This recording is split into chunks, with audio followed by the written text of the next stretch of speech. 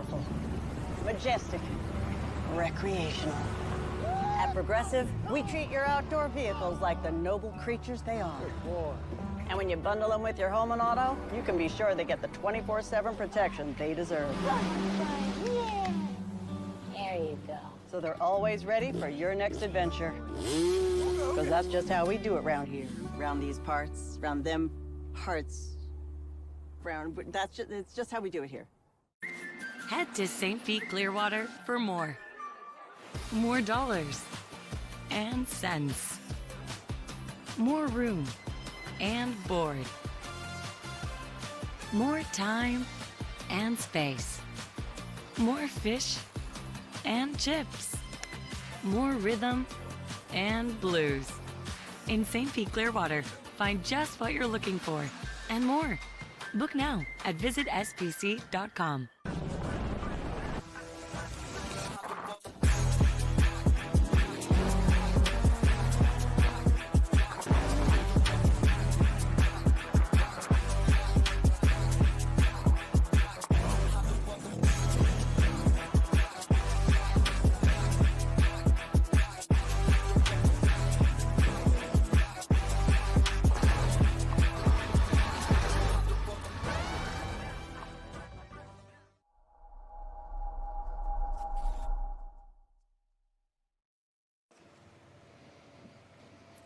Good morning and welcome to St. Petersburg, Florida. This is the final race of the final round for the Monster Energy Aqua-Cross Championship. Alongside me is Christian Daly, your current points leader in the Pro Series. Jay Edworthy, your competitor, is getting quite close, but you seem really strong and ready for today. Yeah, I mean, he's definitely been doing a good job, but we still have a pretty good points gap. So, again, the goal is each same weekend, you know, same race out here in St. Pete, do the same things, you know, execute, go out, get a good, consistent finish, and then we should be good. We can wrap this up. Excellent. Well, your guys are all getting in the water. Those skis are lining up, so I'll let you go ahead and get your boat in the water. Thank you, Christian. It's going to be an exciting day of racing today. All the guys are out on the water. The sun is shining. The heat is hot, but there is a lot of action to come. So, like I said, I'm Taylor Snyder. I'll be bringing you all the action from the pits, from the beach, around the area today. But the guys bringing you all the action in the booth, Mike Yowowski and Mikey Young. Let's send it up to them so we can see a little course guide, guys. Hey, thanks, Taylor. Appreciate it. Once again, we'll take a look at the course here. The course 1.4 miles in length today. 11 markers out there on the course. And we'll take you through the course. You can see the checkered buoy sits right in front of the VIP area. The VIP area is the place to be here in St. Pete. Mike Young hanging out with Mike Yowowski. How you doing today, Mike? Good morning, Mike. Very dynamic course here. Wind conditions a little bit different than what we had yesterday. Now it's kind of coming out of the south-southeast. Yesterday was south-southwest at the end of the day, and during the morning hours, morning races for Aqua-Cross, it was coming out of the east. So a little bit different conditions today, but the water waves kind of look the same to me. Yeah, well, one thing that isn't different is when they make the turn after coming around that checkered buoy, which is actually right out in front of the pier, when they make that turn, they're going to be headed directly into the sunshine. Yep, so exactly. That's going to make visibility hard. Yeah, our visibility is hard, and we're not covered in salt water and spray, so right. I can't imagine what their visibility is like. Yeah, got to be quite crazy for them. Yeah. Talk a little bit about what happened yesterday. They had 2 races yesterday, and coming into today, I believe Tori Snyder has he has 39 points. 477 has 38 points. 373, that is Noah Skips, has 37 points. 126, that is Ian Smith, 32 points. 105, Daly with 30 points. And we were talking to Christian Daly's father, Derek, just a little bit earlier today. And we found out that the reason he dropped off so much in that second race yesterday was he actually lost a ride plate while he was out there on the water. And something to me, and I mean, I know something about Aqua-Cross and jet ski racing. That to me is a very rare, something to happen. Yeah, okay, let's take a look at our starting grid here. Boat number 16, we've got Tim Hickman. He'll be joined by 110, Tori Snyder. 77 is Jason Russo. 243 is D-Mac, Dennis Mack. Noah Skips will be on boat number 373. Jay Edworthy, who is in that points chase with Our good friend Christian Daly is, he'll be on 477. Daly on 105. 201 is Chris Landis. 116 is Vanjie Ramji. 361, the Outlaw Eric Lagopoulos. Wayne Cato Jr. be on boat number 118.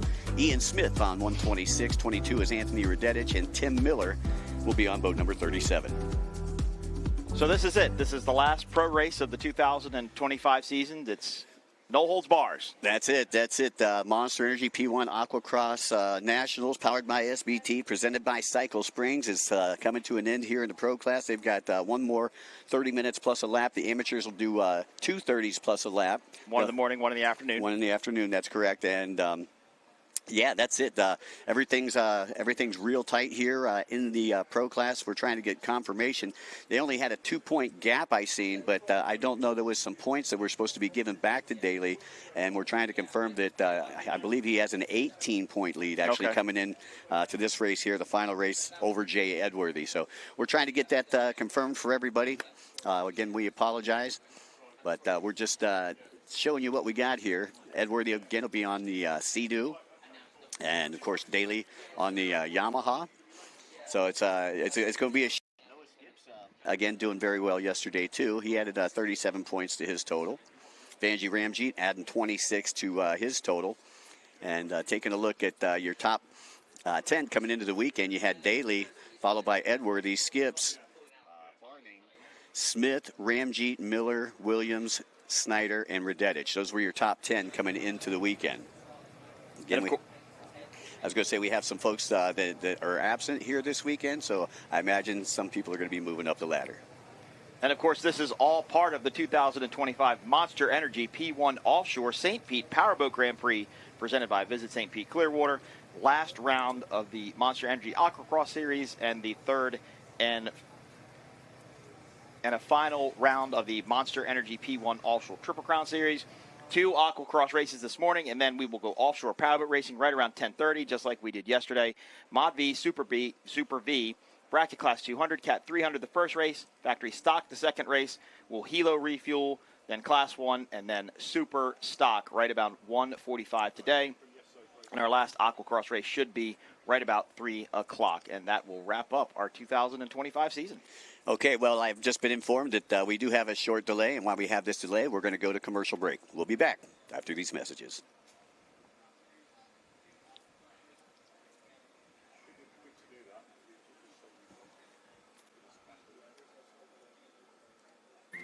Head to St. Pete Clearwater for more. More dollars and cents. More room and board. More time and space. More fish and chips. More rhythm and blues. In St. Pete Clearwater, find just what you're looking for and more. Book now at visitspc.com.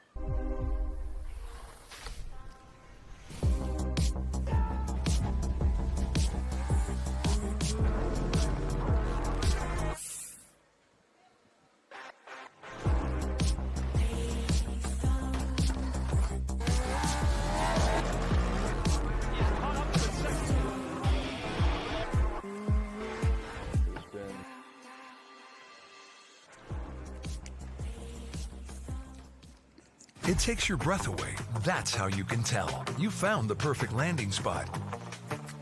The vacation home capital of the world. Trade out the traditional for your own private sanctuary. Your own splash, your own snacks. Bring the whole family. Make it 2 families. And while you're soaking up the fun, never forget what's at the heart. It's big and it's bold, day after day. Welcome to More Than Special. Welcome to Kissimmee, the big, bold heart of Florida. Powerful, majestic, recreational. At Progressive, we treat your outdoor vehicles like the noble creatures they are. And when you bundle them with your home and auto, you can be sure they get the 24/7 protection they deserve. Yeah. There you go. So they're always ready for your next adventure. Because that's just how we do it around here. Around these parts, around them parts. It's just how we do it here.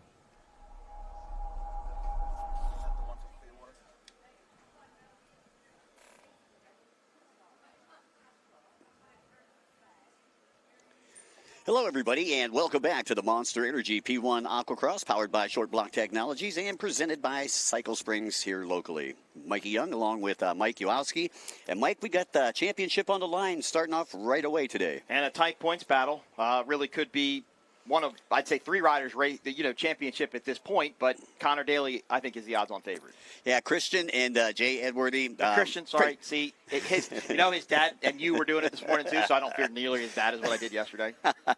Well, Christian's just as popular as Connor, so we got to give him props. Yep. But, yeah, Christian going to be out there on the GP 1800, sponsored by the Monster Energy Yamaha Farthing Racing Team. And the 477 Jay Edwardy is sponsored by the JetX team. And let's take a look last week at the crash here with Farthing and Daly. That's Daly on the outside, Farthing on the inside. You can see Farthing, Daly taps the boat right there, and Farthing comes over the top. Daly goes back to check on his teammate right there. See, he's sticking an arm out. Well, I thought he stuck an arm out to pick him up to try and drag him back. But you can see it happened right behind that buoy where he just came into him just a little bit. And I talked to him both after the race. He said, yeah, it wasn't a big tap or anything like that. It was just enough to throw Devin off of his balance. And again, they were kind of riding in the trough with these jet skis, and I think it just kind of pitched Devin just a little bit further sideways, and he could probably control at that point, and then they kind of bounced off of each other, and that was it. And what people don't realize when you talk about water sports, either it's aquacross racing or powerboat racing or even water skiing, how much the water physically hurts. He probably hit that water, I'd say 60 miles an hour would be just about right. No control over his body. Couldn't get out, figure where he was. Couldn't try and get a part of his body in the water first. Like your feet to break it, and it really hurt. Well, once again, we'll go through the schedule today, and then we'll come back to that, revisit that. But 8 a.m., they're actually, we're going a little bit later. It'll be about 10 minutes behind here. Pro Endurance 3, 9 o'clock, we're going to do the Amateur Endurance Race number 2. 10 o'clock, then we're going P1 Offshore Racing. Mike? Yep, Mod V, Super V, Bracket Class 200, Cat 300, Factory Stock Class 1, Super Stock, and then the last Aquacross race of the 2025 season. And then we're going to go and have a big award ceremony tonight. Yes, we are. We are going to crown the first ever Monster Energy Triple Crown, the Monster Energy P1 Offshore Triple Crown champion for the 2025 series, and then crown some Aquacross champions as well in the pros, amateur 300 and 200 classes. Skip's still holding on to that third place position, 373. Again, hitting the podium last year in the Amateur 300, his rookie year. So he is probably the best candidate this year for Rookie of the Year. Well, that would be a good thing to move up to, and quite an honor to get that. I know most rookies, when they earn that, really earn the respect of the veteran racers and the seasoned racers as well, because it proves how hard they work to kind of to earn their way in the ranks of these professional riders. Yeah, also I think in the running for Rookie of the Year would be 126, Ian Smith. Okay. Yeah, Ian Smith, who rides for Smitty's Racing, another one of the Sea-Doo JetX team members. So, yeah, it's lots of stuff on the line here today just for this first race, and we're just getting started. Now let's talk about the amateur 300 and 200 class. Of course, the story from yesterday was Cooper Caldwell. Every race that I've been at, New Orleans, Sheboygan, and now St. Pete, Cooper has had not so fortunate luck with wrecks while on the course, and Mike, yesterday was no different. Yeah, tough break for Cooper as he came off the boat. Midway, or actually right at the beginning of the race, yeah, and as you said, he had to actually make a hospital trip. Yep, they went to the hospital, had to do some scans on him yesterday. Apparently hit his abdomen directly on the handlebars, which means he probably went over the handlebars, and as he was going up, he slammed his chest into the handlebars, and again, had to do quite a bit of scans, but from what I understand yesterday, talking to the Monster Energy representatives, he is in pretty good shape. Don't know if he's racing today, but I'm glad to hear he's doing well. Battle for the top two in the 300 class. Obviously, Caldwell and Lofton. Now, Caldwell at least had a little cushion coming in here, so he could afford losing that 25 points yesterday. As I have it right here, and this is unofficial, we have Caldwell with 252 points is what he came into the weekend with.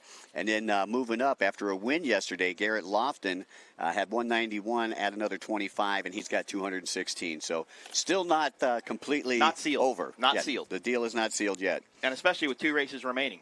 Yeah, so that's 50 points right there between a pair of wins. So Cooper needs to come out and have a better day today. Yeah, Michael Bouchard from Bradenton, Florida. He did pretty well yesterday, too, and he is currently sitting in third place, and he's pretty much in a solid third right now. as Northrop had to pull off yesterday, who was in 4th place coming into this one. And let's go down to the pits. And Taylor, what do you got?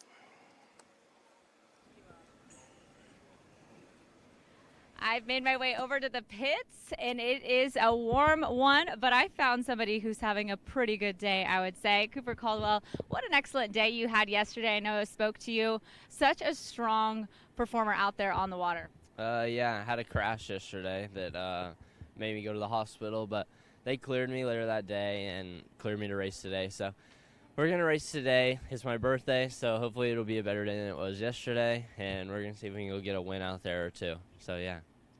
The big 18. He is 18 today. We've got the birthday celebration going on in the pits, and what a testament it is. Now, this may be a little controversial, but you guys range a little bit in age, you and your competitors, right? So what is the difference in maybe feeling like the young gun? Do they give you any kind of pressure out there, different pressure for being on the younger end?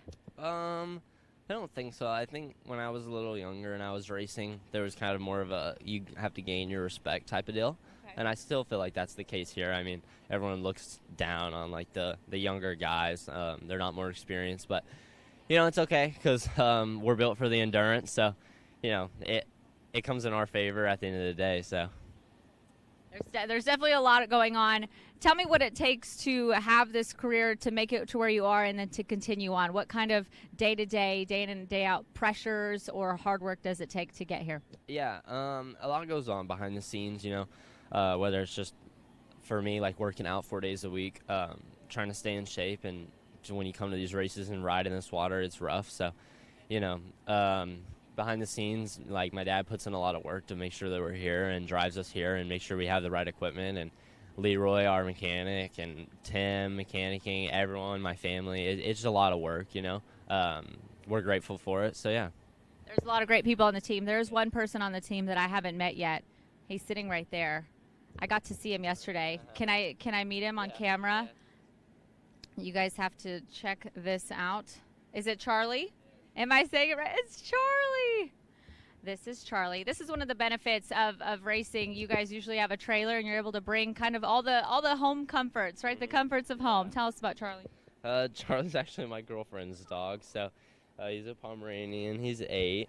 He's really good. He's calm. But yeah, he's a super chill dog. And what's your strategy like before the race? Are you also chill, or do you like to hype yourself up, run laps? I know Christian Daly likes to run laps. Guys do different things pre-race. Yeah, I like to listen to music, but chill music. I try and get my heart rate as down as possible to make sure that when I go that it's not already up and I'm drained on my energy. So, yeah, I mainly just try and get my heart rate as low as possible, stretch, and then it's racing. So.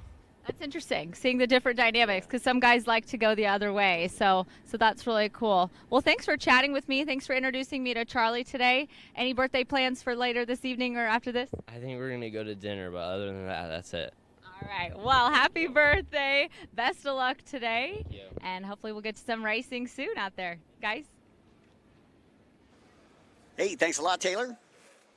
Happy birthday to Coop down there. I'm glad to see that he's doing good. He got cleared to race today. But we're going to start this race here, the first Pro Enduro race, or the third Pro Enduro race, I should say, in just about 8 minutes or so. So right now we're going to go to commercial break. I will tell you this, though, Mikey. I think I know what Cooper wants to do for his birthday tonight. I think it's a little bit more than probably just, we're just going to go to dinner. I think he wants to walk away with a 2025 Amateur 300 championship. That would look good on the dinner table. I think it would. All right, we're going to take a short break. We'll be back right after this.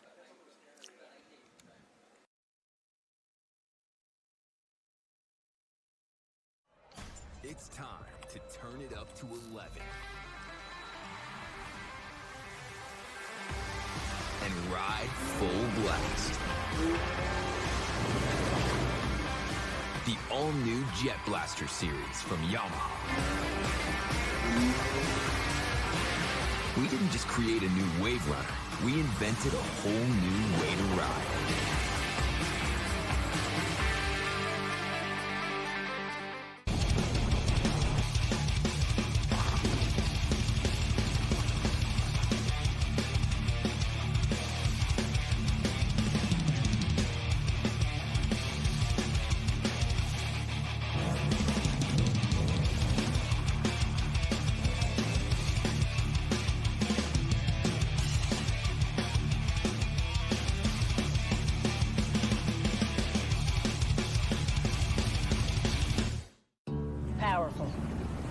Majestic. Recreational. At Progressive, we treat your outdoor vehicles like the noble creatures they are. And when you bundle them with your home and auto, you can be sure they get the 24/7 protection they deserve. Yeah. There you go. So they're always ready for your next adventure. Because that's just how we do it around here. Around these parts, around them parts. It's just how we do it here. Head to St. Pete Clearwater for more. More dollars and cents. More room and board. More time and space. More fish and chips. More rhythm and blues. In St. Pete Clearwater, find just what you're looking for and more. Book now at visitspc.com.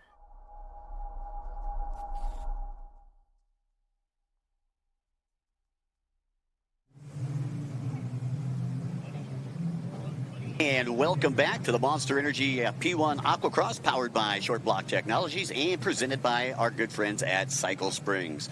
It looks like our Pro Enduro race is headed up to the southeast side of the track right now as we get set to go here for the final race of the season. And Mike, what a race it's going to be. For sure. And we talked to Martin Raby, the chief referee for Aquacross, and he said no sight laps. They're going to go straight to a start here this morning, so we're going to try and get these events off as quickly as possible.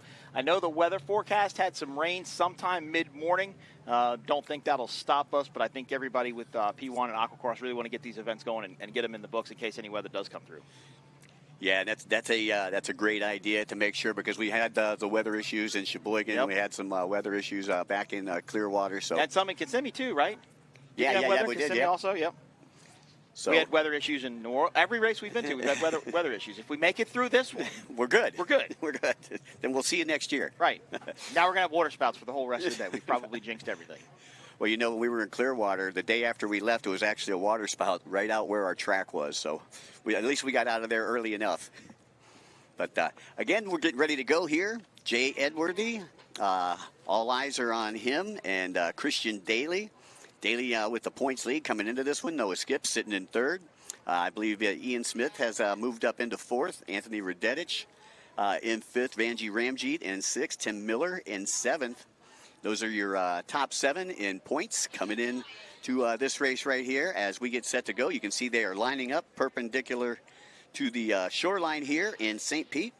Again, we'd like to say a very special thanks to our good friends from Visit St. Pete Clearwater for rolling out that proverbial red carpet, as it has been a pretty amazing weekend so far. Of course, as we said yesterday, we're going to have to contend with this glare. We talked to one of our cameramen, Rob, yesterday, and he was, it was so much easier covering that race in the afternoon because you could actually see the numbers and the colors of the skis. But, you know, our early morning races here in St. Petersburg and all over, you know, just got to deal with the glare and deal with the sun. We've got it pretty easy compared to what our riders have to see. Yeah, for those of you folks that are watching on at home, you can see we're looking at the same thing that you are right now. So very hard, very difficult to see those numbers because we are facing west right now. Obviously, the sun rises in the east, and that sun is right in our face right now. We're facing east. Yep. Looking east. Into the sun. If we were facing west, it'd be behind us, and our day in the afternoon would be worse. All right, looks like we're getting ready to get started here. And it looks like I have not seen a red flag, so it looks like we may be green flag racing.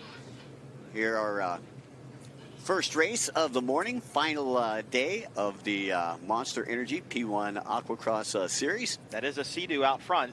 I can tell by the deck profile. See, I've learned after 3 races, I've learned what to look for, but it did look like a Sea-Doo was out front. Was that Jay Edworthy picking up where he left off yesterday? Well, it could be Edworthy, it could be Smith. Yep, Remember, you're Smith, right, yeah. Smith took a third yesterday in that second moto. As we see our racers coming around, we should get a better look at him. That is Edworthy out there that is out in front right now. So Edworthy with the hole shot. Very similar water to what he won his pro race yesterday afternoon in not super duper rough, just kind of getting the ski out of the water just a little bit, but he dominated yesterday afternoon. Yeah, it was a lot rougher yesterday morning. Winds were coming out of the east at 12 mile per hour.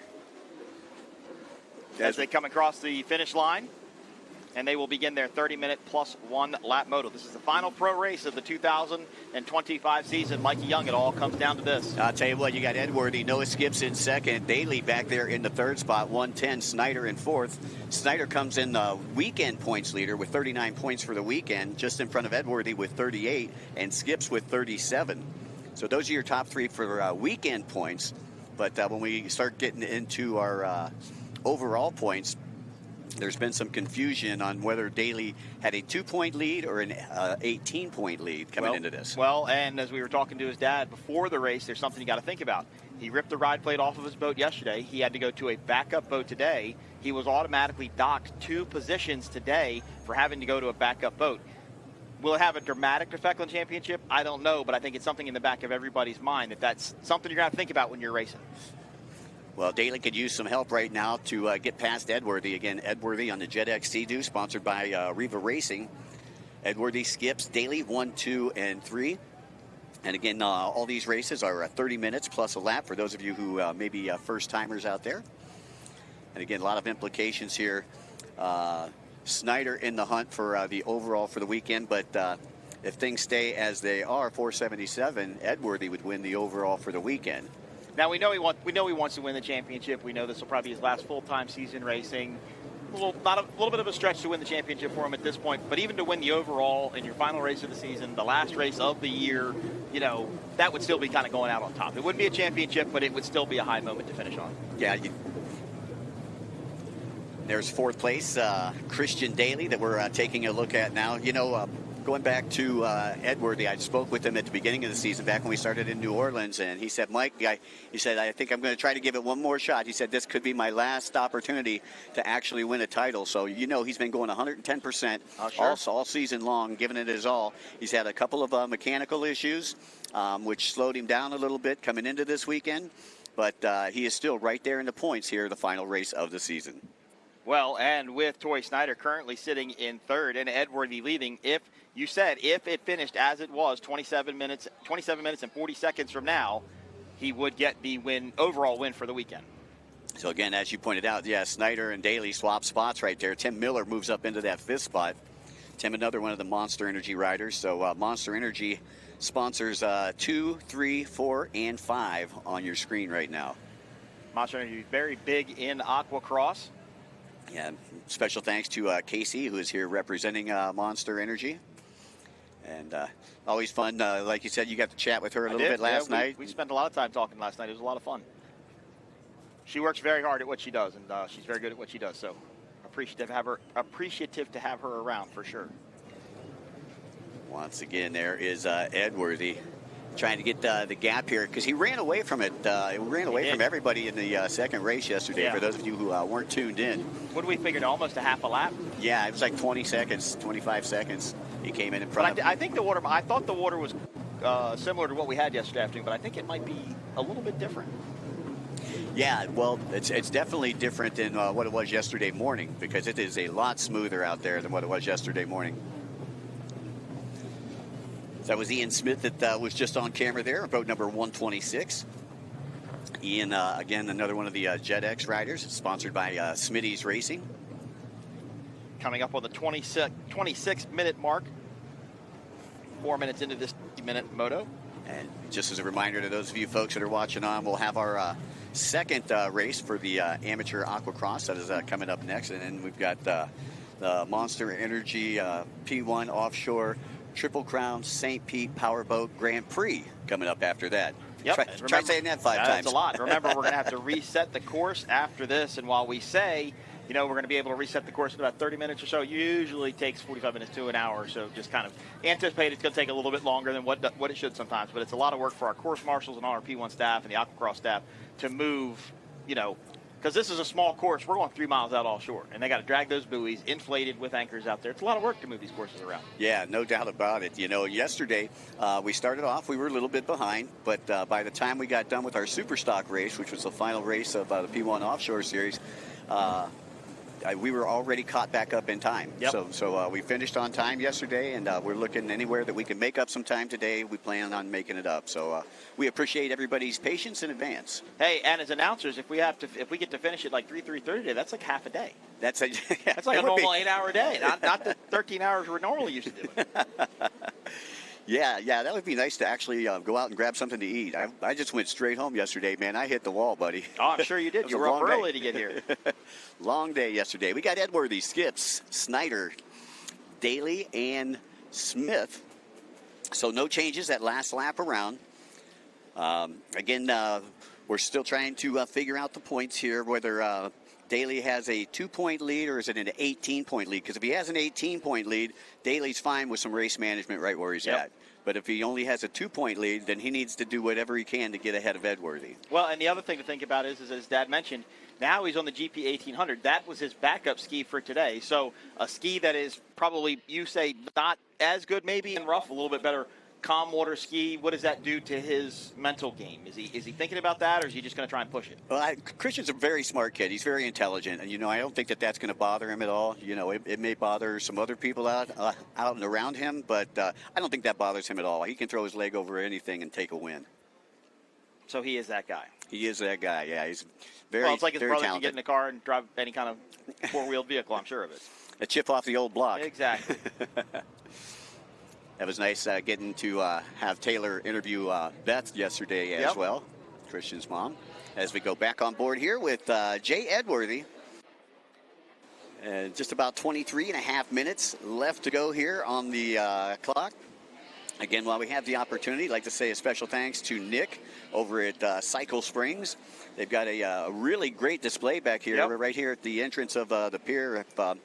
As we always say, you got to support those who support the sport. And Nick and the guys at Cycle Springs really do a great job. I ended up getting on that Yamaha fish center console they had there yesterday. It was a very well laid out boat. I was very impressed by that. Nice. Had a very nice, just well laid out inside, lots of room, plenty of space to walk around. Very well done. Yeah, we actually had a welcome show over there for the Clearwater race, and they have 3 buildings, and they were showing us the plans. They're going to turn it all into one big building. Oh, wow. And yeah, so it's you're going to house just a bunch of different manufacturers, and they're involved with the Dement Automotive Group here locally as well. And they didn't just bring jet boats and jet skis. They had four-wheelers. I think they had a dirt bike sitting up there. They had a couple scooters sitting up there. They really brought some UTVs. They brought a lot of things out here to showcase what they are selling and proud to represent. That's it. Special thanks to Nick and his crew as we go back live here on the water. No changes. Still got Edworthy up in front. I believe that's Daly back in second. They even had a Polaris four-wheeler, which reminded me of Polaris jet skis back in the day. So Edworthy, Skips, and then you got 110 Snyder and 105 Daly. And I believe it's Smith back there in the 5th spot on boat number 126. So those are your top 6 here as we approach 22 minutes. Now I'm looking out here, though, but it doesn't look like Edworthy has actually separated like he did yesterday from the rest of the pack. Well, remember yesterday, Troy Snyder was the guy that had that incident early on where we think he either hit a buoy, missed a buoy rather, and he had to go around the green penalty buoy in order to make up for it, and still went and won the race, passed everybody else, and was feeling under the weather. Not seeing that sort of, I wouldn't say motivation, but not seeing that speed out of Troy today that we saw yesterday. Yeah, well, like you said, he was under the weather. The first 2 races had to take a little bit out of him. I mean, it's 60 minutes plus 2 laps yesterday, and he was sick. So that's definitely going to affect him. Again, no lead swapping the last time around. Still Edworthy, Skips, Snyder, Daly, and Smith. Daly trying to maintain that 4th place, but Edworthy doing exactly what he needs to do. I mean, obviously with the points in disarray right now, we've got to figure out where Edworthy's at, because if Edworthy wins this and there was only a 2-point gap, then Edworthy would take the overall. So that's why we're trying to figure this out. And that drone shot right there really gave you a good idea of what Edworthy's doing to win this race. He knows what line he has to block and where he needs to go to keep Skips behind him. And I think that's exactly what he's doing. I think they might be a little bit faster behind him, but he's getting through the corners a little bit better, kind of protecting that line, if you would, giving some chop and some spray back to the 2nd and 3rd place boats. He's able to maintain the lead. Well, again, Edworthy in Moto 2 yesterday, or race number 2, he just took off and left the pack, but he's not doing that here. You see 2nd place, only about 3 seconds off the pace right now. And that is Noah Skips that is applying the pressure to Jay Edworthy. And that's a lot of pressure, especially in the last race of the season. The overall's on the line. But if he gets passed by Skips, I think he still wins the overall, doesn't he? Yes. Yeah. Okay. If he does get by, if he gets by Skips, he still wins the overall. So let's see here. You can see the gap between first, second, third, and I believe this is third down here at the bottom right-hand side of your screen. Torrey Snyder. Torrey Snyder's now starting to make up some ground on Skips. He wasn't that close. Oh, look at him. He's charged right up the inside. He's pulling up right beside him, goes inside, outside, has to cross over the wake, and here we go, drag race. Skip's got a lot of air on that straightaway. He really bounced around, took some pretty high flyers, and I think he lost a lot of forward momentum. But again, he is protecting that line as well. This is a really defensive race. And for our rider currently in fourth, Christian Daly, this could slow them down, allow him to get up into this mix. Well, there's your top three on the screen right now. You can see Edworthy up there at the top right-hand side of your screen. Second and third right there. Torrey trying to find some clean water, trying to stay out of the pump wash. And Edworthy wants Skips to stay between him and Snyder. He does not want a swap. Nah, you don't want Snyder on your tail, that's for sure. Especially when he's this hungry, and he is, like I said, he could win the overall for the weekend. Overall. If he gets past Skips, it's going to become real tight. Yeah, if he gets past Skips, I believe, Edworthy would still win by about 4 points. But he can't. If he passes Edworthy, then it's over. Then it's Snyder's. Then it's Snyder's for the weekend. For the weekend. Look like Daly protecting that line on the inside. As you can take a look back there, you can see second, third, fourth, fifth. That's second place right there. Skips 373 again, coming all the way from New Zealand to race with us here on the Monster Energy P1 Aquacross National Series. Skips so far with 37 points this weekend, which puts him currently third place overall for the weekend. Why does it look like to me, Mikey, that they're having a little more trouble navigating corners today? The lines are a lot different. They're not. They just seem to have trouble getting through them, either finding clean water or vision. Is it one of the two or both? Or well, I think that yesterday when you mix in, the water conditions and the way the water conditions were, they were a lot worse. So you want to go a lot wider around those turns. You know what I mean? To try to find clean water, because if that guy in front of you bounces your way, then you could get in an accident, and that's what you don't want. Still Edworthy, Skips, Snyder, Daly, and Smith 1 through 5. Here with about 17.5 minutes plus a lap to go. And Torrey catches Noah in certain parts of the track. I mean, look, he gets right up to him again, but look how wide Noah is out. And look, Noah just sweeps right into that corner and just shuts the door on Torrey. Torrey got to stay inside, but Noah was just faster through that turn. And Noah's, you can see how tight he's hugging those buoys right there. But he's in a tough spot because he's also got to deal with the whitewash and the wake from our leader, so that's kind of giving him a little bit of trouble too in there, I believe. Again, just about 17 minutes left to go as we watch the battle here between Skips and Snyder. That is your battle for second place. That's Edworthy that's right out in front of him. And, this works to Edworthy's favor because with these guys battling it out, Edworthy's just going to sneak on. He gets to run his race where they're racing each other. Right.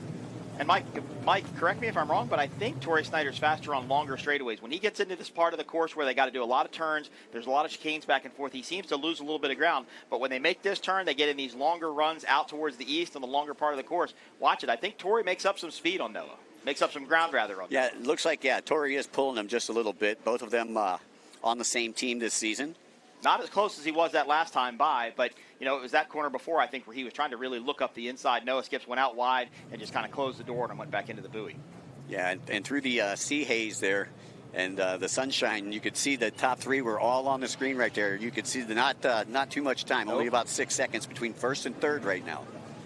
Coming up on 16 minutes plus 1 lap, 1 minute away from the halfway point of the final pro race of the season. Now fatigue starts to set in. Yeah, well, this is where you got to start using your head. Remember, it's the last race of the season. I think Christian knows exactly where he's at in points. We've been told conflicting stories. He was up by 2 is what it said on our board here. But then there was supposed to be more points that were added from a penalty that was deduced from Clearwater 2 weeks ago. So, again, Edworthy with 38 points so far this weekend. That is second best. If he wins here, he'll take the overall for the weekend. And now it does look like they're coming into some lap traffic as well. Let's hope the lappers are respectful and just get out of the way. Don't go in there and try and mess with this race or mess with the clear racers. Oh, wow. That looked like, I believe that was that was Christian. Christian right there, yeah. He beat his head there a little bit, bobbed up and down, got kind of slammed down. To a couple guys that took some chinners yesterday, Really? and Coop was another one, but hit him in the midsection, Yep. so they thought that it might be something internal. Luckily, he was cleared to ride that amateur 300. Yep, so he'll be back out here. I just heard the whistles coming from the race control boat, which means we are over halfway complete. 14:40 left on the ticker. Mike, as I look up from our broadcast booth, there is a rider down on the left-hand turn going out away from the St. Pete Pier. A beautiful venue to watch a race, mind you. There he is. There, whoever it was right there. Yeah, it looked like. What does the whistle mean? Well, that means yellow flag, or if you hear the whistles, you come down the front straightaway in a green flag. That means the race is halfway complete. Okay. 15 down, 15 plus 1 Can to go. they hear the whistle? Oh, yeah. Okay. Yeah, I believe. I mean, we can hear it up here over all their noise, but Yeah. we're not wearing helmets. I believe they're using the official Fox 40 whistles that they use in the NBA and the NFL. Okay. 150 decibels, 160 Should I use that decibels. for my son's flag football game? There you go. That's if you need some, let me know. That'd be funny to show up with those. So there is your race leader. Now it's kind of standing up a little bit more again, but I think he knows he's getting kind of that rougher There. section of the course. But I think our second and third place boats are pretty close to him right now, as we're under the halfway mark of this race. Well, you can see there's 1, 2, and 3 all coming from the bottom left-hand side of the track as they come look, right past Tori's the pair. trying to do it again. He got him. And it looks like he got him, yep. Tori Snyder. Nice pass there on Skips. All right, but I think Skips is going to try and go back to the inside, Mike. Can he hit that buoy and make it work? He did. Yeah, it looks like he did. Yes, he did. He needed a shoehorn to get through there. And he hosed down Tori Smith. Tori took a bath. Coming out of that corner, is going to have to reset, get his composure, clear his vision, and go back after Tori. That was a overall moment right there, because if Tori gets around Skips and can get Edworthy in his sights, that's the overall on the line for our top 1 and 2 riders. You can see Snyder once He's again going to try trying to it work again. that inside. Wow. Just not quite there. Trying to squeeze it in there. Really shows you good examples of what the lines are like if you're going out wide and sweeping in, or if you're trying to go tight. Well, with these two pushing each other now it seems like they're catching up to they're Edworthy. catching him, yeah, a little bit. They are pushing hard. There he is. He's going to have the inside on this buoy. I think he's got it. And, wow, they're right behind Edworthy. Yep, Tori got it. No, he didn't. No, Skips comes back out. Great lead swap in there. Great race going on here. Noah Skips is just holding it wide open through those corners. I mean, he's just not letting out of it at all. Look, close the door on him again. And, Mike, I think you're right. I think they are catching our leader ever so slightly. Coming up on 12 minutes remaining, looking over his shoulders. Wanted to know where Tori was. Yeah, what a race in our top 3. Yeah, I'll tell you, he was right there in his back pocket. And there's your top 3 right there. That's how close they are with 12 minutes left to go. And wow, look what happened to Tori. He got all in that whitewater. She had to drift out, lost traction basically when you get into the whitewater of the boat in front of you, and lost some ground. But here he is back to this is going to be on the outside of our next turn. He's going to try and look in again, Mike. let's see what he can do. Has to cross over the wake right there. He's going to find some clean water on the inside.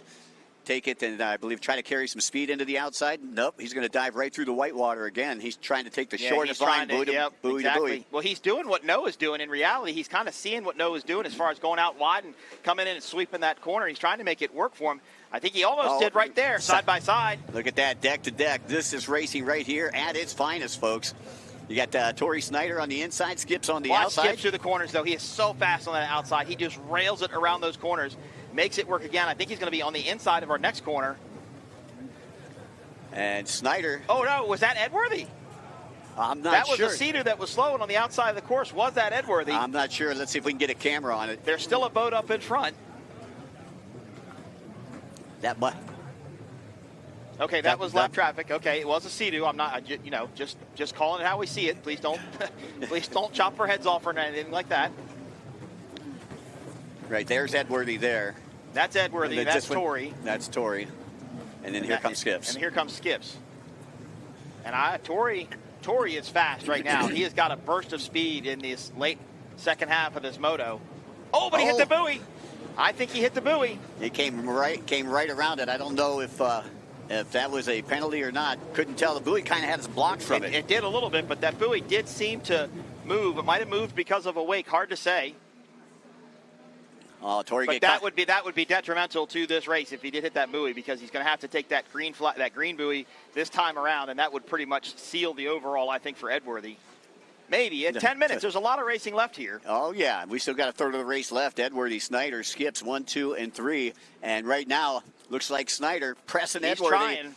That's Snyder on the outside, Edworthy on the inside. I wouldn't count Skips out though. He has kind of recomposed himself back in that third place spot. Good on our lap traffic. Look, they're just staying way to the outside. They're slowing down, giving these leaders plenty of room to get by. Look at Edworthy. They're wicked fast on that straightaway. Did pull away from Tori quite a bit there. Now, I believe that was Daly that we've seen in the background right there. Okay, so that was fourth coming into that corner. Fourth coming into the corner. Top three all pressing each other. So, and you can tell the fatigue at Edworthy. Look, I mean, his whole body riding position's changed, and I think this has definitely gotten to him, coming up on 9 minutes plus 1 lap. Where did Tori go? Tori was much closer than this, Mike. He has lost a little bit of ground, more than I would have anticipated. Well, again, it looks like Tori. Well, this is where I think they would take the green buoy, right? Somewhere in here. Yeah, so I don't think Tori thinks he hit a buoy. So he's still chasing Edworthy as they get ready to work their way down the front straightaway here. Well, Edworthy's kind of changed his lines through these corners a little bit. He's kind of running more in the middle rather than going out wide and running tight. And that's what Tori's doing. He's going buoy to buoy, and he's having to cross over that wake when he comes in, when Edworthy comes in. Under 9 minutes. And here we are down the front straightaway. That's 1, 2, and 3, all down the front straightaway. Mike, and as I watch these skis up close, I can definitely tell the Sea-Doo does fly differently than the Yamahas do. The Yamahas fly much more level, much more flat. The Sea-Doo kind of carries the bow a little bit more. Not as quite balanced as the Yamaha, it looks like. Yeah, it kind of bounces back and forth from wave to wave. I hope that bird doesn't pull our cable out. that would be good. That would be the end of the day. Yeah, for those of you who can't see, we just had a blackbird land on our I think that was the same cables. one that was hanging out yesterday. Yeah. He was getting free chips yesterday. All right, so a little bit of distance now between our top three. As things have kind of settled down. Tori was there on the inside of Edworthy, though. He did look up in. There was just nothing there, not quite close enough to make something work. And look at Skips in third. He does look faster. And he's closing that window. We're now under 8 minutes plus 1 lap. And taking a look at Daly now, who is still currently in that 4th place position. Again, doesn't need to go anywhere, doesn't need to do anything. Like I say, if he has that 18-point lead, he had 30 points coming into this one for the weekend, which puts him in 5th place for the weekend.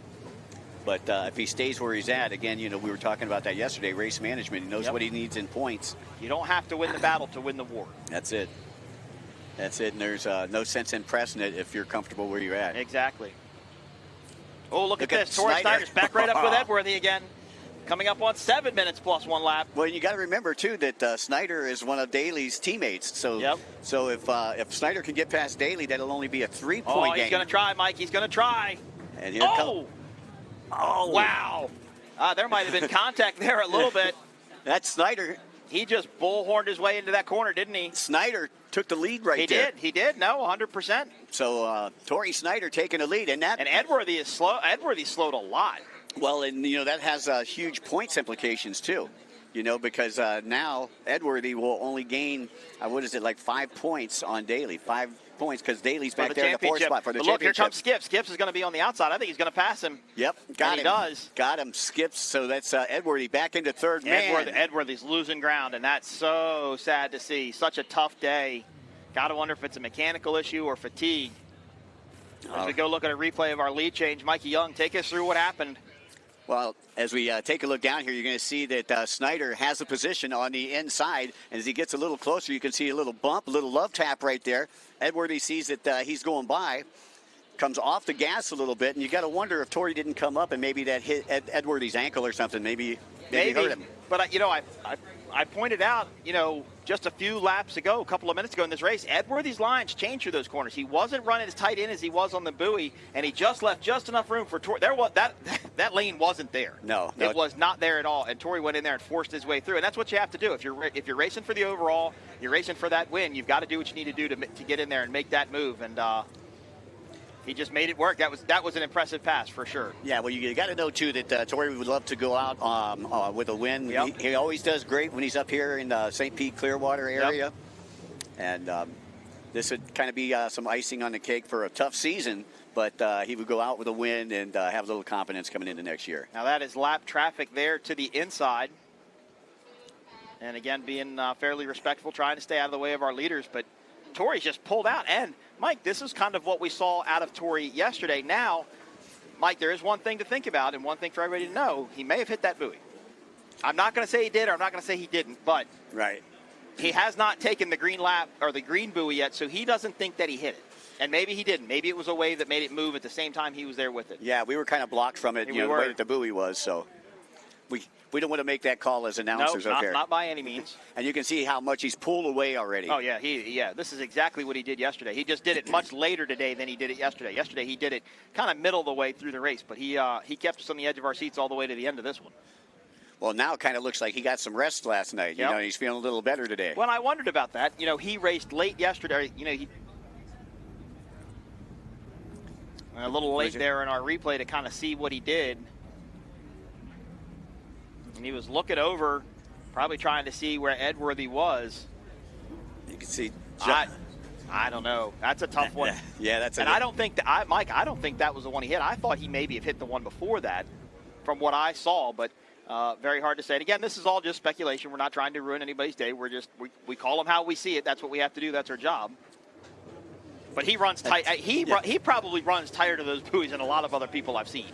Right, yeah, like I say, you can see him going straight line into every buoy. He's not setting up for a big turn and carrying a lot of speed. To me, that's hard to do in this water because there's that unknown variable of that wake hitting the side of your boat and just moving it over 2 inches, especially like if you're riding up the face of a wave and it pushes you 2 inches, you can't control whether you're going to hit that buoy if you're that close to it. Right, You've got to give yourself some room around it, I would think. Yeah, you got to remember, you are on Tampa Bay. This is right. That is right. So again, just over 3 minutes left to go. Is that Skips? I believe that is Daly right there. That is Daly. And we'll see if Daly has moved up through the pack at all. Our leaders 110, 373 Skips in second, 477 in third, 116 Vanjie Ramjeet has moved up into fourth, who took a win 2 weeks ago in Clearwater, and Daly is back into fifth. But again, it's race management for Daly. And especially with Edworthy now, did he look up and see his teammate, Tori Snyder, in the lead? And again, you mentioned earlier that would kind of help him with points. 2.5 minutes remaining in this 30-minute plus 1 lap moto. Yeah, that would only give Edworthy 4 more points on Daly's overall total. As if things stay as they are, Edworthy would get 17 points and Daly would get 13 points. And there is your race leader, looking to take home a win this weekend from just down the street in Bradenton, Florida. Practices here at the Skyway Bridge on a weekly basis with a whole herd of riders from Manatee, Sarasota County, and the Tampa area here. Just like the Offshore Boat Racers, Sarasota, Bradenton, Tampa. A lot of people from this area in our group as well. Well, the morning's starting out pretty nice here for us. Got a nice little breeze. Not too hot yet. I was driving over here, and as I went past the marina, it was glass calm in the marina. I was like, please don't tell me there's no breeze over there. It's going to be hot. As we take a look at Edworthy, who was leading until 6.5 minutes left. And again, his whole riding style has changed. I think it's a little bit of fatigue, not in a bad way. But it's hard to do this for 30 minutes plus 1 lap. In the heat, in the sun, just getting your body beat up. A lot of people don't know this, but Tyler Miller, the throttle man for the Monster Energy MCON team, did a celebrity jet ski race back in Daytona. I believe that was last year, wasn't it? Last year, yeah. And he told me last night, he said that was so much fun because that was one of the most miserable things I've ever done in my whole life. He said I had a blast, but man, it hurt. Oh, they got beat up out there. I couldn't imagine doing it in the ocean. Like if you're going to do a celebrity event to do it in the ocean off of Daytona Beach, wow, you really want to push them. Exactly. Do it like a Kissimmee or something like that. I was just doing a little bit of moto math here, Mike. So if things stay as they are out on the track right now, with Snyder, Skips, Edworthy, 1, 2, 3, Ramjeet, Daly, Snyder will take the overall. Skips would take second for the weekend, and Edworthy would take third. That's how much that's those the two swing. spots. Yeah. That 2 spots meant, they were so tight in points 39, 38, and 37 points coming in. Almost wonder if it's something mechanical with Edworthy. The way he rode yesterday, the way he just pulled away from that fleet in that second moto, especially against Torrey Snyder, who was fast yesterday in our first race. Gotta wonder if it's something else going on with Edworthy. He just lost that ground too quickly, and then they got relegated back to third, just what seemed to be within a couple of turns. And you know, we've only got under 5 seconds plus a lap to go, so next time Torrey comes around, he'll get the white flag. They didn't get the luxury they did yesterday when it went to 0 right before he got to the finish line. So he'll have to run about almost, I might add, where they are right now, I think it's almost probably a full 2 laps. Yeah, I tell you, I wonder what's going on through Edworthy's mind right now. You know, I mean, because he knows that he was right there. Yeah. Like I say, I don't know if maybe, you know, he just he got a love tap there from Torrey. Maybe hurt like his ankle or something. Hit his leg or something, yeah. Backed off a little bit. People don't realize how exposed your leg really is, especially when you're there and he might be riding up a wave or something. You know, it's really close. Yeah, when we started getting these bigger wide-body boats, the courses had to change because we were getting so many broken legs, you know, with the old smaller Sea-Doos and Yamaha Wave Runners. Because they would kind of hop across when you go into a turn. Oh, the old, like, flat bottom type wave runners. Right. Yeah, yeah. Take out your ankle, your tib fib. Those were some non-turning boats back in the day. All right. Much different than technology we have out here. Torrey Snyder, I believe, should get the white flag lap out of this turn. Yeah, here he comes down the front straightaway. You can see race control with the white flag. Second place, Skips right there, about 5 seconds behind Where Torrey. Where is Edworthy?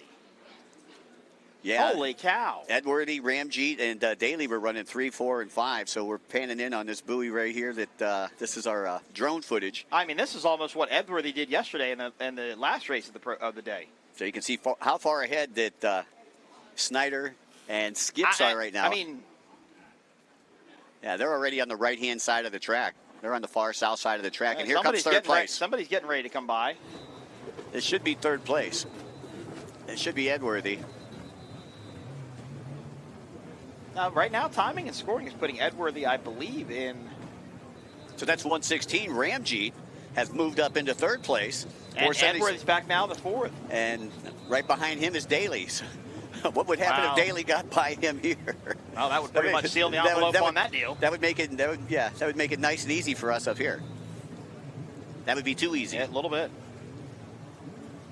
But you got to wonder: is it his leg? We don't want to speculate. It's hard to say what it is. A great season for Edworthy, a guy second in points in the championship. Obviously wanted to go out on a high note, but you got to give him credit. One of the older veterans of the sport. I mean, he's racing against what guys that are 20s, 30 years old, and he's almost 50 years old. Look, I'm 47, and I don't think I could do it. Could you do it? No, there isn't. No way. I mean, I don't look like he does either. If you see me, you'll realize that I physically probably can't do it. But, I mean, Jay Edworthy's a tall, lanky guy. Looks to be in great shape. And I personally would congratulate him on what I thought was a great season for him. He really worked hard. And checkered flag getting ready to come out. How about this guy? Torrey Snyder going to take the win for the weekend. And knowing what we know about how he feels under the weather, what a race to be able to pass with 4 or 5 minutes left in the race. The hardest time to do it if you're sick and you're tired, but he's able to do it again. So awesome run for him. And you could tell he gave it his all. He did 110%. I think he's probably going to hug it and kiss it again. Yeah, he's waves over to Skips, turns around on the back of his ski, waves over to Skips. As they congratulate each other here after the finish line. So is Vanjie Ramjeet coming across the line in third, correct? 116? Yep, 116 in the third spot, followed by the Chicken Man, 477. That is I think Torrey Snyder's happy, but I think he's hurt. I mean, the way he, his teammates there, he's spraying cold water all over himself. Look, they're hot, I get it, but. Yeah, that's Jason Russo, who practices with him over there at the Skyway. Those guys are there on pretty much a weekly basis. You know why I think he doesn't feel as good, Mike, is because he's not celebrating like he was yesterday. Yesterday he was jumping on the ski, he was hugging it, he was happy, and he just looks very much more subdued today. Of course, there is Edworthy, led almost 15-plus minutes of this race. I think they're talking about that contact. May have been between them. You saw Edworthy kind of point down to his leg, but nice to see the camaraderie between the teammates. But I think Torrey Snyder's feeling it a bit. All right, let's take a look at the highlights there from our Pro Enduro third and final race here. Final race of the season, and Edworthy grabbing the whole shot and looked very fast at the beginning of the first 20 minutes, 25 minutes. You know, he was on the throttle. But he didn't pull away like he did yesterday. No, everybody was kind of right there bunched up. A great battle for second place in between Torrey Snyder and Noah Skips. But they were getting, there was Connor Daly. That was kind of the chin basher, as you called it, on the handlebar there. And Daly riding most of this race in fourth place. That's where I kind of thought the incident may have happened the first time, but that was the pass. That was the pass for the lead. That was the pass for the overall, and that's where the win took place. Exactly. That's what I thought. That's what sealed the deal. That's what sealed the overall. Yep, and I think that's may have where he tapped it. And Edworthy was pointing to his leg. You saw that when he went up next to him. So I think there might have been something there. But hey, Rubbin's racing. You know, you've got to keep that. And some great, overhead footage right there from Edworthy and Torrey Snyder. Top five. Here's your provisional top five. 110, Torrey Snyder took the win. 373, Noah Skips took second. 116, Vanjie Ramjeet in third. 477, Jay Edworthy in fourth. And 105, Christian Daly in fifth. Who would be your unofficial? Yeah, Christian Daly, your unofficial Monster Energy P1 Aqua-Cross Nationals champion. Because also I believe only 2 points separated them. 15 and 13 for this individual race. So. Torrey goes over and gets his checkered flag from our scorers on the start-finish boat. Our producers remind us, I think we said Connor Daly in there a couple times, so we apologize. We'll put electric shock devices on ourselves to correct that for the 2026 seasons if we're invited back. It's his dad's fault. His dad came down and called him. I know, he wrecked everything. He destroyed it. We worked on it yesterday. We did. But I'd never gotten to meet his dad. Super cool guy. I loved a chance getting to talk to him. But hats off to Torrey Snyder. Just rode amazing 2 out of 3 races here in St. Petersburg. And to be able to feel the way that I think he does and charge like that, especially at the end. I mean, you've raced, I've raced. That's the worst. That is when you feel the worst. You're the most tired. Even if you're 100%, that's when you feel terrible. And to be able to think, I'm going to get in that little spot right there and just have the power and the control to be able to get it through that corner, hook it around. Sure, there was some contact. It looked like there was some contact, but hats off to Torrey Snyder. That was impressive racing, to say the least. Well, in about a lap and a half, Mike, this is what I thought was pretty impressive, is that not only did he have that battle with Skips, but then he was able to catch up to Edworthy and get past Edworthy. Like he didn't wear himself out racing Skips. Again, when you're tired, you're going to fatigue, and then you got to kind of regroup when you get past one and go right the other. There was no hesitation. You're right. He just went 110% right after it. Yeah, so that's why I think that he was bent over his boat there when he came through. I think he was 110% spent. But you can see everybody coming back to the pit area with the St. Pete skyline in the background. And I believe we have a roving reporter that may be talking to our winner out there for the weekend, Torrey Snyder. Yep, and there he is off his ski into the water. You can see the glare. This is what the racers are looking into after they turn after that buoy down the front straightaway and going back out. We'll call this the silhouette of champions. The silhouette of champions. There you go. Silhouette of champions and winners here at Spa Beach in St. Pete. Because that's what it is. You can tell by the checkered flag, right? Yep, right. And you can see the whole team congratulating each other down there. That's just awesome, to see a season come to an end like this here in our Pro Enduro class. And, Torrey, who's had such a tough season, like I said, he was plagued with mechanical issues at the beginning of the season. And to now come out here like on his home water and be able to take a win. And, again, that confidence builder going into 2026. Hats off to him. And how much did that take for Edworthy to go over there and do what he did? I mean, Edworthy pulled right up next to him. Sure, he pointed to his leg, but they were tapping each other in the back, giving each other 5, patting each other on the helmet. True camaraderie between two competitors, because it was really Torrey Snyder that took it away from Jay Edworthy. That's where the downhill slide started for our leader. Edworthy led so much of this race, but hats off to Edworthy for going over and saying congratulations. I'll tell you what, Edworthy is a great sportsman, as are all the guys on that JetX team out of Canada. Really great people. Well, people are nice from Canada, I hear. I know they are, eh? Yeah, eh? Any jet ski racing in Canada? Oh, yeah. Okay. Oh, yeah. All right. Yeah, they got the CJSBA, the Canadian Jet Sports Boating Association. More acronyms. Yeah, exactly. More alphabet soup, as we like to call it.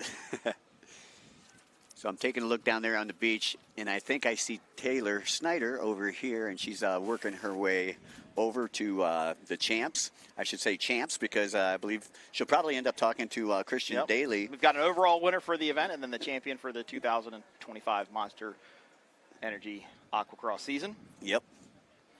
We're already starting to get some of our amateurs in the water there, too, it looks like. Yeah, we've got such a great venue. And, I'm sure the Aqua-Cross racers love it here, like a Sarasota or a Daytona. Their rigs aren't right off of the sand. They're usually in a parking lot a little bit further away. They set their tents up. Michigan City was a prime example of that. Michigan City, their haulers were in the parking lot, but it was kind of within walking distance, but it was a little bit of a walk. Right. As to where here, they're coming literally just driving right onto the beach and putting their boats right in the water. Right. Even Sheboygan, they weren't. Sheboygan was a long run around from the actual pits to where they did their Le Mans start. So really a great race site here in St. Pete, Spa Beach, St. Pete Pier. Just an awesome place to come spend a weekend and go racing. Yeah, it's nice to be able to pit on the grass instead of having to pit on the beach. And it looks like Taylor is down there with Christian Daly. I'm down here with Christian Daly. He's holding that checkered flag. You are our, I'm going to say, provisional Monster Energy Aqua-Cross champion. How does it feel? It feels amazing. Honestly, there's so much that's gone into the season on the back end that not a lot of people are aware. So I'm honestly speechless right now. Couldn't be more grateful to have this. I've been after this one for a long time, so it feels really good to seal the deal here in St. Pete. So I'm just super stoked, just going to go celebrate with the team. You had some tough competitors out there, and it was a race. We were looking to see what was going to happen between you and Jay because the points were quite tight. I'm still not sure where they are at this point, but what was going through your mind to make sure that this happened? Well, so the team and I came together last night, and we made a last-minute decision on a boat that ended up working out in our favor. So it worked out really well. We knew that it was a strong boat. It was going to stay together. And yeah, so that's what we did and made that decision. And we decided, hey, we know where the points are. We got to go out and stay mid-pack, get a good start, and honestly let the rest take care of itself. And that's exactly what happened. It definitely did. Your mom's here. She's trying to get a little celebration. It truly is a family affair. Yeah. I'm so proud. You worked so hard. It's emotional. Yeah, it's exciting. It definitely is worth it. Congratulations. This is huge, Christian. Thank you. Appreciate it. All right, we're going to throw to a quick commercial, and we'll be back with some more Aqua-Cross racing.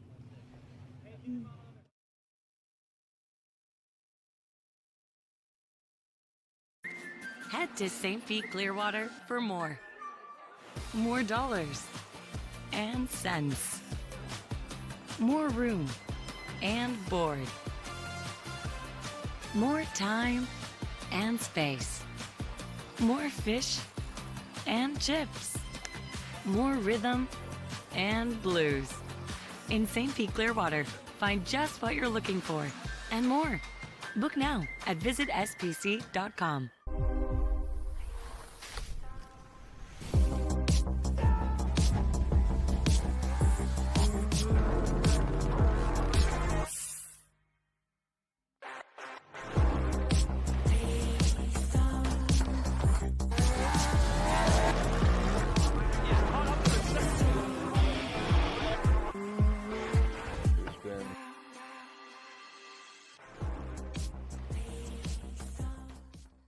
It takes your breath away. That's how you can tell. You found the perfect landing spot. The vacation home capital of the world. Trade out the traditional for your own private sanctuary.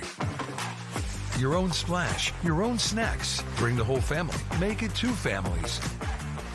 And while you're soaking up the fun, never forget what's at the heart. It's big and it's bold, day after day. Welcome to More Than Special. Welcome to Kissimmee, the big, bold heart of Florida. Powerful, majestic, recreational. At Progressive, we treat your outdoor vehicles like the noble creatures they are. And when you bundle them with your home and auto, you can be sure they get the 24/7 protection they deserve. Yeah. There you go. So they're always ready for your next adventure. Because that's just how we do it around here. Around these parts, around them parts. It's just how we do it here.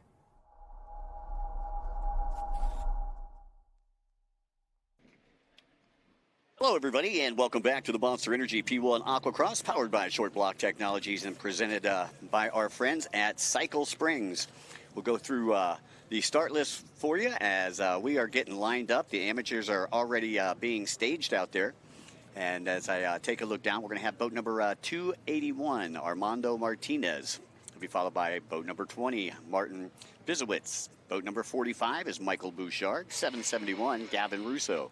Boat number 828 is Shelby Warman. Boat number 193, Cooper Caldwell. 82 is Jonathan Dent. 175. I'm not sure if he made it back out here today, but that's Daniel Fialo. He got injured yesterday. We got 917, Nathan Daly. Boat number 116, Garrett Lofton, who took a win in the first race yesterday. Benjamin Montel. Also joining the group out there with Michael Northrup and Klein Glidden on 174. And we are already started here. We've got our amateur enduro out there too. 706, Noah Dolly. 117, Andy Martinez. 53 is Gary Holbein Jr., your points leader, Caden Baldwin. And currently sitting second in the points in the 200, 297, Baron Mernick. Big story here, Mike, is Cooper Caldwell out yesterday early in the race, but still comes in today with a 36-point lead over Lofton. Lofton, again, who took the win yesterday. I believe it was Bouchard who took a third in the first race yesterday. As we take a look, and that looks like Nathan Dolly possibly with the hole shot there. 917, sponsored by the Jet X team. He goes a little bit wide. And who is this to the inside here?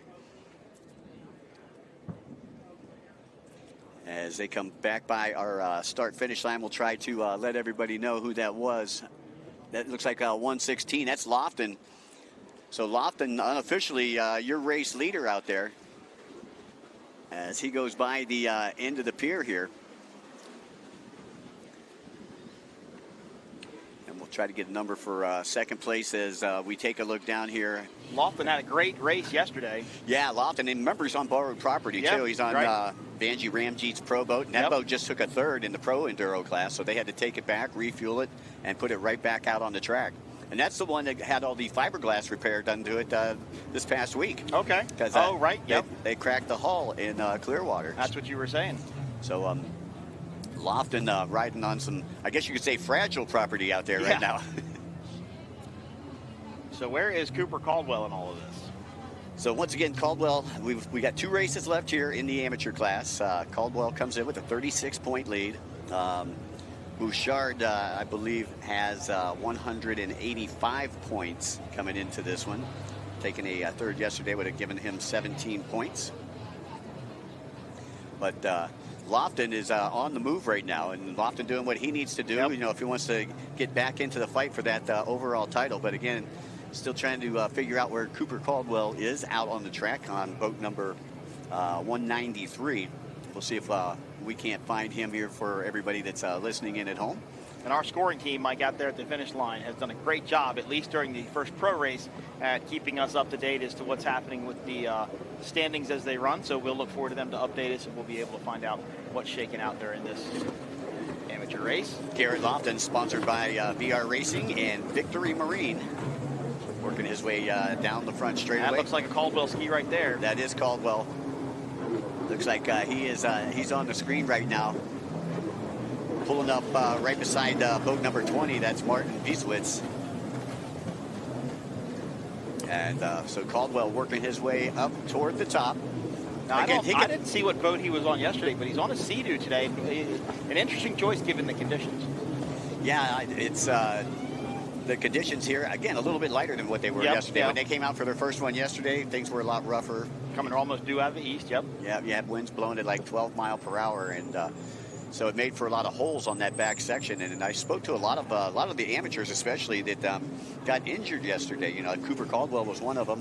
Martin Bieswitz, he showed me he has a big shiner and a swollen cheek.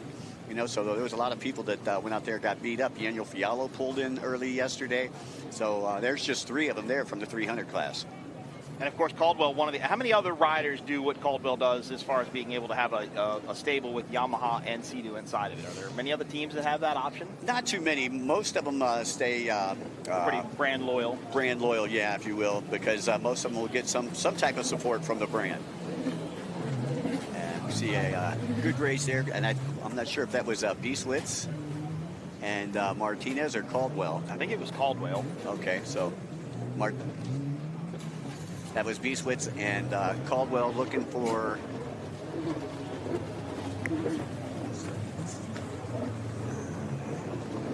So it looks like our leader now is 1:14.917, currently in second. That's Dally, and it's 771 Gavin Russo. And it looks like we've got a boat number 77, which might be a backup boat that somebody is using because we don't have a 77 on our sheets. I think they said it's 771 Russo. Yep. Yeah, so Gavin currently sitting in the third spot. Nathan Dolly in second. Well, we've seen Cooper Caldwell on our screen, but not quite sure what position. He is. We haven't gotten a good update on him from... So we got Garrett Lofton, Nathan Daly, and Gavin Russo running 1, 2, and 3 with just under 26 minutes left to go. So Garrett Lofton picked up where he left off yesterday in our second amateur race of the day. Now, the other thing that we need to remember is the 300s are racing with the 200s, Yep. so we'll be coming into lap A traffic. lot more lap traffic here than we saw in our pro race. Yep. Yeah, especially Does that look like Cooper there on our screen? It's the red ski. Yeah, That's kind of what helps me, see who he is in the glare. Certain parts of this course are better for the glare than others, so it's a little bit easier to see that red boat stand out. Well, you know who else has a red boat out there is Caden Baldwin. And Caden Baldwin was leading in the 200. That's why I got him confused a little bit yesterday because of the red ski.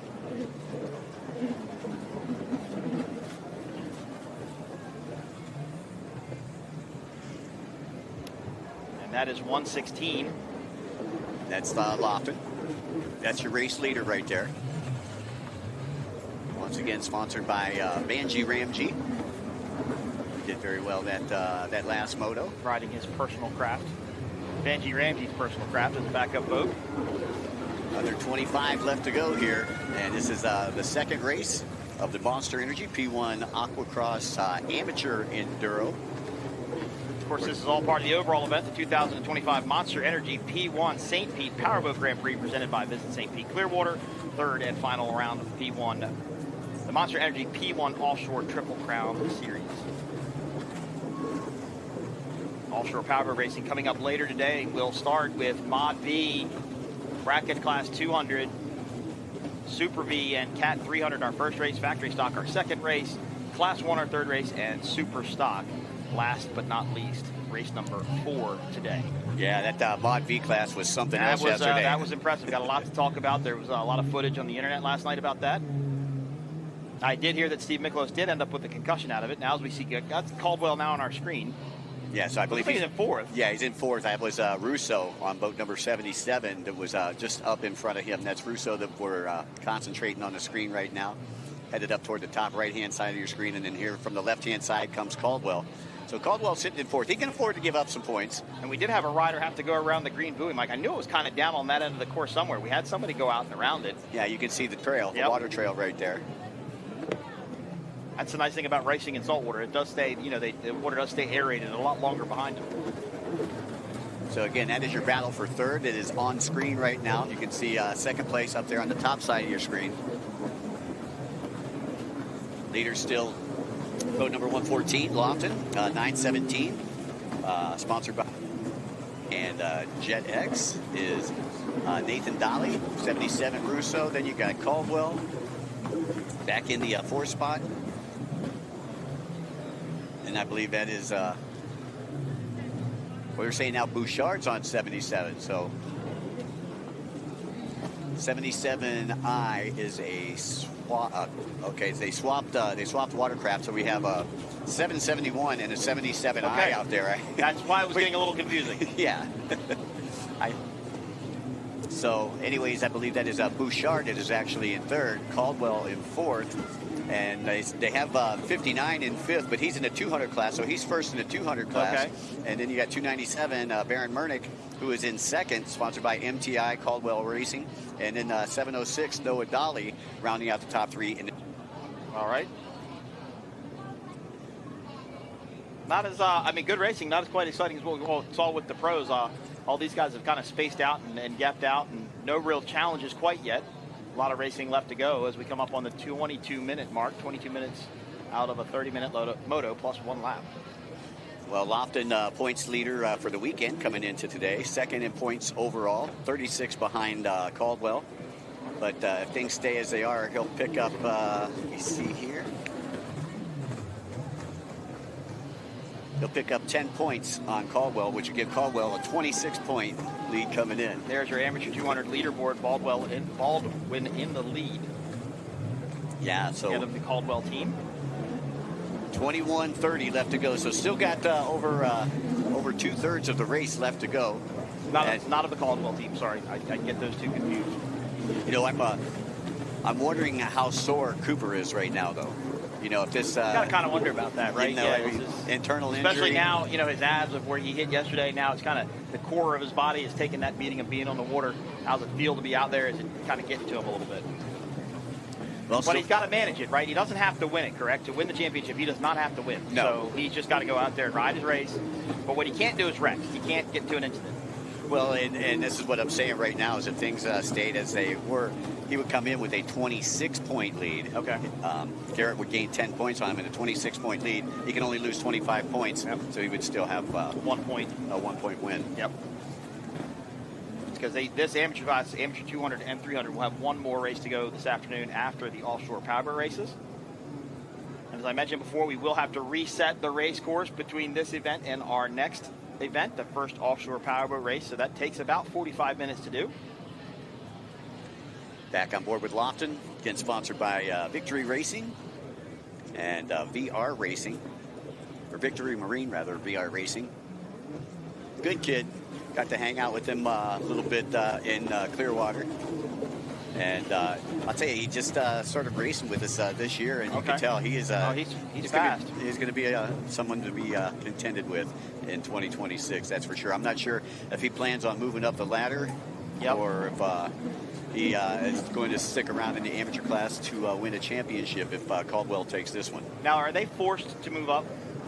Like if they finish us, you know, with 250 Supercross, Motocross, you know, if they win so much or, you know, finish so many points or whatever, they are forced to move up into 450. The same thing happened here? No, they can stay in that class as long as they feel comfortable in that class. They don't have to move up until they actually feel comfortable racing in what would be the pro division. So some guys can run their whole career in the amateur 200 or 300 class. Yeah, and I know a lot of guys like that. Okay. You know, it's just that they're... Do they not want... They just don't get comfortable? Well, I think a lot of them are getting toward the twilight of their career, and they know that they can't run with a lot of these kids. So our top 5 right now in the amateur 300, we got Lofton on 116 up in front, Nathan Dolly, 917 in second. Cooper Caldwell has moved up to third. Yep. Gavin Russo in 4th, and Michael Bouchard in 5th. Oh, good. Our 771 in boat and 77 boat are now 4th and 5th. Right. Well, the 77I. Yeah, so it doesn't look like a 1 or anything, does it? Here's second place in amateur 200, boat number 297. Baron Mernick, also racing for MTI Boats, Caldwell Racing. And I believe he's also sponsored by Monster Energy.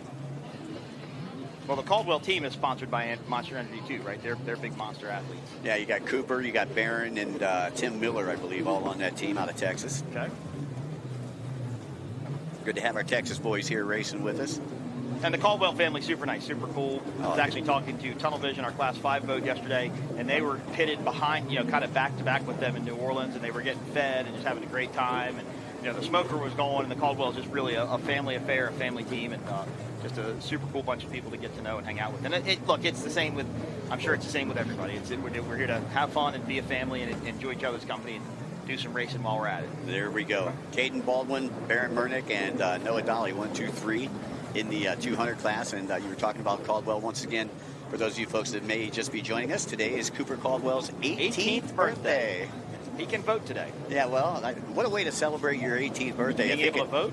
Well, if he can take home this championship. Championship home, right. I do that. I was just playing, just joking. 17 and a half left on the clock. Your race leader still Garrett Lofton. And then you got back behind Garrett, 917, Nathan Dolly. And Dolly's had really an up and down season this year, you know. Now look, 77I has gotten back around 193. So we've had a 4th and 3rd place position swap. So that's Gavin Russo that was able to get around Cooper Caldwell. And then you got Bouchard back in 5th, and no changes in the 300 class, or the 200 class rather. You still got Baldwin out in front, Mernick in 2nd, Dolly in 3rd. And Mike, this is what I was saying about Christian Daly yesterday was, you know, Christian's out there racing. He was catching, I believe he was in 4th or 5th yesterday in our 2nd pro race in the afternoon. And I was commenting about how he needed to manage. He didn't have to charge to the front. Don't take any unnecessary risks to the point. If you're racing for a championship and you don't have to win, don't try and do something crazy. Manage your race, stay back where you need to, because there's a lot of unknown variables that can really bite you. And Cooper kind of needs to be the same way. You want to win. You want to get up there towards the front. But if you're managing your championship and you're sitting, or just ride your race. Yeah, yeah. And going back to the whole Daly thing there, he slowed down obviously quite a bit. Probably he didn't know that he lost a ride plate, but that's one of the reasons that he fell off that pace, even though he was trying to manage his race. But he also lost that ride plate. He wouldn't feel that. Well, obvioally he stayed out there, so he may have felt to it, me, but not know it's what not it was. shooting water up into the jet, so you're kind of losing acceleration, biting on the prop. You know, it has an adverse. No, well, maybe not. If you just lost the ride plate. Maybe not. Yeah, well, he went from like 4th to 10th. Yeah, I think he dropped finished in quick, 10th. yeah. And it was towards the end, so maybe maybe he was, not running as good as we thought. But I forget it's the intake rate and then the ride plate. So the ride plate made the turnability, the drivability of the ski probably went away through the corners because you lost some dig there on the turns. Ride plate still wouldn't send him water through the pump. Yeah, exactly. Yep. There's your race leader again. You can see him hopping around out there. Now, is that one thing they can modify in the pro class, the ride plate or the intake rate? That's a good question. There's been, I know that the props every weekend. Yeah, I know that the props all have to be from the factory. They all have to have the factory numbers. Right, yep. And they pull them apart. They'll take them out and they check them. And I know that in a pro class they can do a little bit of handling things, but I'm not sure here in the amateur class. Okay.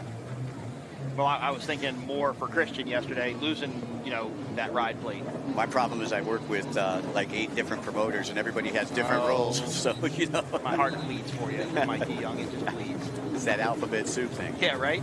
Halfway point of this 2nd amateur 200 and 300 race, under 15 minutes plus 1 lap to go. Pro race is already in the books.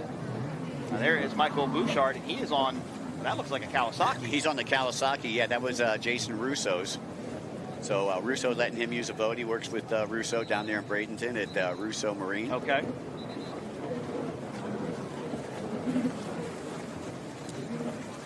Well, and earlier, before he went out, Taylor caught up with him. Let's go back to Taylor. Down here on the beach, we've got a little cloud cover right now, so it feels absolutely amazing. We're just kind of relaxing. I'm here with Michael Bouchard before the AM race goes on. What's your pre-race vibes you've got? Well, I'm sitting 3rd in points right now, so I'm just trying to finish inside the top 8 or so for the weekend, just to finish the season out strong in 3rd. Hopefully see if I can get on the podium for the weekend also. Had a little boat issues yesterday with some hulls coming apart, but we're ready to go today and see what we can do. Calm and collected. What does it take to kind of do the thrash and get everything going again? I don't know, man. Right now I'm a little old, so I'm wore out. Right now I just want to finish on the podium, that's all. I like competing. Once the flag goes, the adrenaline gets going, I'm ready to go. Right now I'm a little chill. And I did speak with Cooper. It's his 18th birthday. What kind of advice do you have for the younger guys, even younger than that maybe want to get their start here in racing? Just stay in shape, go to the gym, eat right. It's a tough sport. It wears on you after a while. I've been doing it 35 years now, so I'm at the end. He's at the beginning for sure. There's something to be said for wisdom, though, right? Yeah, I mean, I can manage the races pretty good.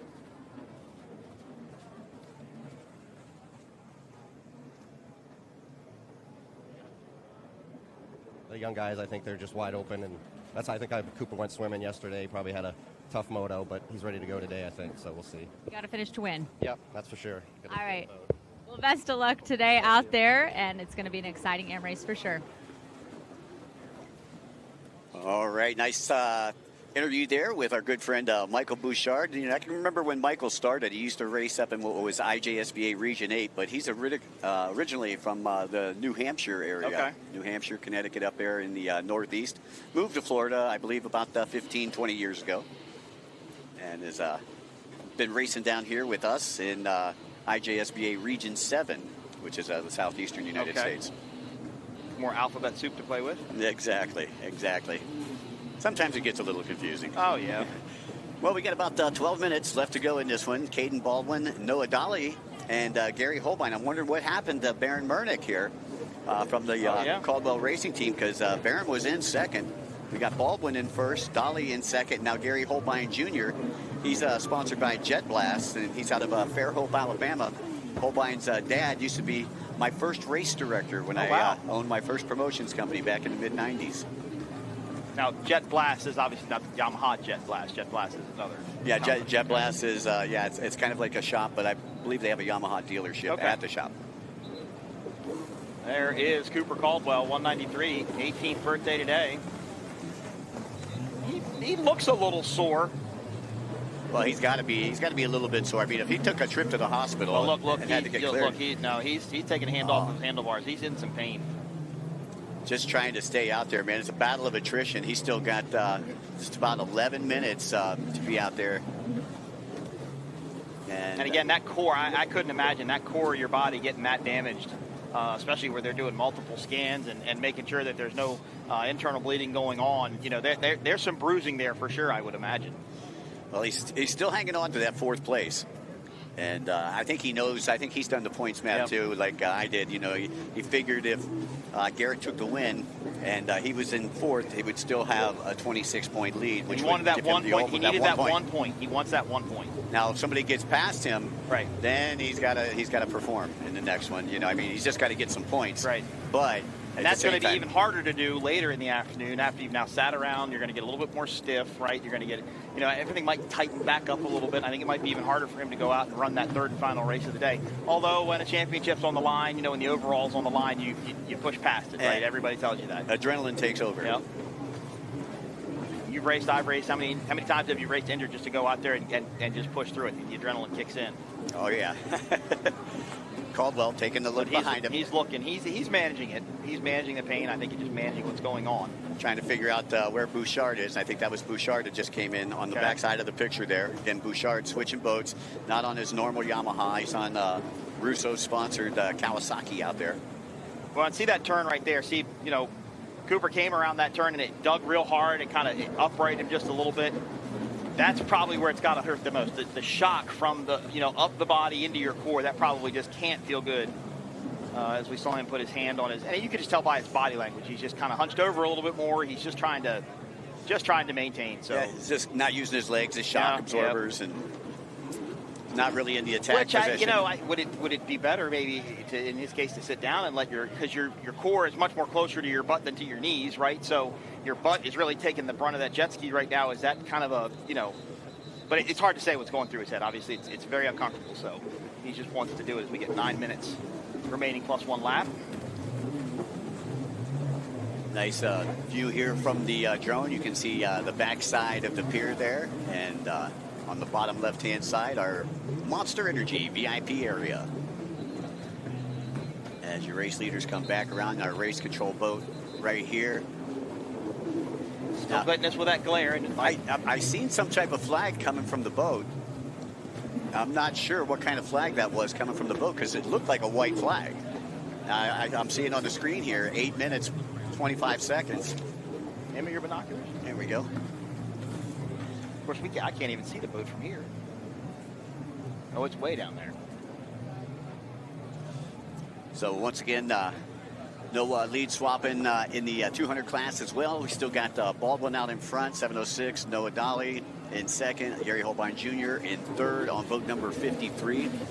And in the AM 300, it's still Lofton out in front. Nathan Dolly in second. Gavin Russo in third.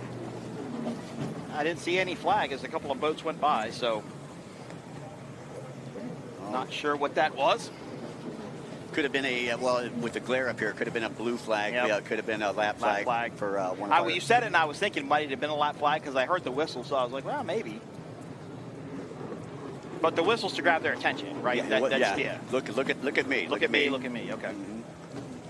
There's your race leader, Garrett Lofton, who is he's put in a fine performance yesterday and another fine performance here so far.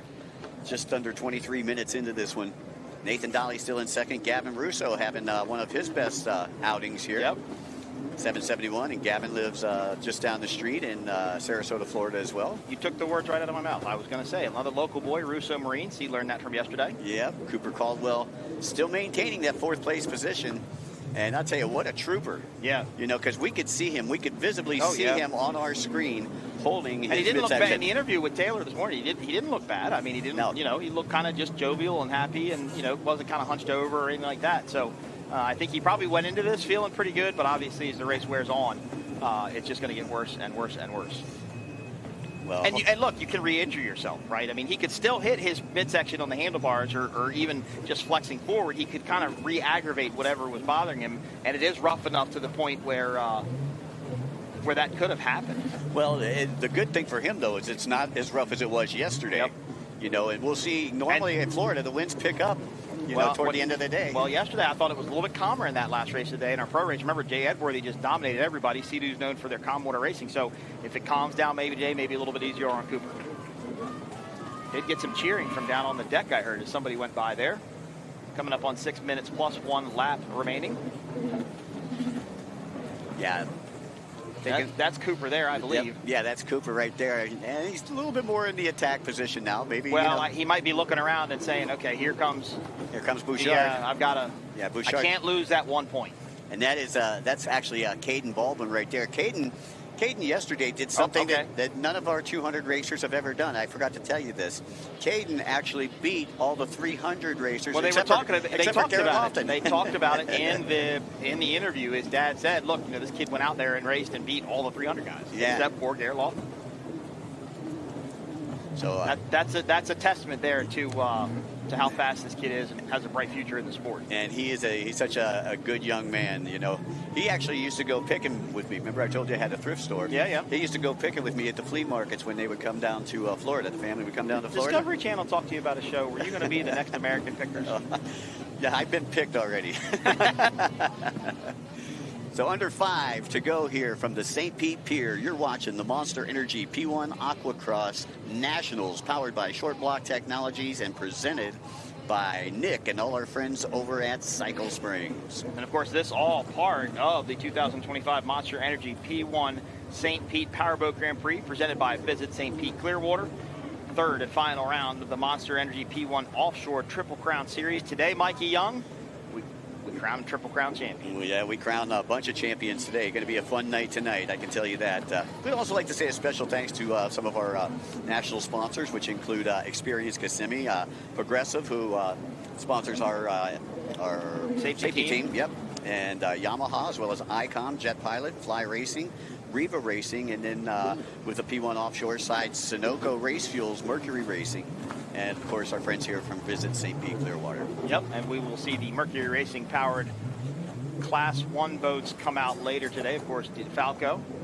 I told you this earlier, but now we'll say it on the air. So DeFalco saw 149 miles an hour yesterday on the 3-mile straight going out, and Monster Energy MCon saw 146. Wow. And Monster Energy MCon confirmed. Tyler Miller had a long conversation with him yesterday about the race and kind of what he thought. He said he saw low 150s on test day.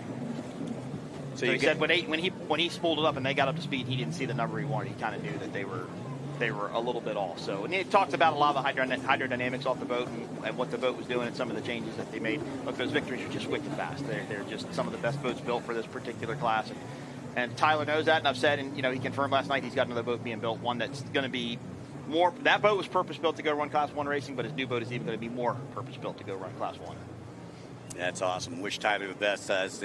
He was talking to you, telling you about he actually raced an aquacross last year in Daytona. They did a Monster Energy Celebrity Challenge. He won't do it again.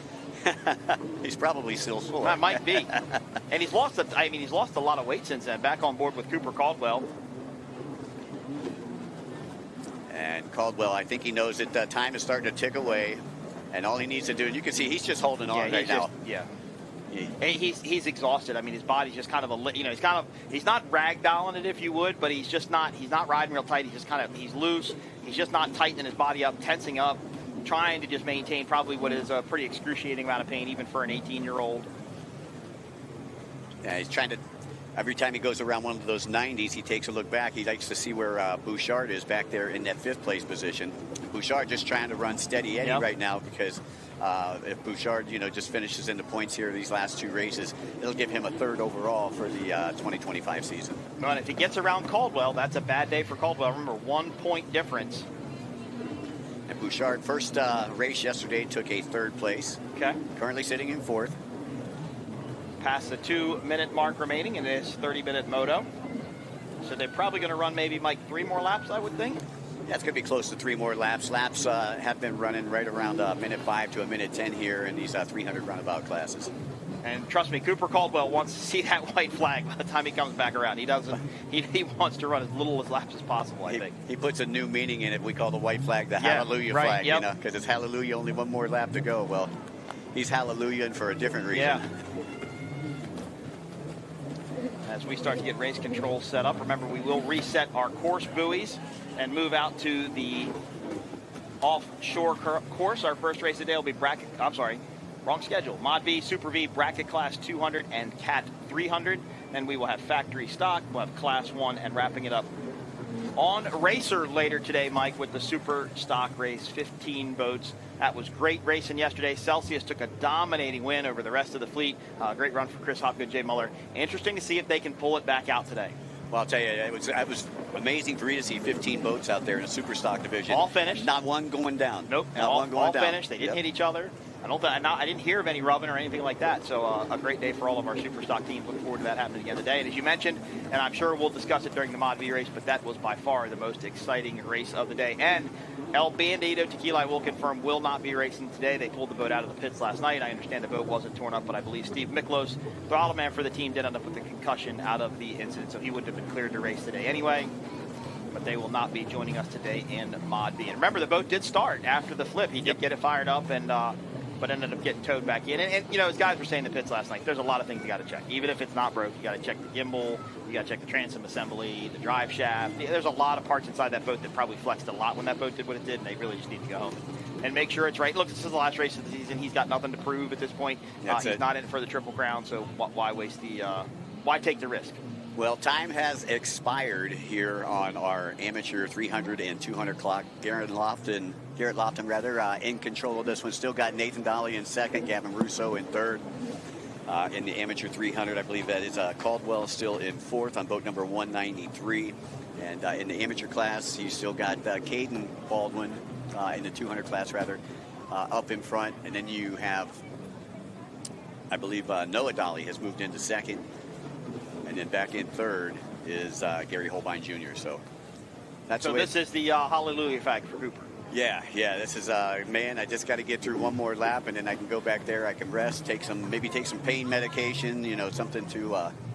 Something to help him out. Well, one thing I was thinking about, yesterday, you talk to Supercross riders, and when they jump over a triple and they get up 85 feet in the air, that's when they breathe. That's when they kind of relax a little bit, catch their breath, mentally reset, if you would. You have no time to mentally reset here. You get no breaks. I mean, I guess maybe if you took a 1 or 2 second flyer, you're kind of, able to relax for a half a second. But, there just is no, Cooper doesn't have a time to clear his thoughts with the pain. And a core injury like that, to me, is so much harder than an arm or than a leg, because it does everything for you. It's the central system of your body, so to speak, and just is affected by everything that you do. You can favor a leg, you can favor an arm, you can favor a shoulder, but your core, you can't. It's something you have to use, and it has to be abused during a race like this. Right, as we are on the final lap right now. And you got to wonder if maybe it could have been a rib injury. I know I've had rib injuries before. That's the worst for your core. Can't sleep, can't breathe, can't move. Anything you do, cough, even laughing is terrible when you break a rib. So, again, final lap here for race number 2. Again, the amateurs will be back, our last event of the day. We hope everybody can join us. I believe that is scheduled for right around, I believe, 2:30, 3 o'clock on our schedule. 3 o'clock. 3 o'clock. Yep. Now, if broken rib, they can wrap the chest. They can put a tight compression wrap around the chest to kind of hold everything together, to help it from flexing and moving. But again, core, when you're bouncing up and down that, you might as well be doing jumping jacks. So again, not too much time here to go for Lofton. And I believe that that was Bouchard that we had seen right there. This is our leader. So the leader coming up on, I believe, 5th place or 6th place, rather. So he's lapped all the way up to 6th place. Garrett Lofton turning in a fine performance. Checkered flag getting ready to come out. There Out it comes is. a checkered. Congratulations, Garrett Lofton, sponsored by VR Racing and Victory Marine, taking the win. Picked up right where he left off yesterday afternoon for our second amateur 200-300 race of the day. One over in Clearwater as well, so he's had a couple in a row now. He's ending the season on a high note, and I'm sure Cooper Caldwell is halfway back to the pits already. But they can't add, you know, they can't talk to their race control and say, hey, can I get clearance to head back in? You know, they're managed by our course marshals, right? Offshore, we can talk to Stu and the race control guys and say, hey, can we get back in? We're sinking or we're hurt or something like that. So.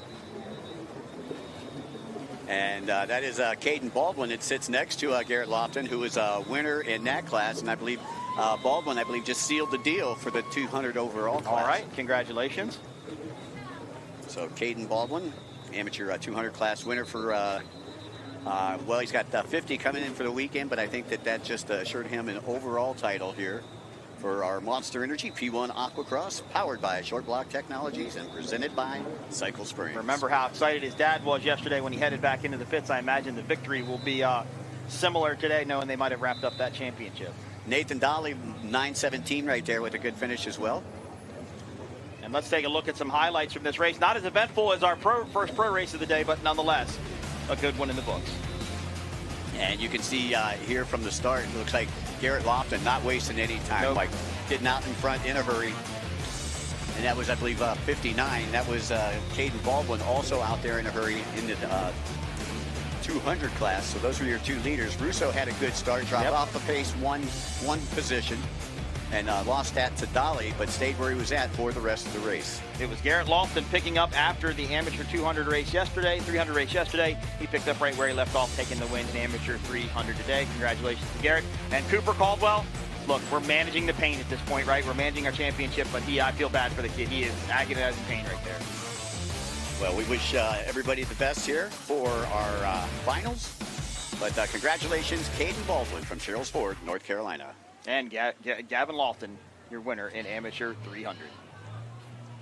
All right, so everybody's going to head back in. Race control for Offshore is going to set up. We are going to move our course around. We will take we'll stay on rather until Taylor catches up with our winners down at the beach. Here you can see the checkered flags have been handed off. That's a nice thing that the Aquacross Series does, giving the checkered flags out, let them parade in front of the pier, so on and so forth. We used to do it in the offshore world quite a bit, but it just gets so hard. You're docking a 40-foot boat next to something, and you got to throw the flag. And these jet skis, for what they are compared to what they used to be, they're very maneuverable. Well, and that's a great souvenir, too. Take home, put in the man cave. I know that back when we were doing the Budweiser Jet Sports Tour back in the 90s and early 2000s, they gave away the same trophies for every event, and they were big eagles. And so everybody would, say, how many eagles you got? Anheuser-Busch and the eagle, Yeah, exactly. So you got 59 there on the inside. Caden Baldwin as they get ready to head back over to the pits. Garrett Lofton again doing it on some OPP out there. You can't see Caden's dad yet, but I'm sure he's down there jumping around, right? Oh, yeah, I'm sure you could hear him. You might be able to hear him. If we weren't blocked by a concrete wall, we might be able to hear it too. Oh yeah, I bet he's going nuts down there. His mom Miranda is probably down there as well as sister Portia. And we don't know if he beat the amateur 300 riders like he did yesterday. We can't really tell that from what we did here today. More of a looking at timing and scoring and where everybody was to get that information. They head back to the beautiful Spa Beach. Yeah, a historic beach right there. We did races there for years and years with the World Cup Tour. Of course, taken over by the Aquacross Tour this weekend. Gotta love it. Yeah, we've been coming here the last couple of years. Unfortunately, we missed last year because of the hurricanes, but glad to be back this year and visit St. Pete Clearwater. Always. Up until Key West, after August, all the West Coast Florida races were canceled, except for Key West, and that was in November. Everything else was done. Didn't happen. And I actually did a project up in Sarasota, and the parking garage flooded inside of the building. Noah Skip stopping up in the booth and saying hello to us. Great job, Noah, in that pro class. Looking good out there. There is Caden. Yeah, Looks like there's Dad. There's his dad. There's Brian. Much calmer today, it looks like. Probably wore himself out yesterday. Right. Doesn't have any energy left. Yeah, no, he's, I thought that was a dog swimming across there for a minute. I was like, why is a dog out there? I don't know. Is that Coop? Or is that Baron? It might be Baron. Them two racing against each other. I don't think Coop's in the mood to hug anybody. No, I think he's a little shorter. Yep. So, taking a look at Caden Baldwin coming in winner of your 200 class. Saluting the crowd there. And Taylor probably is right next to him. Let's go down to Taylor and check in with our winner. Energy has been exerted, but it was all worth it to take that win. Congratulations. Oh, he's done it again. Wow, the energy has been worth it. You came home with that win. It's got to feel really, really good. Congrats. It does feel really good. Kind of ripped my hand open midway through, but I'm all right. I was going super slow at the end. I felt terrible. But I got to thank my people at home, my family, and all my friends from Alabama that are probably watching this right now. Blake, Austin, all you people, my parents, my nephew, my sister, my grandma. My grandma's here somewhere. She's probably walking around numblessly, but hey, she's here. I'm just happy I got the win, man.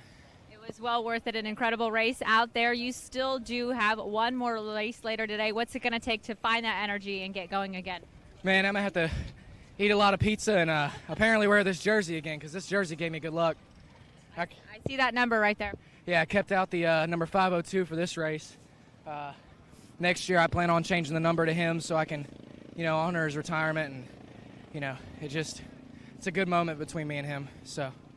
Definitely a family legacy. Congratulations again. Great race, great finish. Thank you. All right, Caden Baldwin taking that win in amateur 200. There he is. Followed me. Congratulations. Thank you. This is Garrett, our amateur 300 winner. And you're really on a roll. What a race that was.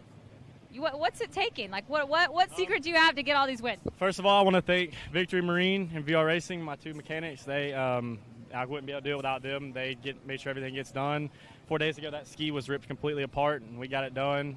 My family's here. This is their first time coming to watch me race, so might be showing out for them a little bit, and just going to try and do the best I can, try and see if I can catch Cooper. So that is a tough one. Everybody's really feeling the endurance. Obviously, in the Florida heat, it is something really to go. You have another race later today. What's it going to take? I'm going to rest a little bit, hydrate. Might switch the ride plate up a little bit. If it stays rough, hopefully it smooths out. If it smooths out, I think I'll be okay. All right, well, congratulations. That was a great win today. Nice work. That's Garrett Lofton, your amateur 300 winner. It's been an incredible day of racing for Monster Energy Aquacross. We still have more to come later in the day. But for now, like the guys up in the booth said, we're going to reset the course a little, change gears, and get into boats. So we'll be back in just a little bit. Don't go anywhere. It's time to go offshore boat racing in just a few.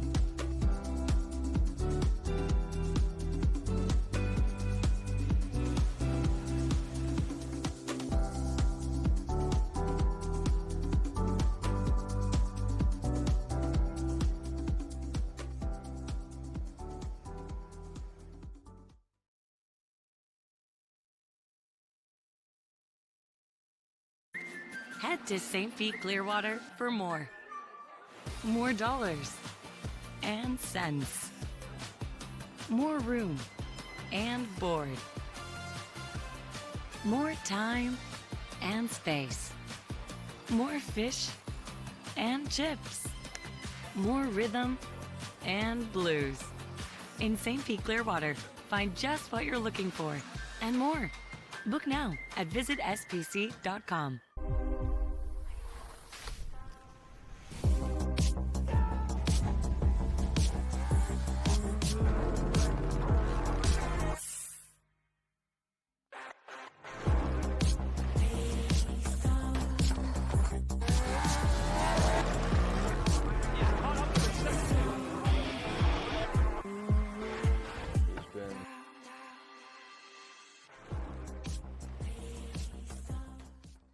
It takes your breath away. That's how you can tell. You found the perfect landing spot.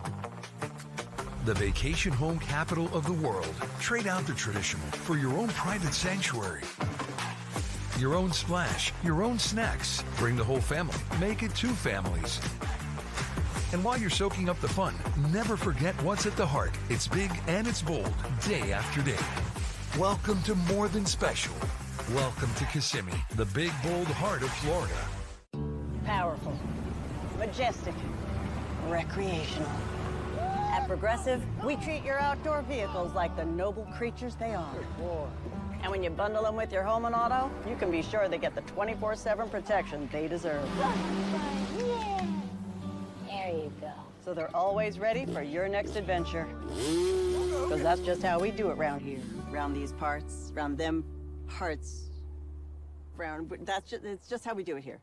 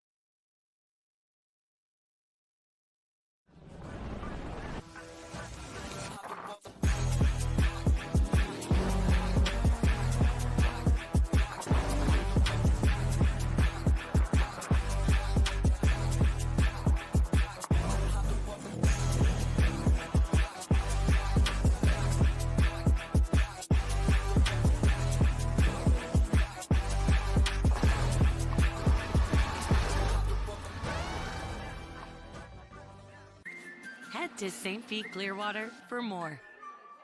More dollars and cents.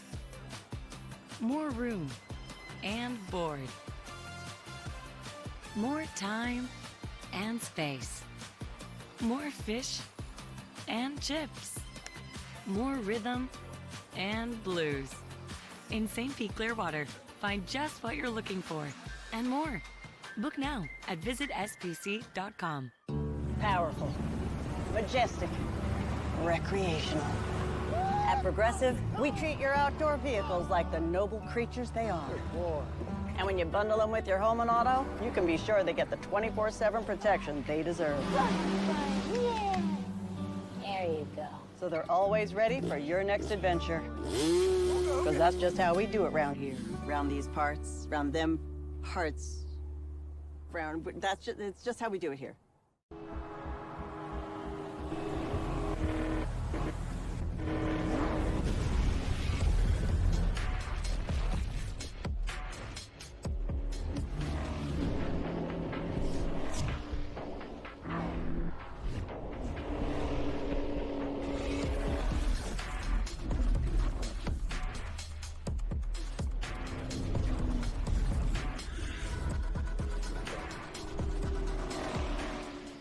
For over 60 years, ICOM has been your trusted companion, keeping you connected on the water, in the air, and on the ground.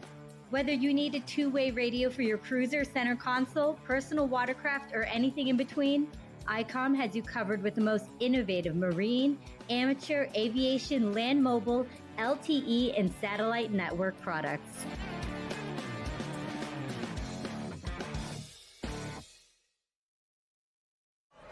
It's time to turn it up to 11 and ride full blast. The all-new Jet Blaster series from Yamaha. We didn't just create a new wave runner, we invented a whole new way to ride.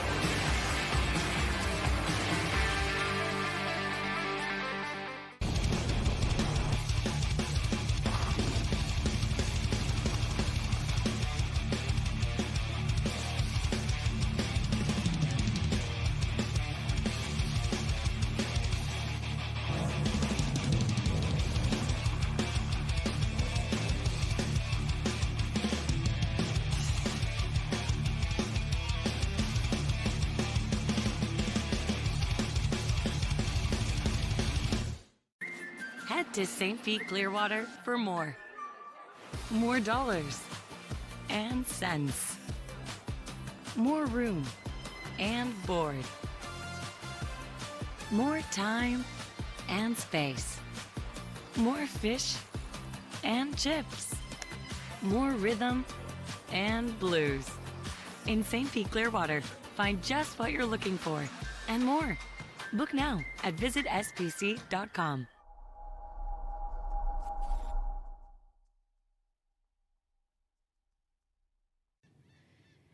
Welcome back to the Monster Energy P1 Offshore Triple Crown. It is the season finale here in St. Petersburg, and the Superstock class is giving us quite the finale with 15 boats. But Mod V is coming to be really, really exciting, and I'm here with El Bandito. They had quite the race yesterday on the opening lap. Tell me about that incident. You know, we were just pushing really hard, and, you know, we took that corner 5 times the day before testing, did nothing different except hit a little weird wave.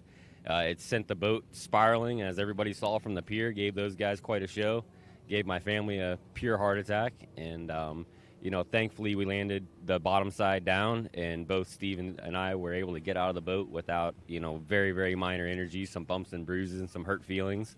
But, you know, all we can do is learn from it, and we thank the safety team and everybody out there, the divers, and, you know, everybody from P1 that was involved in all the thank yous, you know, and reaching out. But it was a wild ride. The Progressive safety team definitely was on their toes, and I think all of the fans right there at the edge of the St. Pete Pier were also kind of shocked. We all said we were shaking after. What does it feel like coming back? I know we just spoke. You still are ready to race. Yeah, so if the motor would have fired up why we were out there before safety got to us. We were ready to go again, but it was so flooded from doing all the spins in the air. We gave it our best attempt, and when it didn't fire, we took our good faith and said, let's call it a day and jump in with the safety team. And they took us, they checked us out, and like I said, everything was okay on both of us, and we'll be back. We're glad to hear that, and it's a testament truly to the racer's mind to want to get out there and keep going for more. What does the Mod V class have to look forward to today, your friends and competitors out there in the field? They got a tight field. It's a very, very close class out there. Everybody's fighting for this Triple Crown today. The points are very, very close. A couple new boats coming in could spoil some points for people. So it's you're going to see some hard racing today. Day 2, is always the hardest day. That it is. Well, Stephen, I know you'll be watching. Probably from the pier, you'll have a great view of it. But let's get to some Mod V racing, guys. The Monster Energy P1 Offshore Triple Crown is brought to you by Progressive Insurance and by Visit St. Pete Clearwater, America's favorite beaches, and so much more. And by Monster Energy.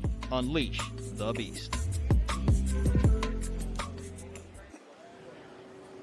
Welcome back, ladies and gentlemen. This is the 2025 Monster Energy P1 Offshore St. Pete Powerboat Grand Prix presented by Visit St. Pete Clearwater. Third and final round of the 2025 Monster Energy P1 Offshore Triple Crown. Mike Uwaski, Mikey Young, Taylor Snyder doing our pit reporting this weekend. And Mike, we've got 2 Aqua-Cross races in the books, 1 more to go, but now it's time to go big boat racing. And man, did yesterday not disappoint. Obviously, the number one thing what happened is Taylor caught up with Steve Furman just a few minutes ago. Right. The El Bandito tequila flip yesterday. Just super impressive. Amazing what happened. Yeah, I'm just glad to see that both driver and throttle man are okay. The boat's okay as well. They said if it would have fired up, it would have actually came out and tried to race. Yeah, Steve Furman actually said that they were actually trying to start the boat the moment that it hit back down, and he knew he was upright and could see he was trying to start that motor up. But let's take a look at our course here in St. Petersburg one more time. Racing away from the St. Pete Pier, that's the VIP area, the best place to watch a boat race. And there is your Monster Mile. They're going to start along the Monster Mile and head east across Tampa Bay. Well, I'll tell you, I believe the track in total is 6 miles in length. Yep.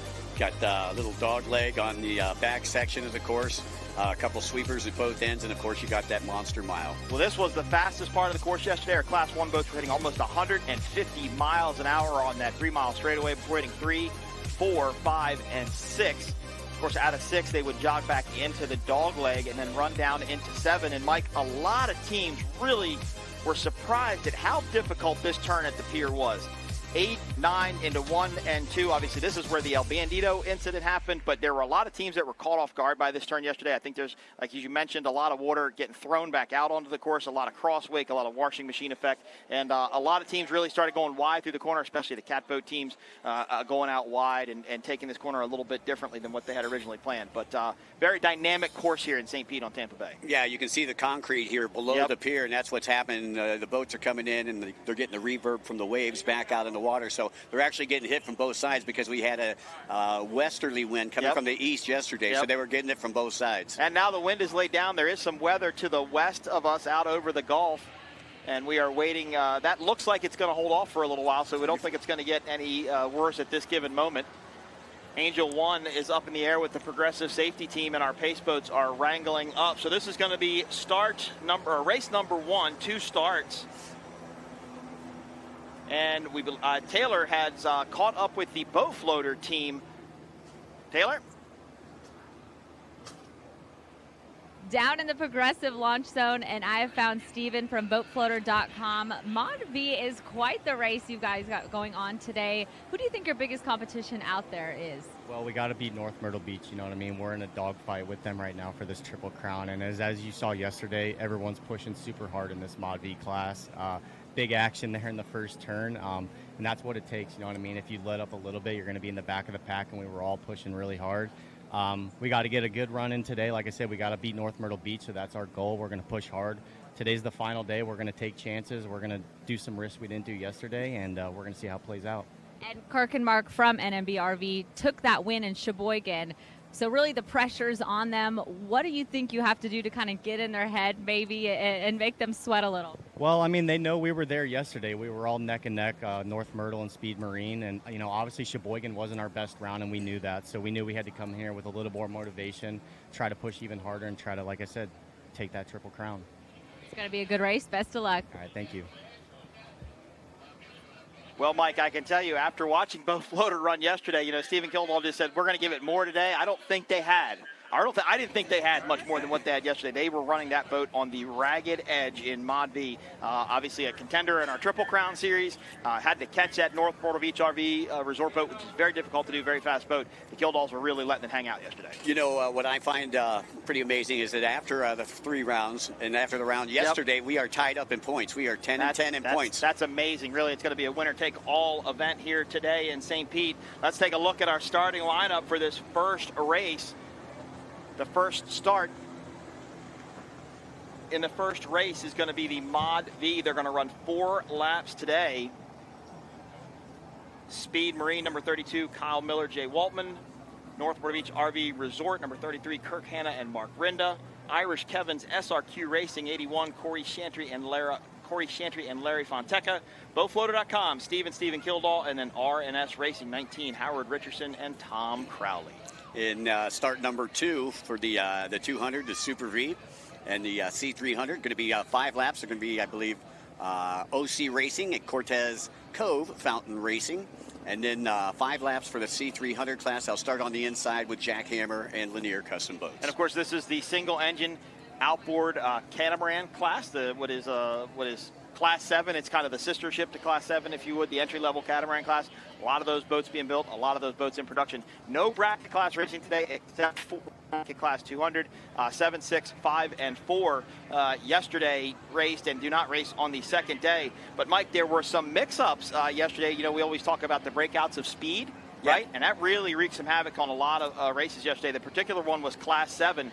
Dirt Legal Velocity Racing Team led pretty much the entire race. Really put a good show on for the fans, but they ended up breaking out, and it all the way relegated them all the way back to 3rd. Shocker ended up in 4th, so Proven Marine took the win. Kluot Racing, Blind River Bar took 2nd. Dirt Legal Velocity came across the line in 3rd. Class 6, how they finished is how it ended up. Team Velocity Powerboats coming in 1st. Cigar Monster Ultimate Boat Racing Experience in 2nd, and 605 Island Scapes coming in 3rd. In Class 500, Rum Runners took the win. Yabba Dabba Doo came across the line in 3rd, and Yabba Dabba Doo came across the line in 2nd, and Tunnel Vision came across the line in 3rd. Hammerheads, Back in Action, and Fuel1Team.com all broke out of their speed brackets. So I wonder what that did. We didn't look at points for Class 5, but we probably should to see who won the Monster Energy Triple Crown Series there. In Class 400, it ended up being SimmonsMarine.com taking the win. Shocker, Offshore Racing came in 2nd. Cortez Cove winning in Mod V, or Super V rather, and Race Winning Brands taking 2nd. And then in Mod V, Speed Marine, Mike, we were right. By that nose, took the win at the finish line over North Myrtle Beach RV Resort. BoatFloater.com coming in 3rd. That has what led to our tie in the points there. R&S in 4th. Irish Kevin's SRQ in 5th. And of course, El Bandito Tequila out on the first lap with what was a magnificent flip. And we'll go through the rest of our results later as the day goes on. Right now, Mod V, Class 200, and Super V going racing here in St. Pete. Looks like they're working their way out. And you was asking about the bracket Class 500. Well, coming into the weekend, Tunnel Vision had 2 points, and Yabba Dabba Doo had 4 points. So I believe Tunnel Vision did it by 1. Yeah, I believe Tunnel Vision took the win then because they finished in front of Yabba Dabba Doo. No, yesterday they finished behind him. Yabba Dabba Doo took 2nd. They took 3rd. Tunnel Vision took 3rd. Yeah. But it should still be 1 point. Yep, that's it. You're right. If they had 2, it would have made it 1. Right? Yep. Yeah. So I didn't go to school for math, so. Yeah, Tunnel Vision would have a total of, I believe, 5 points, and Yabba Dabba Doo would have a total of 6. Let's talk about this beautiful skyline here as the Progressive Safety Team flies right in front of our St. Pete pier here. You probably hear the helicopter through our microphones. Sean Steiner and the entire Progressive Safety Team do such a great job. And back at St. Pete Pier. Mike, I just can't say enough about St. Pete. Another great dinner last night downtown. Awesome restaurants, awesome scenery. Super cool people there as the Progressive Safety team heading out to check the course as the post boats are now out and the boats are starting to run. But I'm enjoying coming back here more and more every year. Obviously, didn't get to race here last year. Last time we were here was 23. 24 didn't race here back in 25. Hope we get to come back here for many more years. Well, one good thing about St. Pete is they're always innovating here. Yeah. I can remember being here 20 years ago, and it wasn't near what you see here now. I mean, now that it's really catering to not only, I see a lot of athletes here. I see a lot of people running in the morning. I see a lot of people biking in the morning, playing tennis, and doing all that kind of stuff here. It's really catering to a more athletic crowd here in St. Pete, at least here. Are you like me and you look at those people and think, I should do that more? I feel better about myself. Nah, it just doesn't happen. Right. Feels much better to watch. That shot right there gives you a great idea of what you experience if you buy a VIP viewing ticket from P1 Offshore. This is probably one of the best VIP viewing zones we have. You're right down there on top of the water. Can't get any closer to the racing action than that. Go to p1offshore.com. Follow us on all the social media handles, Facebook, Twitter, and Instagram. And I was hanging out with our social media team the other day, man. Those are some hard-working folks over there. They really do a great job. And one of them took a video. I think it was WHM running, and I looked at her. I said, am I going to see that on Facebook in about 10 minutes? And she said, maybe 15. Maybe. Yeah, they do a great job here with their social media. And you have to do the social media thing. You're in this industry like I am. How many of these sponsors want to know what you're doing on your social media handles? And I do remember Geico contract with the Miss Geico team. Part of their contract involved views and hits and likes and all that type stuff. And they wanted to know there are actually companies out there that now track that for you. You can hire them, and they'll how many posts did this, how many likes did this post get, or comments or whatnot. And people are starting, I believe, to build sponsorship packages around this social media platforms that we have. But it's also made it hard to get sponsorship, right? Because these companies say, well, I can get on Facebook and I can get a million people like me. What are you getting me beyond that? Well, and myself as a former promoter, we didn't have social media. Yeah, no. So basically, what we had to do was we had to go to the radio stations, and the radio stations were our social media, and we had to get them to come in and do the live shows at all the events and do all the giveaways and stuff like that. And I believe that is a C300 class. I was a Geico PR guy when I started in 2007 with them, and I remember taking Mark Granite, Scotty Begovich, John Hagen, all of them to radio stations. And you would just do kind of radio station after radio station after radio station, and you would sit in there for, it was 2 or 3 minute spots. Sometimes you'd be in morning shows for 10 or 15 minutes. I mean, that was how you got the word out, and that's what they wanted. Look, news was cool, right? I mean, but news was I think, more of a limited demographic. Radio, the radio shows were really where they wanted us. Well, the whole thing is back then, as a promoter, I'm spending $5,000 to $10,000 on bringing a radio station in and getting all these commercials. Whereas now I can just go on social media and get it done, through my Facebook, YouTube, Instagram, and so forth. And look how many people watch. When we were doing it back in the day, it was all about television, right? Live streaming hadn't come to this platform where we are now. I mean, this is nobody at home can see what we were doing, but this is a television show. This isn't just a bunch of guys with a camera talking into a computer. I mean, we have people over in our producers, Peter, our director Noah. They're over in Isle of Man. Right? It's probably super early in the morning over there, something crazy like, or maybe later in the day. We're over here. They've got a whole staff here. They have offices in Tampa. I mean, this is not just a throw it together thing. I mean, this is a production. And how many people watch it? Tons. Exactly. And not just today, but they can watch it later because it gets archived. And you can always go back on YouTube or Facebook and watch it later if you didn't get, I'll admit, I don't watch boat racing when I'm at home and it's a beautiful 80-degree day. I'm taking my boat out, but I know that I can sit at my desk and maybe sneak an hour or two in when I'm working. Right, That's why I have 2 monitors. Right. One monitor work, one monitor boat racing. There you go. We just took a look at Kurt Brito on the Cortez Cove fountain, but right there is the North Myrtle Beach RV Resort.com machine, who took a second yesterday and comes into today tied in points. Yeah, tied in points with Boat Floater. Couple guys out there to kind of throw in the mix. Yeah, Speed Marines here, Irish Kevins, SRQ Racing. And they're going to run 4 laps. They've gotten them up on a plane, and it looks like Speed Marine's going to have that pole. And trying to see if we're going green flag racing here in St. Pete for the final time for the 2025 season. This is it for Mod V. Winner take all. They're going to exit that turn, get into a line. Jim Jackson on pace boat number 1.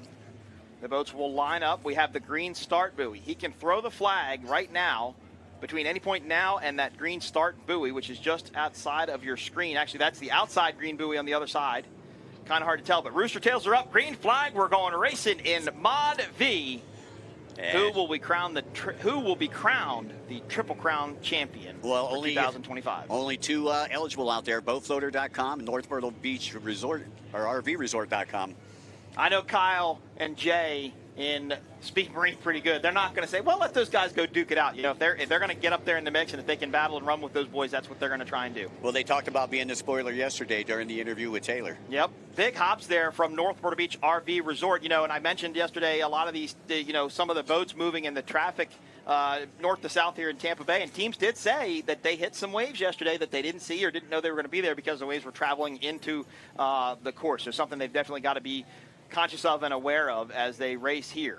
And for those of you folks watching in, the North Myrtle Beach RV Resort.com boat is the red boat. It is sitting on the inside right now. Yep, now you're looking at Cat 300, Bracket Class 200, and Super V. Of course, race-winning brands spun out yesterday on the restart after the El Bandito tequila incident and ripped both of their skegs off of their number 6 drive, so they can't get that fixed in the evening, so they are out, leaving Cortez Cove running lone in Mod V.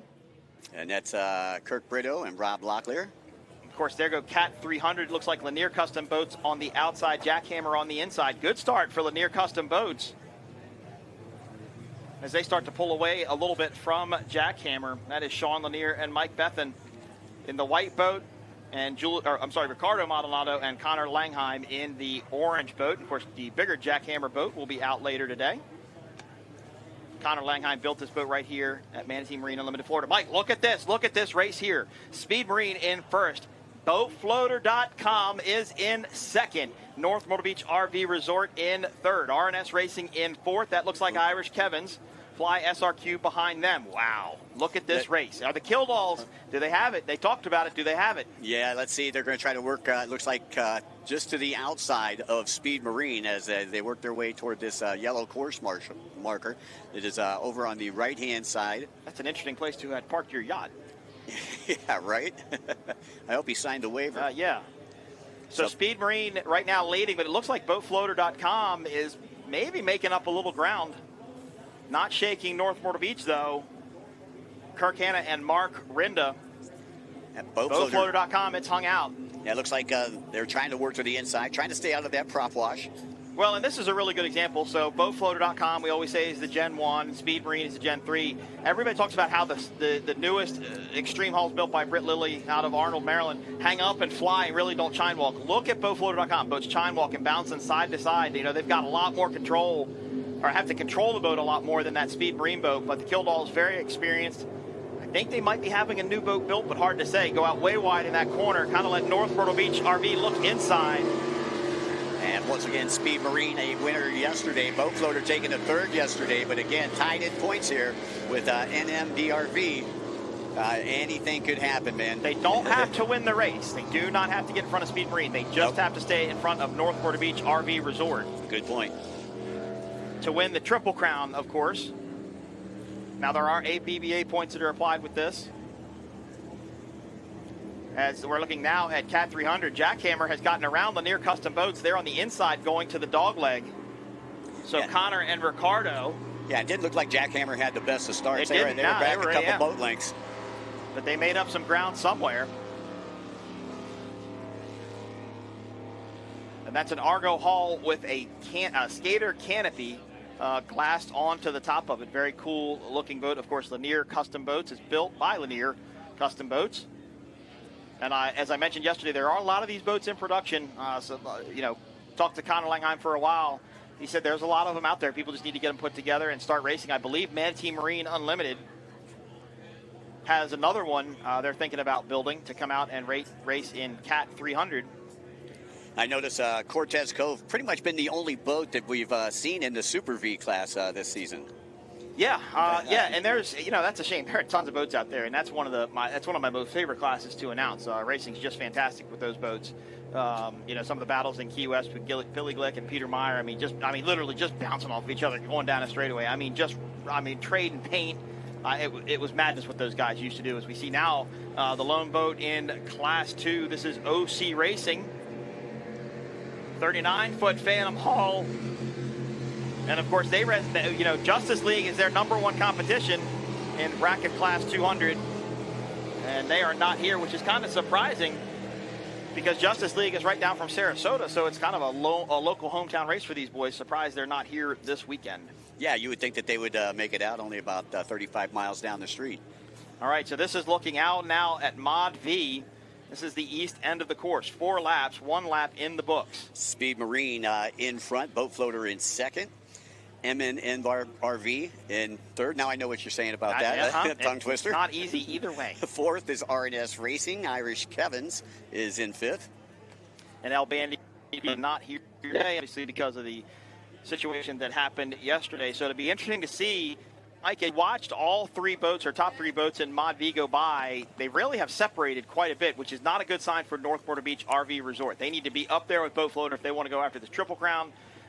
They've got to get it together. Maybe I talked to Mark Rinda last night, the throttleman for the boat, and he really said at the end of the race yesterday, they really had to go with a more negative setup. He really had to set that boat down, get a little more negative trim in it to get the boat to settle a little bit and handle a little bit better. Maybe he's going to run his race now in more of a negative, a little heavier, and as the boat starts to lighten up, he can let the boat fly and free up a little bit, and the setup will come to it.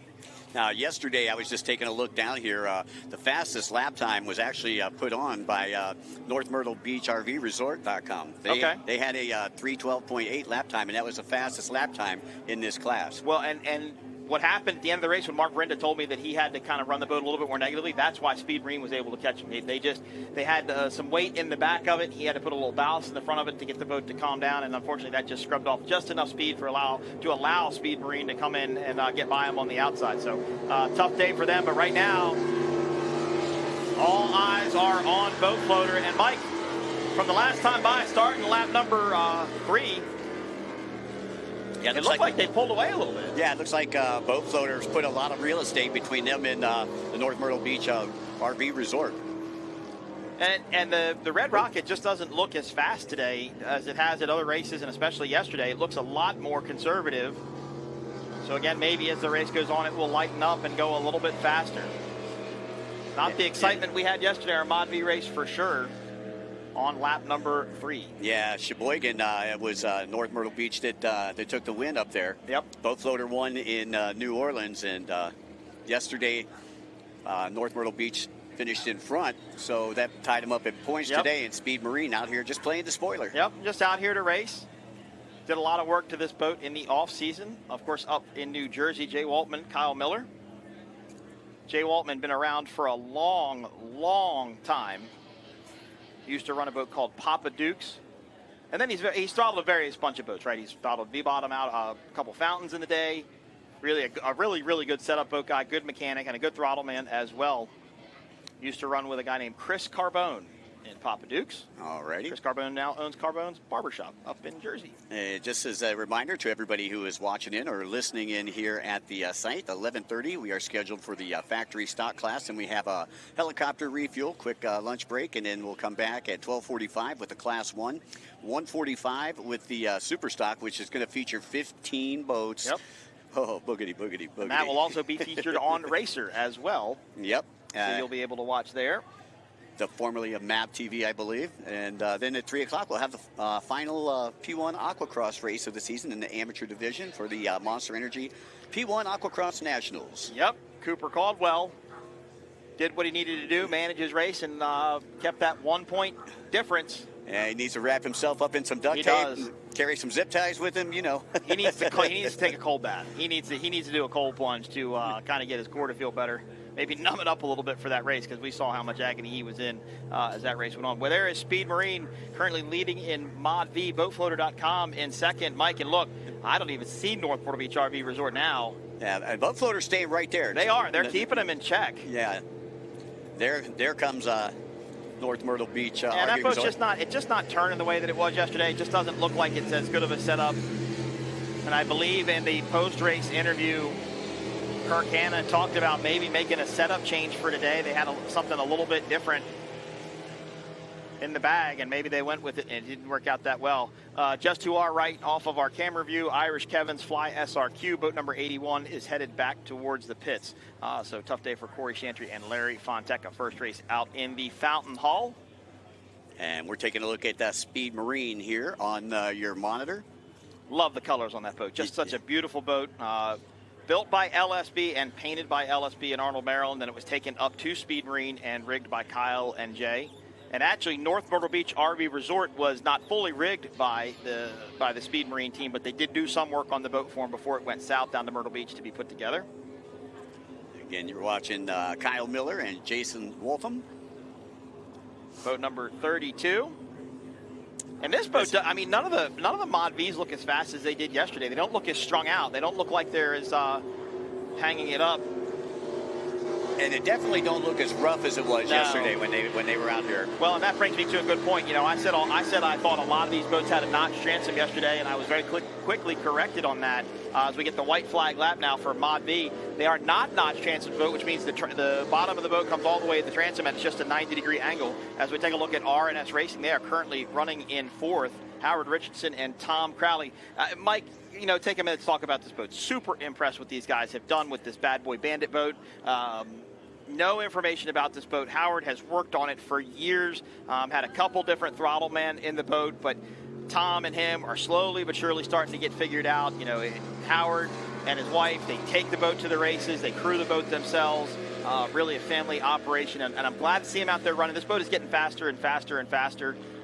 You know, Howard works a full-time job and you know, works on this boat in his spare time, as everybody does. Look, right, nobody's full-time boat racers, but well, that's glad to see this boat's getting better and better by the race. You know, that's one of the things that I've noticed, you know, coming from the watercraft side of the world over to the offshore powerboat side, is that just like our side, you guys have a lot of families. A lot of families that are racing together, whether they're, you know, mom's making the sandwiches, dad's turning the wrenches, and the boys are out there racing. You know, there's always some type of family configuration on pretty much all of the teams here in P1 Offshore. All right, Cat 300, I believe it should be Jackhammer still leading in Cat 300. Haven't seen him come by lately. We are on the white flag lap for Mod V.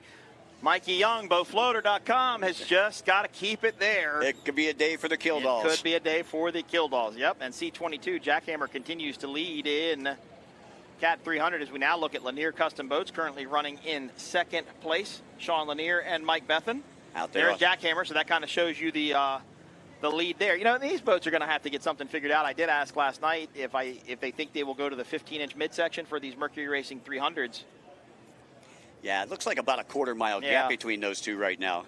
And I guess, according to some people in the class, they're waiting to vote on whether they will move to the 15-inch midsections on the Mercury 300s. These are the same motors that Superstock run on the back of their catamaran boats. So a lot of learning can be taken from Superstock down to these Cat 300 boats, I would imagine.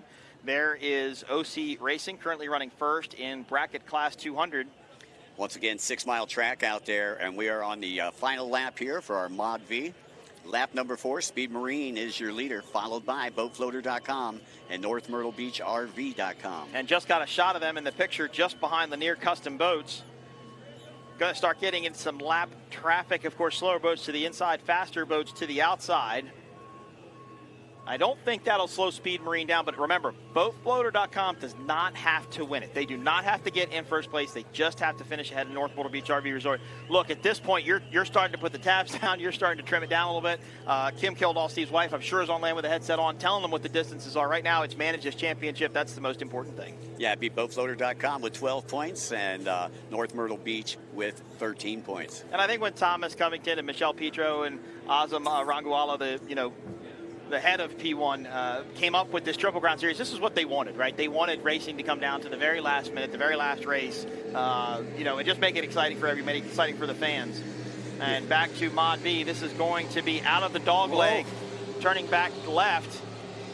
Speed Marine looking a little bit looser than they did, and see that big tanker back there, Mike? That's going to put off a wake that will eventually make its way onto the course. And here comes BoatFloater.com and Speed Marine. This should be the checkered flag in Mod V. Speed Marine going 1-1. BoatFloater.com going 3-2.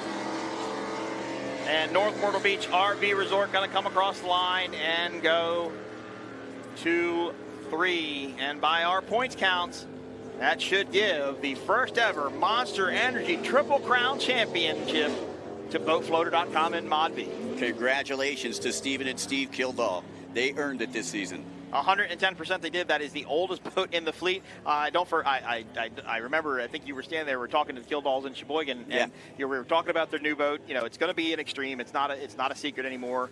They want to go race an Extreme, and that's the idea. But, they looked at me and they said, well, why? We got this boat finally figured out after all these years. Why change it up? And, it's a good point. But I think as time goes on, they're going to, think about it over the off season and possibly consider putting that new boat together. I think it's even in the mold right now up in Maryland. Here is R&S Racing. They're going to come across the line in fourth. And again, a great season for R&S Racing. Howard Richardson, Tom Crowley, just done a great job trying to get this Bad Boy Bandit boat figured out. Only one of these in the entire world. Imagine how hard that is to race. Yeah, well, and R&S Racing coming in actually in the points. I believe they had 13 points, so that'll give them a 17 overall. Cortez Cove. That's going to give them a third overall in the P1. Cortez Cove comes across the finish line in first in Super V. As you see R&S pulling into the middle. And Mike, what's cool about the Mod V teams? Here's Jack Hammer, your current leader in Cat 300, ahead of Lanier Custom Boats. What's cool about the Mod V team is they're a big family. Irish Kevin's Fly SRQ had motor problems yesterday. The Speed Marine team was over there in the build to the boat trying to tune the motor, get it better. They towed it over to the Speed Marine pits. It was sitting there. Howard Richardson came up and we were all standing there. They were talking about props and what was making the R&S boat run better. There's a lot of camaraderie in this Mod V class. Look, it's in every class, but these guys are a big family. There's a lot of teams going on vacation together after races and stuff, so they're always willing to help each other out, and they want everybody to be successful. Well, and that's it. Birds of a feather flock together, and that's the way it is with personal watercraft racing too. Did you just make that up? Did that just come out of your head, or had that been sitting there for a while? It's my head. It's a little dusty. Okay, but it's the same thing. You got all these family folks, and it's a good time to come out to the races. While they're out there, they're going head to head. And they're putting it all on the line. But when it comes right down to it, they're sitting in the pits sharing an adult beverage at the end of the night. Here is Jack Hammer, C22. They are leading in Cat 300, and I believe they should take the checkered flag this time by. And I think this will give them the Triple Crown win. Did we look at points for them? It was Lanier Custom Boats with 4, Jack Hammer with 5. Jack Hammer has gone. Okay, I think they have one more lap to go. Yeah, Jack Hammer won yesterday. They got 1 point yesterday. They got 1 point today, so that's 2. That would give them 7. Lanier got 8 with a 2-2 on the weekend, so that would give them. That would give Jack Hammer 7 and Lanier Custom Boats 8. So I think Jack Hammer has just won will win the Monster Energy Triple Crown by 1 point. A lot of 1 point variables here. In the final season standings. Yeah, and that's great. That's exactly what we wanted to see. Yep. We wanted it to come down to the last day, the final race. Yep. It's when somebody's so far ahead, it makes it a lot less interesting for all of us that are here at the St. Pete Pier this weekend. Here is boat 221. This is OC Racing.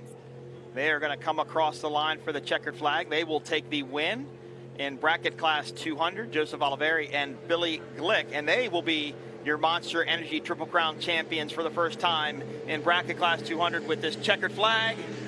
And there they go. Congratulations. Of course, Billy Glick, right down from Sarasota, and I believe Joseph is as well. Local team here to the St. Pete area, as mentioned before, 39-foot Phantom built by Will Smith, also based out of the Bradenton area. Great. It's a cool boat. I really like this boat. Of course, it was built, I think, to run Mod V, which is what Cortez Cove is running. I think they are still out there going, and they will come across the finish line here shortly. Yeah, I believe they're going 5 laps. Yep. And then Cat 300's got 1 more lap to go. So that's why you see Lanier Custom Boats still out there giving chase to Jack Hammer. This is race number 1 of 4 today. Our second race is going to be a crowded one. That is going to be factory stock, 7 laps, 8 boats in factory stock. I talked to Michelle Petro and Val Fiorillo this morning. There was a little bit of discussions yesterday after that factory stock race. I guess there may have been some contact between 151 Express and Mottlick, especially in that first turn. Remember, 151 Express went out real wide. That allowed Mottlick to get really to the inside of him. I guess there may have been a little touching and rubbing in there, and that was kind of questioned. But according to our chief referee, everything is settled, everything is squared, and everybody is good. So 151 Express taking the win yesterday. Mottlick coming in second. Well, 151 Express coming into this race here with 10 points after New Orleans and Sheboygan. Mottlick coming in with a 5. Okay. So it's still Mottlick's got the advantage here if they can stay in front of 151 Express and not get worse than a so fifth. Was it 10-5 after yesterday? After yesterday. Okay. So there is an outside chance that 151 Express could win it. Mottlick would just have to be further down in the podium to cover the spread. Yeah, because 151 Express they came into the weekend with a 9. Okay. And then obviously took a win yesterday, so they got 10. And Mottlick came in with a 3 aces so far this season, and took a 3rd yesterday. Okay, so it's theirs. They don't have to necessarily they don't have to beat 151 Express to win the Triple Crown Series. They would like to do that. Logan Aiden and Giovanni Carpatella, 2 very serious competitors. They just got to stay up there toward the top. Yep, exactly.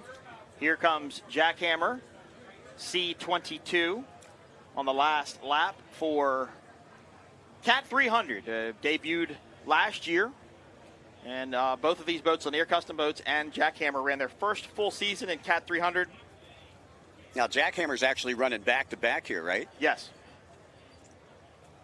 So it's going to be interesting. This is they don't like it, but this is like the little Jackhammer boat, the big Jackhammer boat, which would be a factory stock boat. That's going to come out with Reese Langheim, which is Connor's dad. And Julian is going to be running that boat as Ricky Maldonado normally runs it, but he injured himself in Michigan City, so Julian's been filling in for him. And Ricardo is running this boat. So Jackhammer ran Superstock a couple years ago. They actually bought, when they started racing in Cocoa Beach, I don't remember what year it was. I'm sure somebody will tell me, but they actually bought what is considered to be a Superstock boat from Australia and shipped it over here and went racing.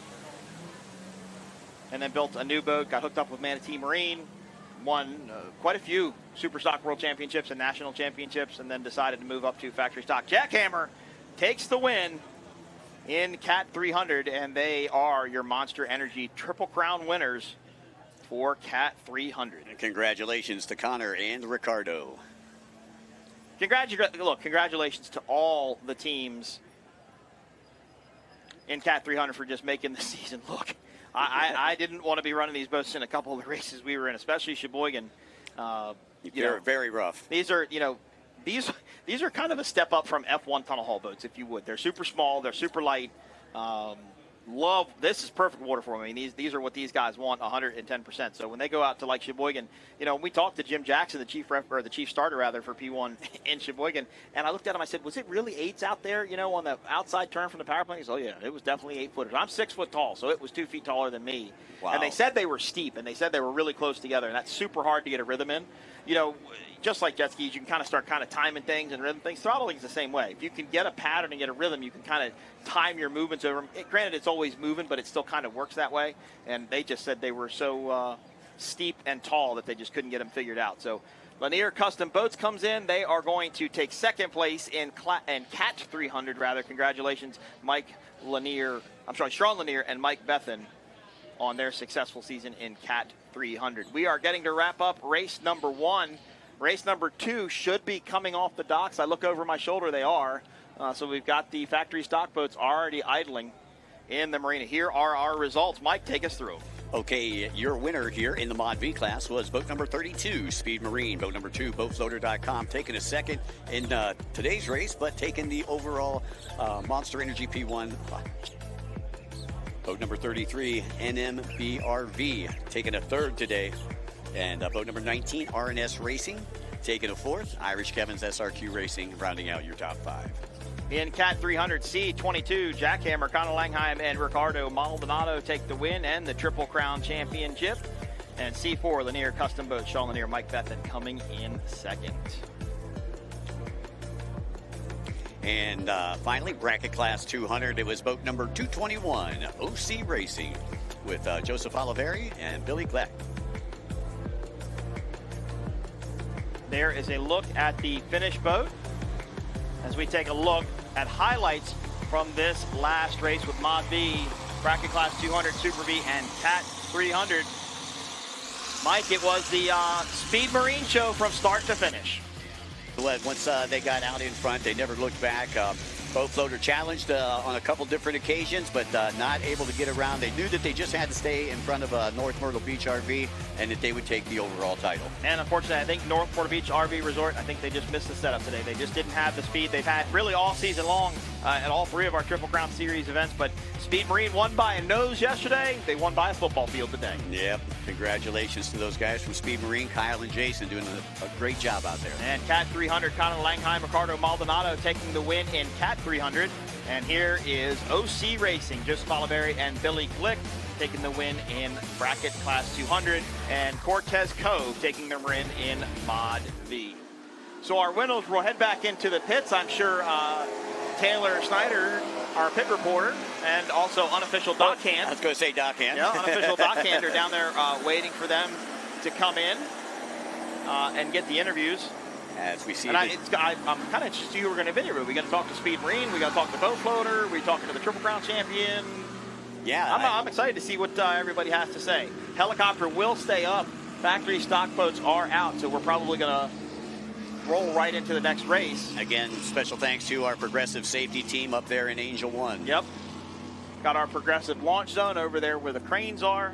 And you are watching the 2025 Monster Energy P1 Offshore St. Pete Powerboat Grand Prix presented by Visit St. Pete Clearwater. Third and final round of the 2025 Monster Energy P1 Offshore Triple Crown Series. Mike, you and I have done all three of them together. It has been a pleasure. Yes, I'll tell you, we worked together sporadically over the last couple of years, but the more we get to know each other, the better that we're working together. And I hope everybody's enjoying the broadcast. I think everybody really likes it. It is a pleasure. Matt Trulio joined us for the Class 1 race yesterday, but I think because of the tight schedule and trying to get him in here, I think he's going to sit out this race, and you're going to get to be in for the Class 1 race. We'll wait for confirmation of that. But he is hanging out on that beautiful start-finish boat, so my heart doesn't really hurt for him. It doesn't bleed for him. No, not by any means. See, there you see Speed Marine. There you see Jackhammer.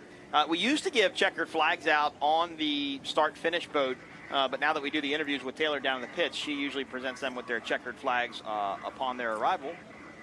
Of course, I say that. It looks like Jackhammer. Oh, they're giving checkered flags out. Okay. All right, so Jackhammer gets their checkered flag. And the 450 factory stock boats are already out. So we are trying to get this one in, although, Mike, look over your shoulder. The weather kind of dissipated back to the west. Yeah, just kind of split when it went a little bit north and went a little bit south of us. And we're looking clean and green right now. Yep, I think Taylor might have some winners here for us shortly. Factory stock boats still pulling out of the pits. There's the beautiful H-Craft center console. H-Craft sold by Manatee Marine Unlimited. Montlick going right there in front of your screen. And I believe Taylor is with BoatFloater.com in the pits. Taylor?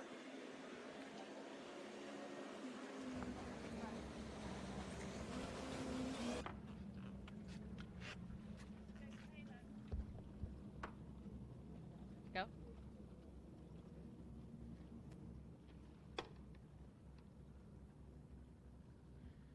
Well, I made my way down here. They're getting this boat tied up. If I can grab a word, Steve, come on and talk to me, or I can go to you. Oh, there you go. He's made it. Congratulations. Yeah, it was fun. It was you guys great. are provisional Monster Energy Triple Crown winners for Mod V. Yes, so we're super excited. It's been a tough 3 races, and I'm glad we're where we are, that's for sure. It was well fought, and I'm going to grab you too. I know we spoke this morning, but well earned. How was the water out there? It was a little bumpier today, honestly. We got this weather moving in, but we still had a good setup on it. Made the best was started in lane 3. Us and Speed Marine were just so evenly matched. It was hard for us really just to set up and make a pass, but we knew we just had to stay in front of North Myrtle Beach to get that Triple Crown win, so we didn't really push and try to do anything stupid. And it paid off. Such a hard year fought. It means a lot. It's definitely an emotional moment. Obviously, this is a family affair, and that's what racing's all about, is being able to race together, the family embrace. You guys are going to make me cry. You better stop that right now. But You're going to celebrate tonight with that big Triple Crown trophy. What are your plans going into next season? Are we going to see more of this? Well, actually, we're hoping we'll get our new boat done by then, and we will be in a new boat. Exciting. So still more of this then. Oh, yes. Oh, yes. I love it. Well, congratulations, guys. Very, very well earned. Our Mod V Provisional Triple Crown winners. Congratulations to Boat Floater. Thanks again. We're going to throw to a quick commercial. We'll be back with more interviews and more racing.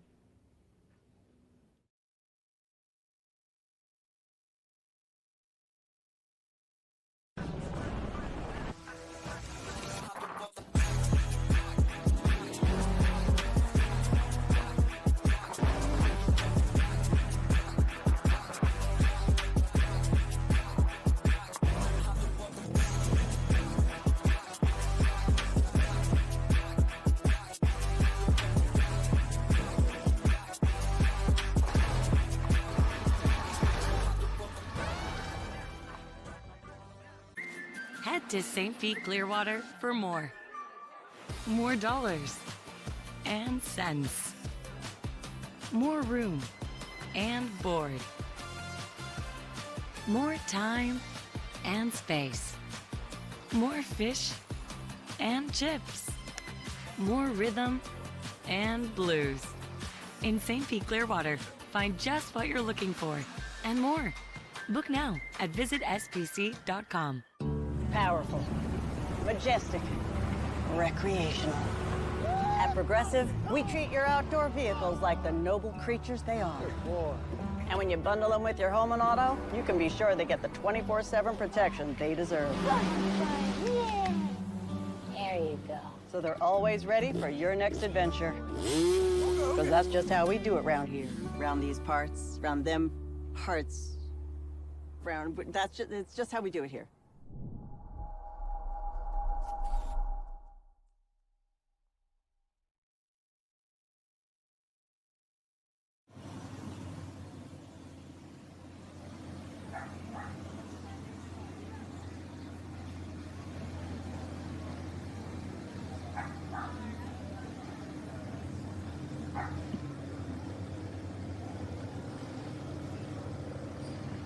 And welcome back to the 2025 Monster Energy P1 Offshore St. Pete Powerboat Grand Prix presented by Visit St. Pete Clearwater, third and final round of the 2025 Monster Energy P1 Offshore Triple Crown Series. Already crowned one Triple Crown winner, or awarded one Triple Crown award to the Mod V team of BoatFloater.com. Now it's time to go racing in factory stock. 8 boats, the most boats we've ever seen in this class.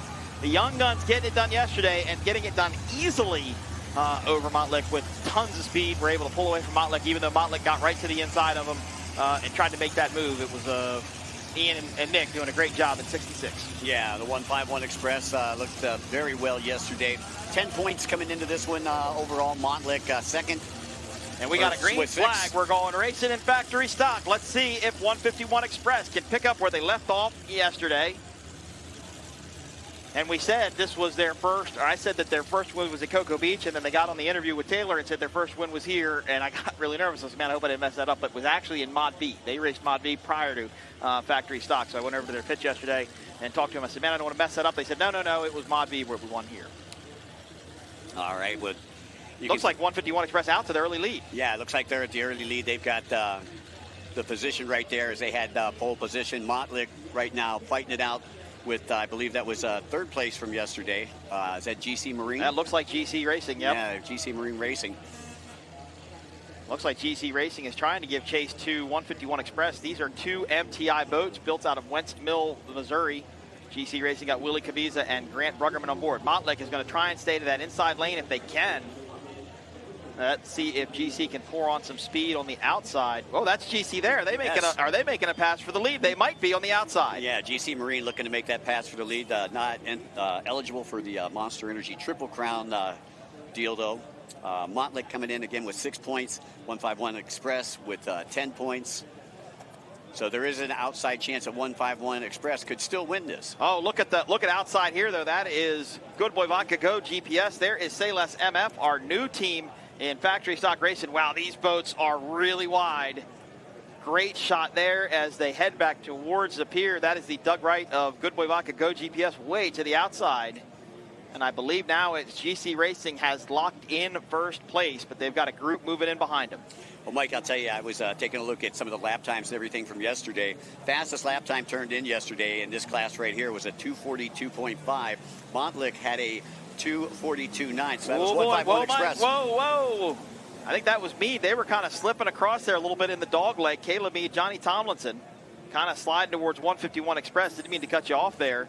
So now Meade Family Racing trying to get up. They are currently in second place over 151 Express. Tough day for Nick and Ian after dominating yesterday. Currently it's GC Racing, Meade Family Racing. And I believe you got Montlick back there in the fourth spot. No, I think Montlick's back in fifth. I think that might be Sayless MF in fourth. So we've got 4 MTIs up front as 151 Express has to cut across that rooster tail. There is Montlick. They are currently, I believe they are fifth. Well, fifth would give them 11 points. 151 Express has slipped back in the pack, so that would still give Montlick the overall. There is Say Less MF, Chad Rootsill, and Rusty Williams.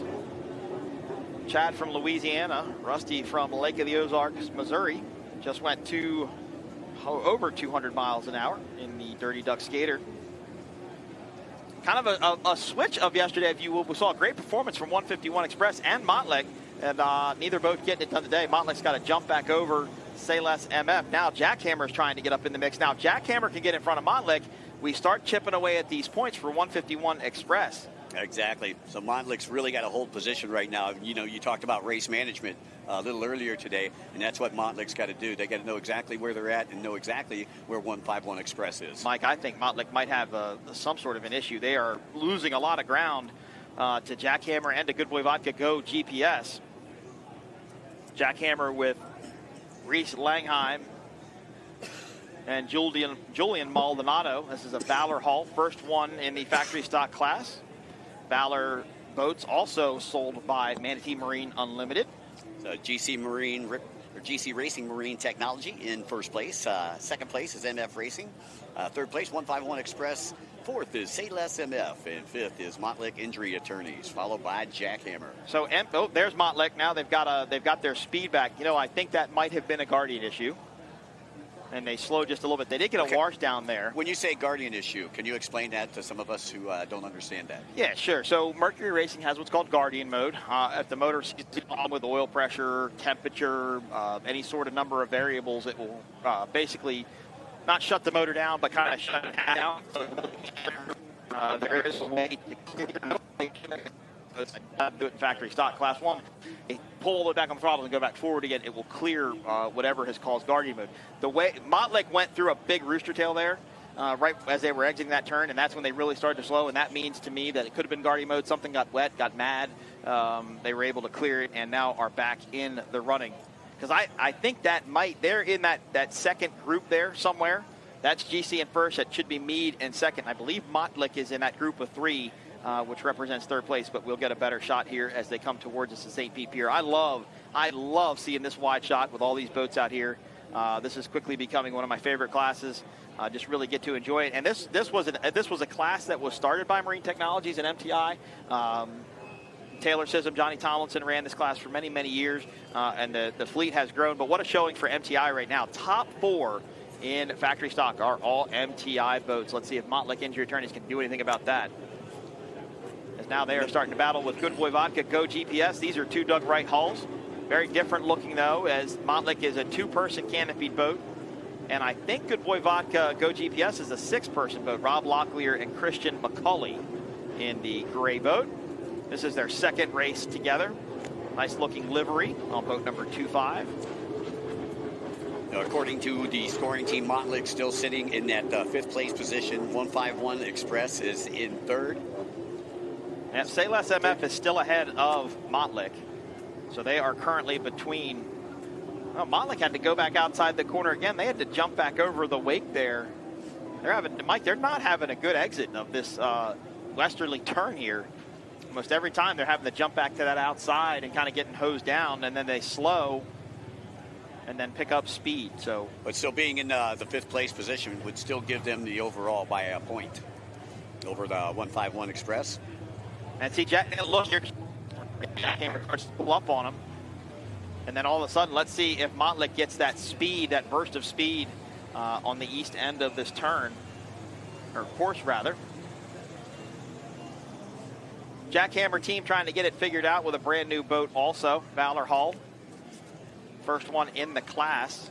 First one ever built, I believe, of that size boat. Remember, these have to come from production molds. This cannot be a one-off build. It cannot be a modified boat from the production mold. It has to be a production mold boat. The 39 MTIs, believe it or not, are actually 4-seater boats. There's quite a few pleasure boats built out there. A couple for sale out of Performance Boat Center. I think there's a red one. There was a green one. There's a couple different ones. And I think Chad Rutzill, who's running the Sayless MF 39 MTI, has a canopied pleasure boat of a 39 MTI. Right, and I like the fact that MTI has done a little crossover with the Caldwell's and Miller exactly. team, Caldwell Racing and Personal Watercraft. And right now, just showing everybody what the MTI is all about. Now, time in scoring has MF Racing moving up to second place. I haven't seen that yet. Currently saying 151 Express in third. Oh, no, MF Racing. Sorry, I'm getting MF Racing and Sayless MF a little dyslexic, messed up in my brain. We've got to get off the MF. Yeah. MF Racing, Mead Family Racing currently in second in factory stock, giving chase to the veterans Willie Cabiza and Grant Bruggerman, sorry. Willie Cabiza and Grant Bruggerman in GC Racing. And just as a reminder to those of you listening in, we will have a helicopter refuel after 7 laps here in this factory stock class. And we'll come back after the refuel with Class 1, where they'll be doing a 7-lap race. And then race number 4, the Superstock class. And they're going to be going 8 laps today. So the GC Racing team and the Mead Family Racing team are on the factory MTI support program. And what that means is, so the Mead family and the Cabiza family show up and basically race the boats. The MTI staff, Jordan, Milton, Juan, who I met over the weekend, they take care of the boats, they maintain the boats, they transport the boats. MTI has a facility over in Hallover on the East Coast, so the boats are stored over there when they can be. And MTI gets it there, they maintain it, they work on it, they wash it, they clean it, and that is the MTI Factory Support Program, which was developed by Taylor as this factory stock class grew. Right now the battle is between Good Boy Vodka, Go GPS, and Sayless MF. And I believe all racers are on lap number 3. Sayless sponsored by Rosenbach Transport. And there is 151 Express. Wow, super wide line there for 151 Express. Not sure why they went all the way over there, as Montlick not making up any ground, or much ground rather, on these two boats. Giovanni Carpatella and Logan Aiden in that green and blue Doug Wright Hall. Super fast boat. Been around for a couple of years now. Had a couple different throttle on that boat, but Logan and Giovanni have really gelled together. Giovanni from Italy. Used to run Class 1, actually, with 222 Offshore, based out of Australia. Oh, okay. Very decorated international throttle man, Giovanni Carpatella. Yeah, bringing some Italian flavor over to the States and going racing with us here. There we go. Like I say, I've seen Montlick's big poster board up, going up 75 earlier this week, and I'm like, wow, I didn't realize that they were this close. Well, and do you know where they're out of? I don't, unfortunately. But I give it to Montlick, right? They came onto this team last year. They were a brand new sponsor, and they have really stepped up their game. They got a great looking hauler. They got their T-shirt trailer sales are over here in the pits. Montlick has really stepped up as a good sponsor for this team, and it's so cool to get outside sponsors, right? I mean, they're nothing to do with boating. They're an injury attorney firm, law firm, and they stepped up and they started supporting this team, and they've done such a great job. Their social media is on point.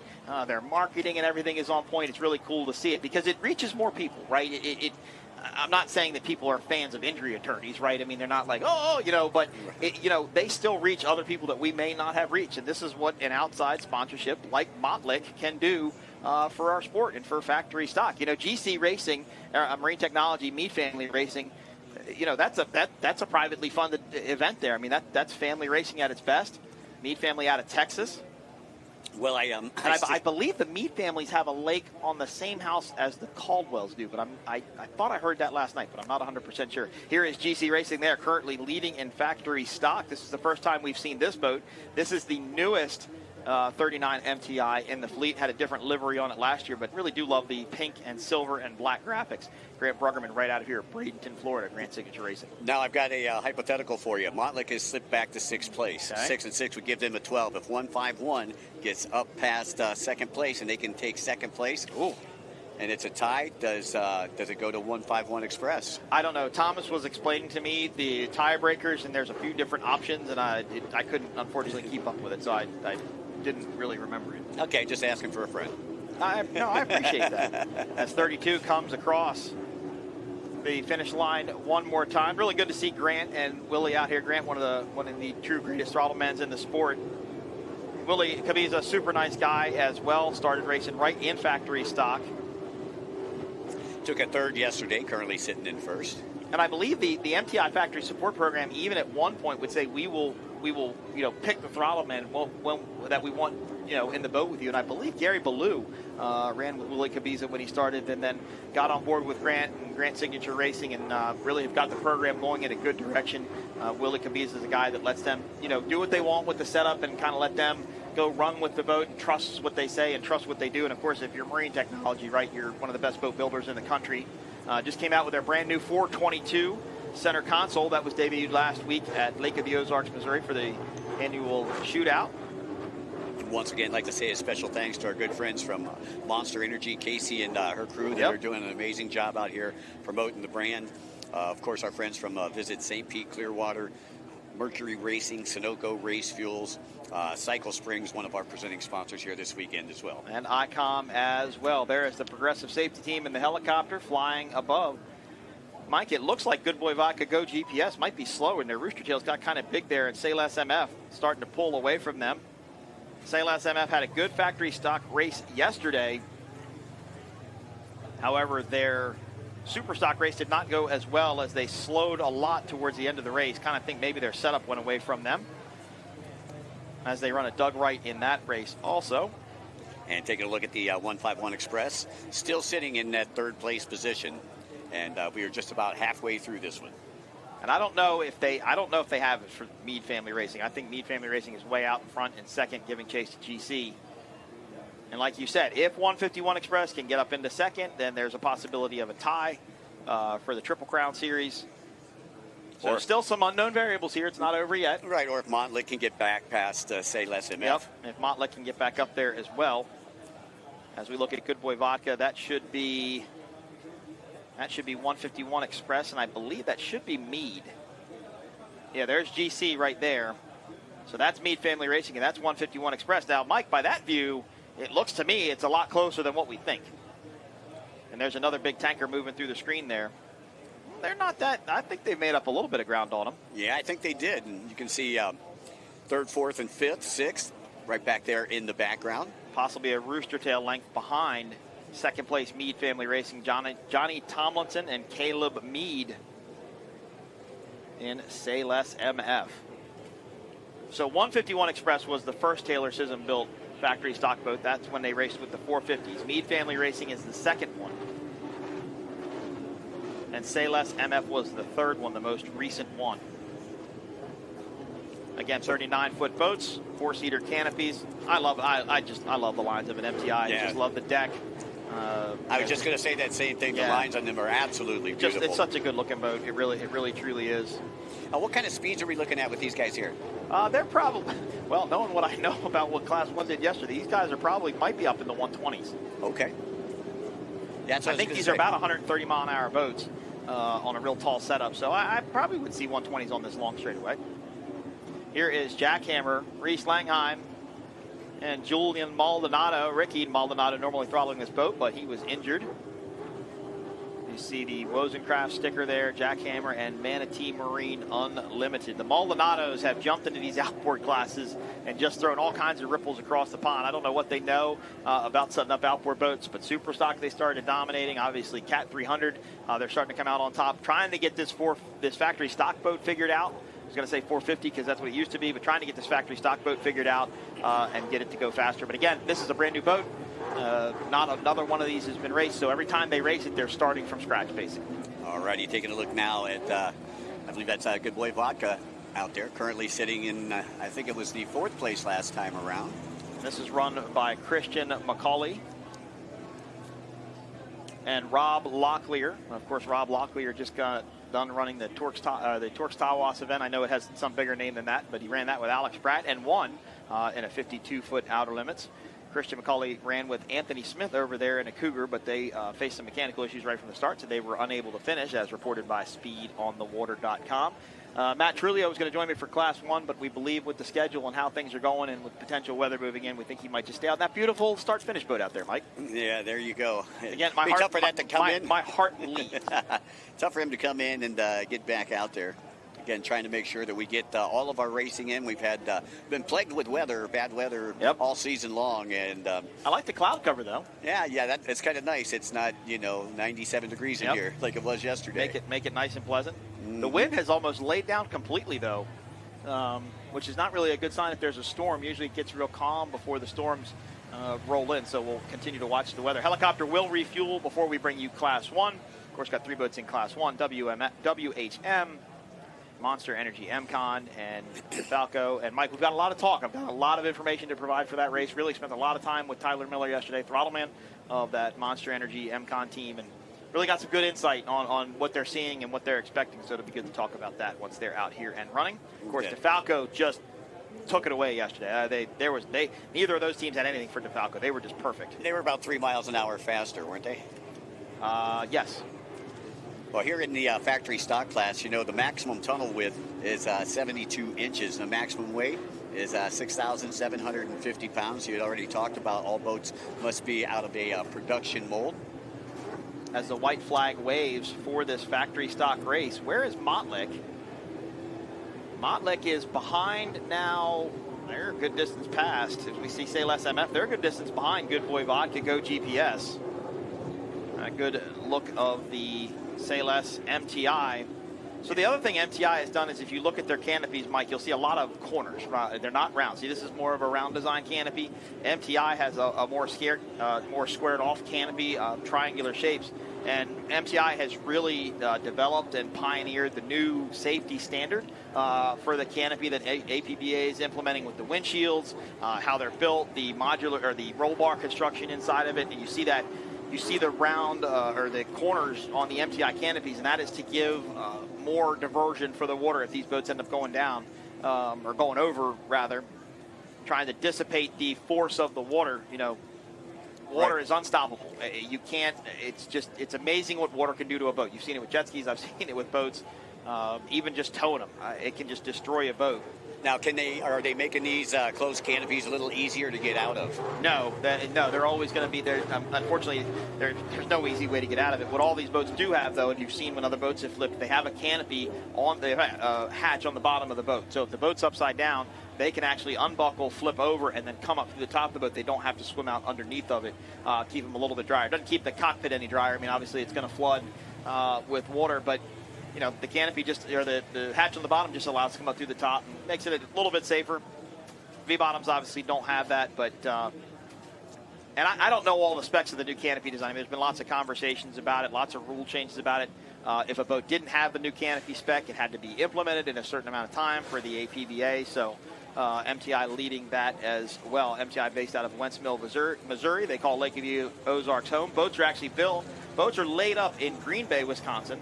And then they were transported down to Wentzville. Had the pleasure of going out to the MTI factory. Of course, it was like a candy store out there. Got to climb all over stuff. Yeah, it was a long time ago, actually, now that I think about it. And like I said, came out with a new 422 center console. They built a beautiful center console, a 50 and a 422. And I guess the 40 might go away with the new 422 come out. But here is GC Racing. Actually, Willie Cabiza, I believe, owns a 40 MTI center console. Grant Bruggerman, Willie Cabiza. They didn't lead from the start, Mike. They kind of struggled a little bit on the start, but, man, they took a huge power move on that outside and just were able to pull away from the entire fleet. So good race here for GC Racing. Yeah, it looked like they started out in about 4th place and was able just to work their way through the pack. And once they got in front, they haven't looked back. Congratulations to Randy Sism, his wife Cheryl. Taylor at home, I'm listening, sure, expecting the birth of her first child. Congratulations to the MTI team. Milton, Jordan, Juan, the whole group there. Taking the checkered flag in factory stock GC Racing. And Mead Family Racing will come through the turn and head towards the finish line, and they will come across in second. Congratulations, Caleb Mead and Johnny Tomlinson, boat number 5, Mead Family Racing. Love getting to talk to Caleb Mead. Took his first win in Sheboygan last year, I believe it was. Oh, look at this, 151 Express and Say Less MF. Oh, Good Boy Vodka. Go GPS. Vodka. What happened there? Well, it looked like Good Boy Vodka just hit the afterburners there. And some great racing down the front straightaway right before the checkered. Man, did 151 Express just not know they were that close? Here is Montlick Injury Attorneys. And by the mathematician Mike Young's calculations, they should be your Triple Crown winners for the 2025 season. Yeah, Montlick should have a 12, and 151 Express will have a 13. Wow, came down. Hey, how many 1-point gaps have I said there have been? Everybody's had a 1-gap point. Like 3 classes now? It's every class is a 1-point gap. Here is Jack Hammer, Julian Maldonado, and Reese Langheim one more time. Of course, this is a big family team here as well. Reese's dad shows up. His son Connor races. His wife Sarah show up. Big family sport as well. And I know this team will spend the time on the Valor to get it right. I really do. I firmly believe it. If they did it in Superstock. Here comes Al and Al, the Italian team, boat number 22. Roberto Lopiano and Alfredo Amato. New team here. Of course, did have some issues in New Orleans. Didn't get to see him Sheboygan. Glad to see him back out here. That's a Doug Wright Hall. Right. And just got to get that boat figured out. You know, you talk to a lot of these international teams, and they tell you how hard it is. You get to come over here like 2 days before a race. You haven't seen your boat in a month or 2 months. You got to get it running. You got to put it in the water. You got to go test it. You don't have any test time here, right? Right. And water conditions are always different. You know, you got fresh water, you got your brackish, you got salt, you got. And GC Racing, they can test, right? Obviously, the MTI teams can test. The Mead family can test.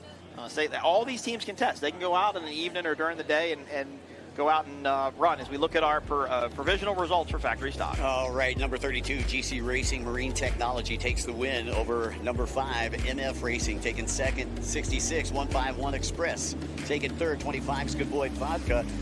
21, Say Less MF, and boat number 40 taking sixth, Montlick Injury Attorneys, and looks like they are going to be the Monster Energy P1 Offshore Triple Crown champions here in factory stock. Hats off to Good Boy Vodka, Go GPS. Good run for a team, only their second race in that boat, and of course Say Less MF, Chad Rootsill, and Rusty Williams. Let's take a look at our highlights of this factory stock race, and Mike Young, it looked like it was going to be 151 Express off the start. Yeah, as they got up on plane, wait for the checkered flag. There it is. At 151 Express, they were to the inside. They had the lane, they had the line, they had the speed. But things changed as they entered back into the dogleg. Yeah, it looked like they slipped off just a little bit, and that is exactly when GC Racing Marine Technology started to make their move.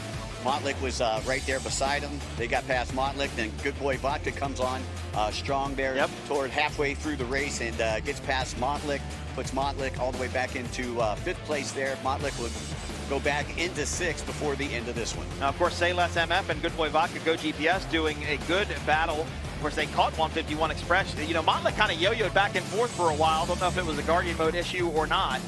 And this was the end. All of a sudden, it was Say Less MF. And look, Good Boy Vodka Go GPS kind of came out of nowhere and tried to run down 151 Express for 3rd place, but unable to get the pass done. GC Racing MTI takes the checkered flag here in factory stock. Mead Family Racing in 2nd, and 151 Express in 3rd.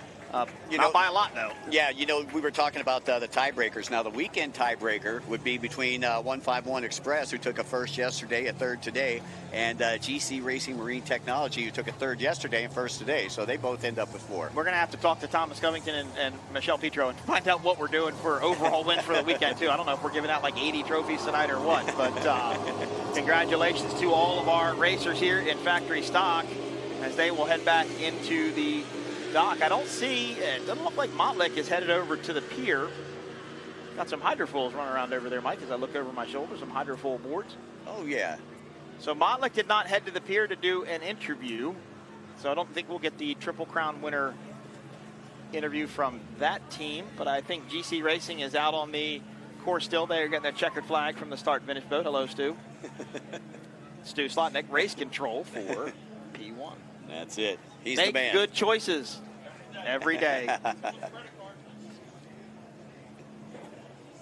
As you look at St. Pete Pier, there is our VIP area. Mikey Young starting to fill up. We are on that little tiny short balcony over to your right. That is where we are, where you see the camera. Got a great restaurant upstairs. Got a great tiki bar at the top of this place. Man, this would be a place I'd love to come hang out at. It's party central, man. Everybody's having a good time. Again, bottom deck there, you can see the big, I believe it was like a 40 by 80 VIP tent. Yep. And then up there, that's the second deck. Those are just VIPs right there. Third deck, that's anybody's game. Yep. I mean, you get there early.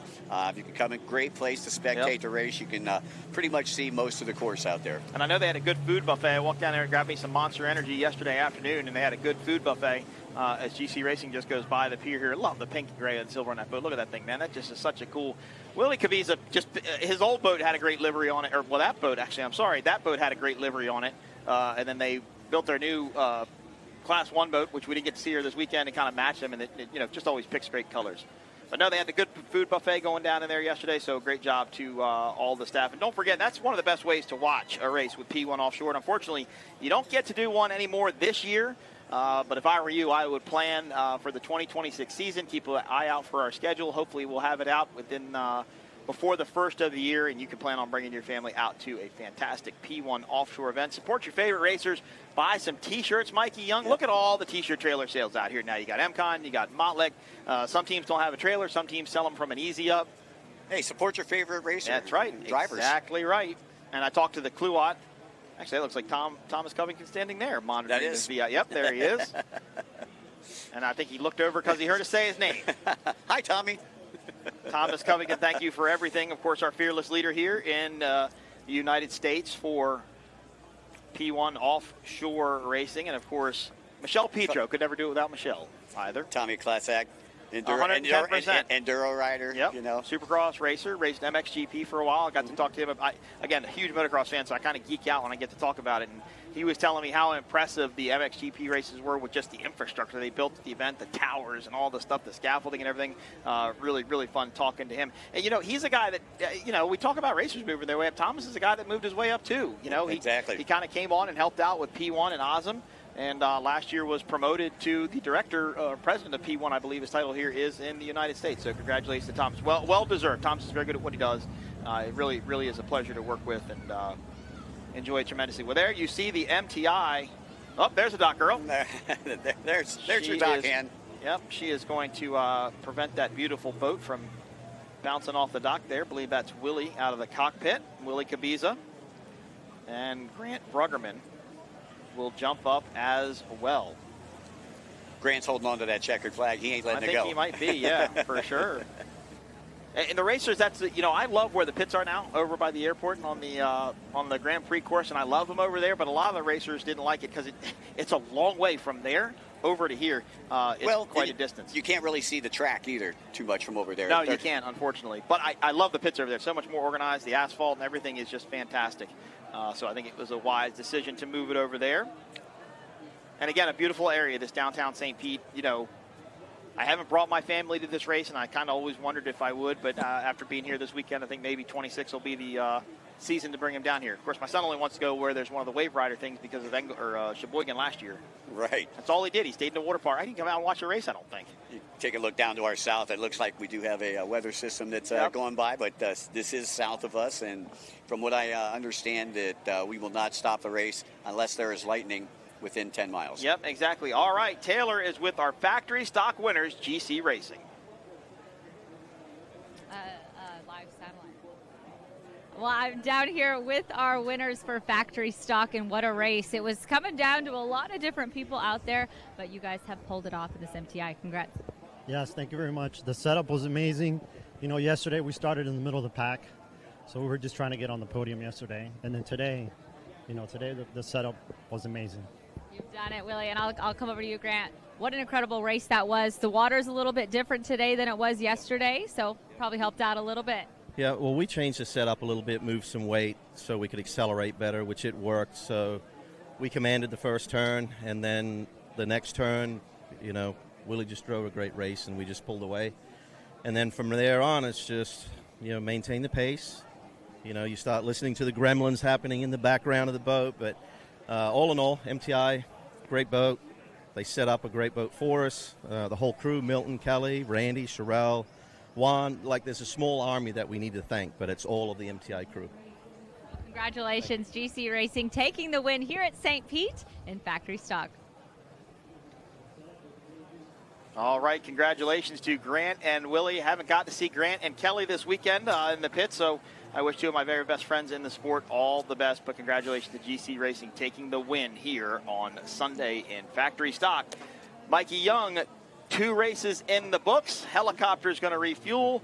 Up next, we've got Class 1, DeFalco, MCon, or Monster Energy MCon, and WHM. And as I mentioned, they saw speeds of 100 and almost 50 miles an hour yesterday, running out the 3-mile straightaway headed east. We are going to take a break while the helicopter refuels. We should be back on the air, hopefully in about a half an hour, so 15 past 12. Between 12:15 and 12:30, we will continue to watch the weather. For Taylor Snyder, I am Mike Iwaski. Mikey Young will be back right after this. All right, Rooster Tails are up. We're going racing. It looked like Jay and Billy were a little slower on their acceleration. The Rooster Tail came up just a little bit later, but Matt, I'm sorry, DeFalco actually put new motors in last night.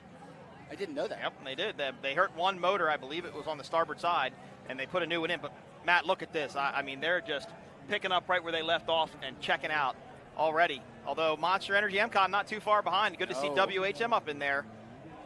I'm excited to see what Billy and Jay can do. I think this is probably really good water for them to get some test time with. Yeah, absolutely. And they haven't been out in the boat that much. Nope. But they're going to get it together, and they have so much seat time between them. Oh, for sure. World champions. Yep. They're tough. Raced multiple classes. I mean, remember, Billy went to Unlimited for a couple of years there. Jay was in Superstock. Jay was in Superstock. Jay still running Supercat, still running Superstock. He's going to run Super V at his race at Lake Apacong in a couple of weeks up there in New Jersey, his hometown race. Always a good time to make it up there for that. But there is the Black Beast, Monster Energy MCon, chasing down DeFalco. And about a Rooster Tail length behind, maybe a little bit more. But as we were talking about Tyler Miller earlier, remember, Class 1 is going to run 7 laps. You know, I remember their first race in Clearwater with Billy Moff's old skater. Yeah, that's right. It was his first boat, right? Yep.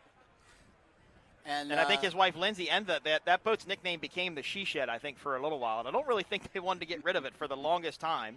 But then they went Supercat racing. They bought the old steel boat, which then became, I believe, Great L. That's correct. Yep, and then he built another boat, and he's got a Class 1 boat in production right now for next year. Yeah, it's based off a Skater 388. Right. You know, for just shorthand, it's a foot longer. Yep. It's a little bit different on the specs, and Tyler thinks it's going to be super competitive in the kind of water that they typically have for these races, meaning relatively flat, like today.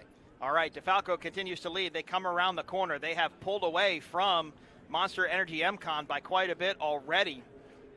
I talked to Mike Falco yesterday for a little bit about the engines, and they didn't need to replace both of them, but he looked me square in the eyes and goes, why am I going to take the chance and just replace one of them? I just ought to do both of them. He's very direct. He is a very direct guy, but a super nice guy, very pleasurable to talk to. And these motors had probably about 6 or 7 hours on them, he said, test time only, so they were very comfortable with them. But I was surprised, and I don't know, and maybe you do, I was surprised only here he has 2 sets. I thought everybody had 3 sets, but maybe they only have 2.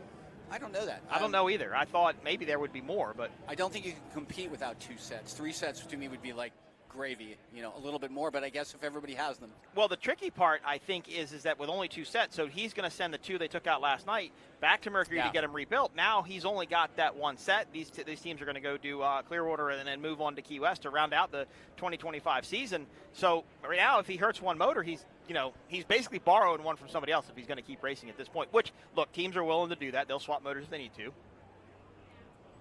As you can see, Billy and Jay currently running in 3rd in WHM. Matt, they had to make a lot of changes to this boat, though, to get it to meet the requirements of Class 1. They had to add a lot of weight. I know that. They did. I thought it was upward of 300 pounds. No, I thought it was up of thousands of pounds. Thousands of pounds. I thought it was thousands of pounds.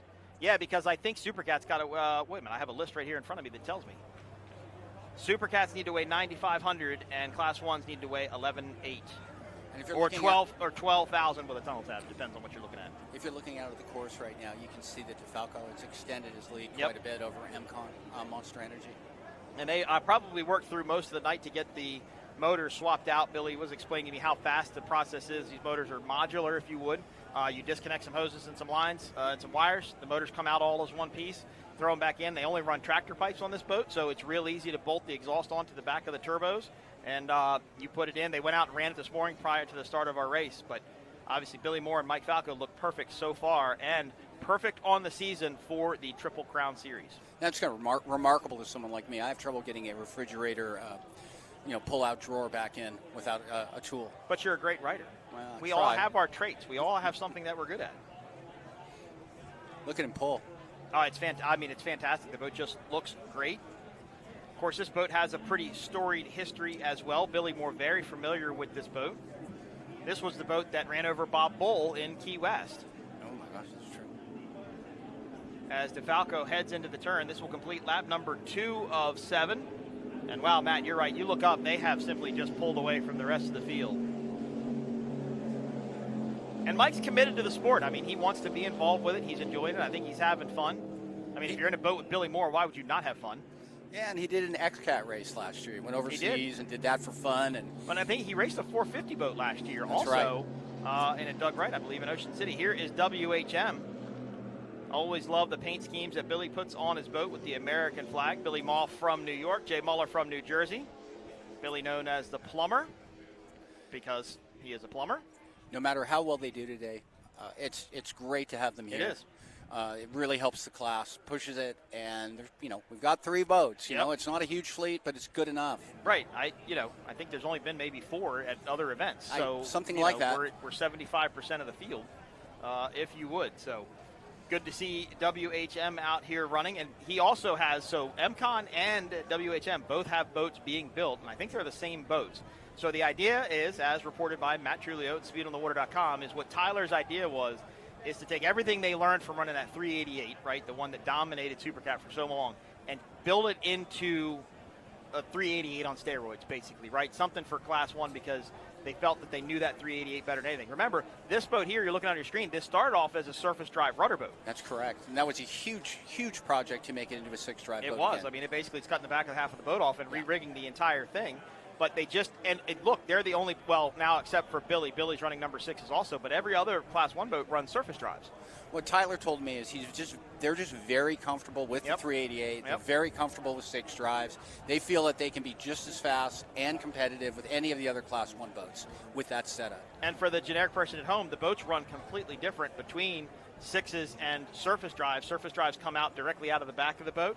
Number 6s are more tucked up underneath of the boat, so it wants to pull the bow a little bit more and carry the bow more, as to where surface drives, it wants to run a little bit more level and push the boat forward. So not only is it just tearing the boat apart, it's completely learning how to run the boat and changes to the boat. And you're right, I think the 388 with 6s, they were just comfortable with it, and that's what they want to stick with. You know, on a day like today where the conditions are conducive to high speed, what do you think they're running at the top end? They're probably over 125. Yeah. 125, 130. I think on this straightaway going east along 3 Mile Straight, I definitely think they're up in the 120s, low 130s. So as we watch DeFalco come by, this will complete lap number 3 of 4. So did you see the talked about event of the day, the El Bandito Tequila 720 inverted flip nose grab, as I'm calling it? Yeah, I said that El Bandito Tequila took a double shot. You know, did you see him? I saw it happen. I haven't talked to either Steve Miklos or Steve Fairman. I don't know. I think they might have broken a drive. I've never seen a V-bottom do what that boat did. Never. A pirouette like that, and I think the boat fell over and that drive hit the water, and Miklos didn't let out of it, and I think that prop just hit wide open and it just was gone. You know, Eric Colby told me, and he covers offshore racing for us, but he's covered it long before Speed on the Water was even a thing, and he's never seen anything like it in 30 years of coverage. Well, because they don't pack air like a cat boat does, so it's not following what the air is doing. That boat did that off a sheer forward momentum. Yeah.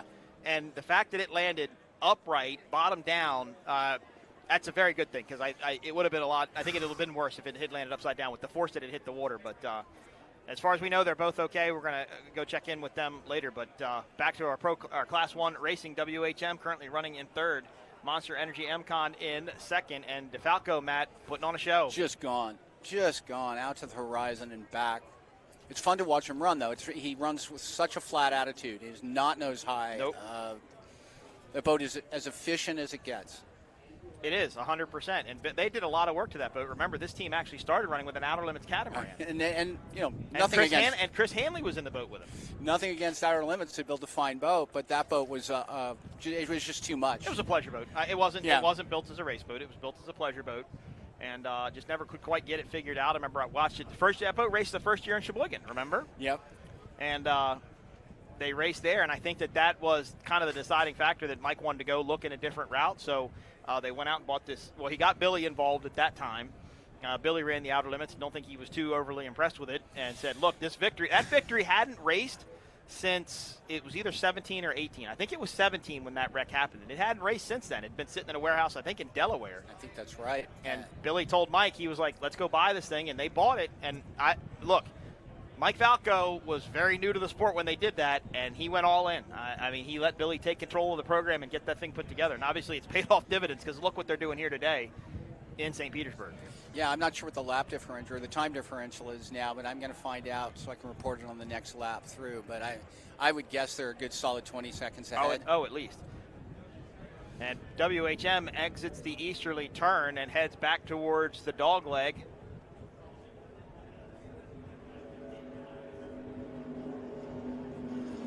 As you look up and watch it run by you live, it's just perfection on the water. I mean, that's beautiful. To me, that's all there is to it.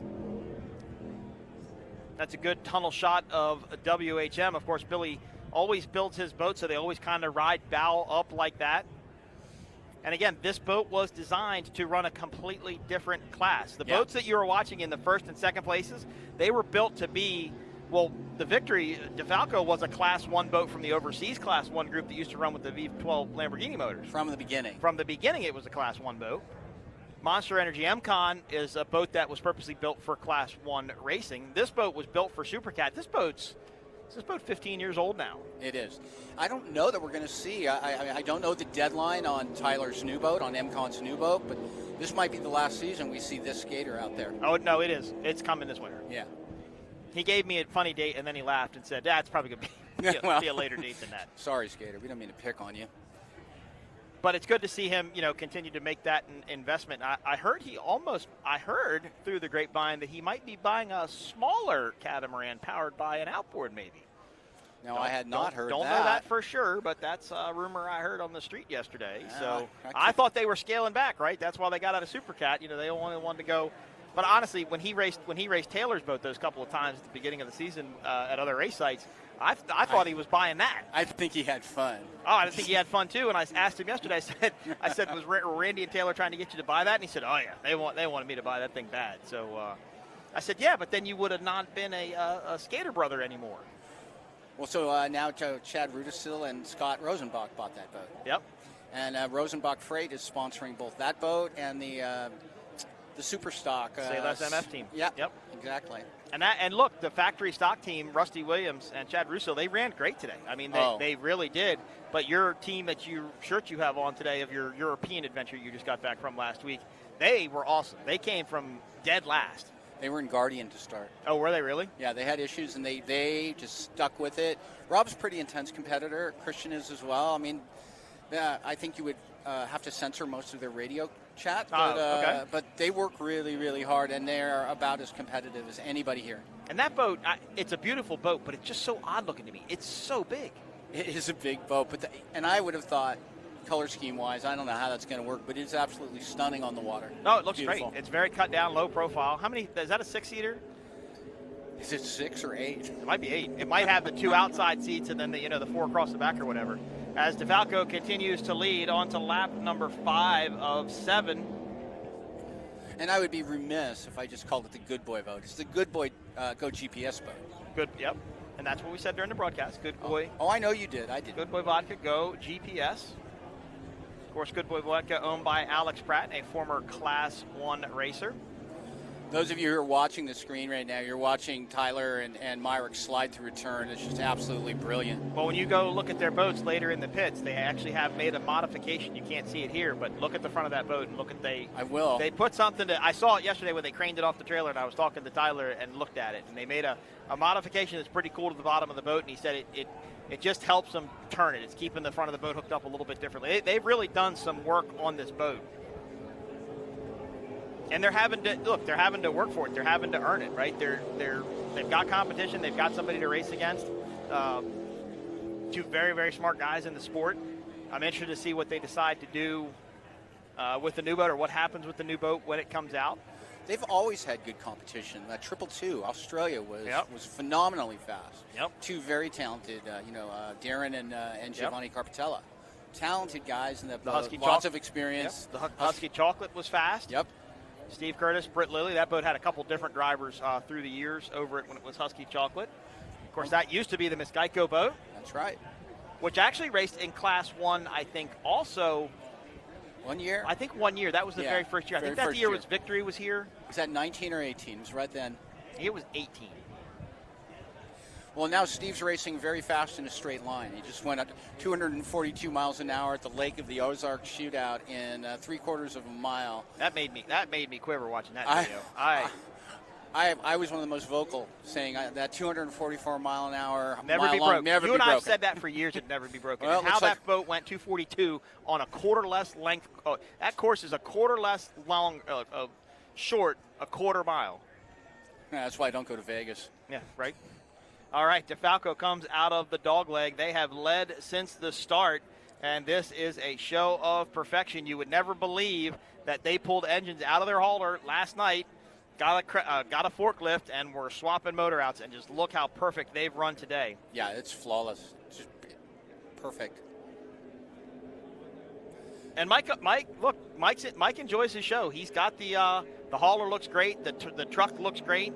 I think he's got some high-end Lamborghini sitting over there now, a couple cool motorcycles.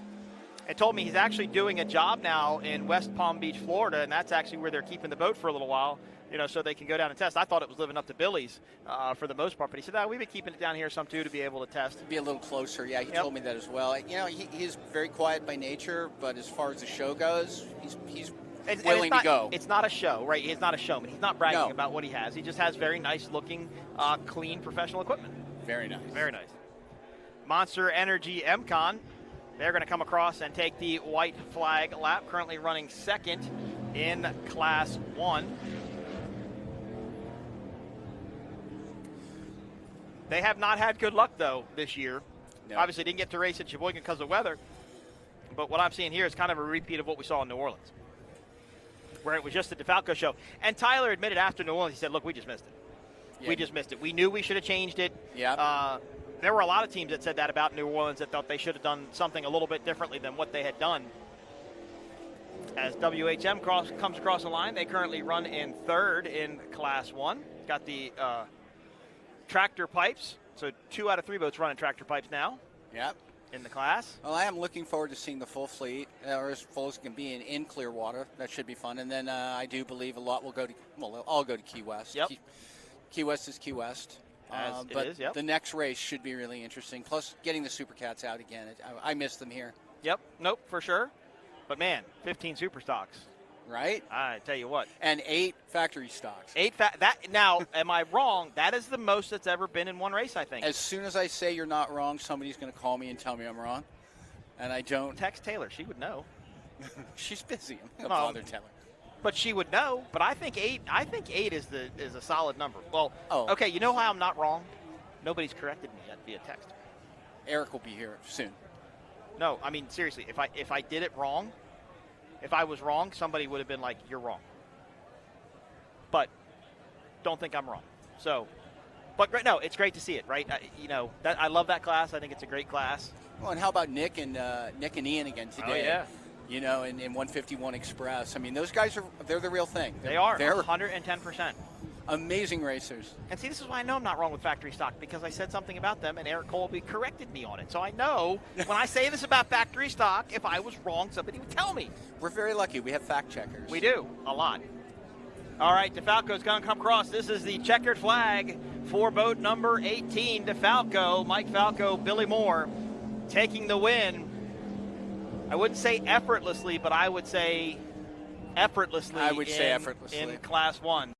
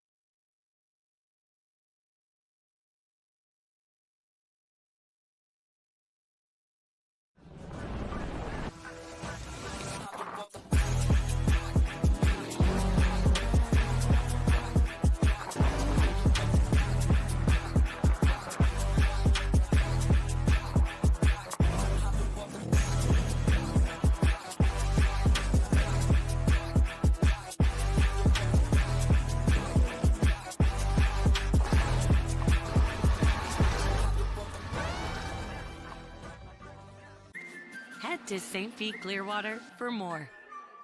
More dollars and cents. More room and board. More time and space. More fish and chips. More rhythm and blues. In St. Pete Clearwater, find just what you're looking for and more. Book now at visitspc.com. Powerful, majestic, recreational. At Progressive, we treat your outdoor vehicles like the noble creatures they are. And when you bundle them with your home and auto, you can be sure they get the 24/7 protection they deserve. Yeah. There you go. So they're always ready for your next adventure. Because that's just how we do it around here. Around these parts, around them parts. It's just how we do it here.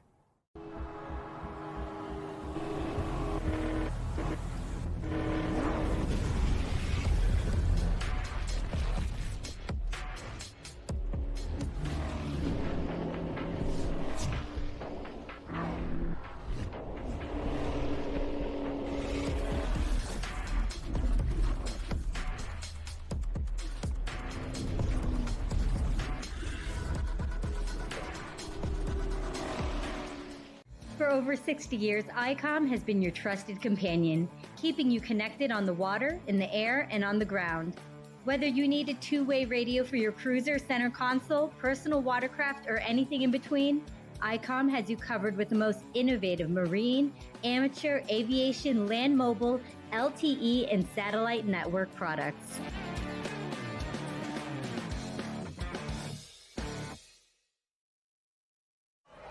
It's time to turn it up to 11 and ride full blast. The all-new Jet Blaster series from Yamaha.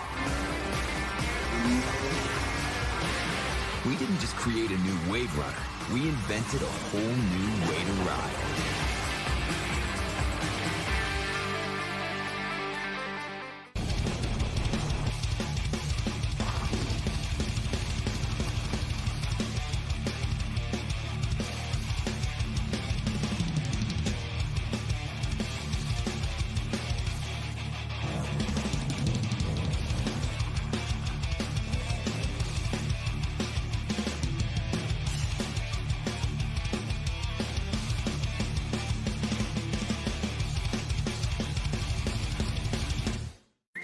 Head to St. Pete Clearwater for more.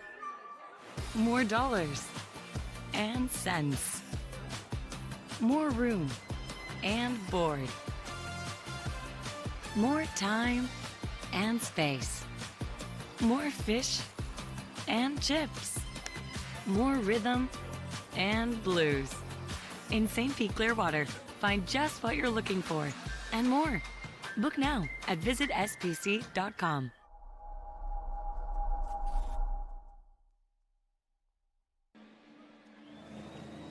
And welcome back, ladies and gentlemen. This is the 2025 Monster Energy P1 Offshore St. Pete Powerboat Grand Prix, presented by Visit St. Pete Clearwater. Mike Uoski, Mikey Young, Taylor Schneider doing our pit reporters, and I would like to welcome our viewers on Racer.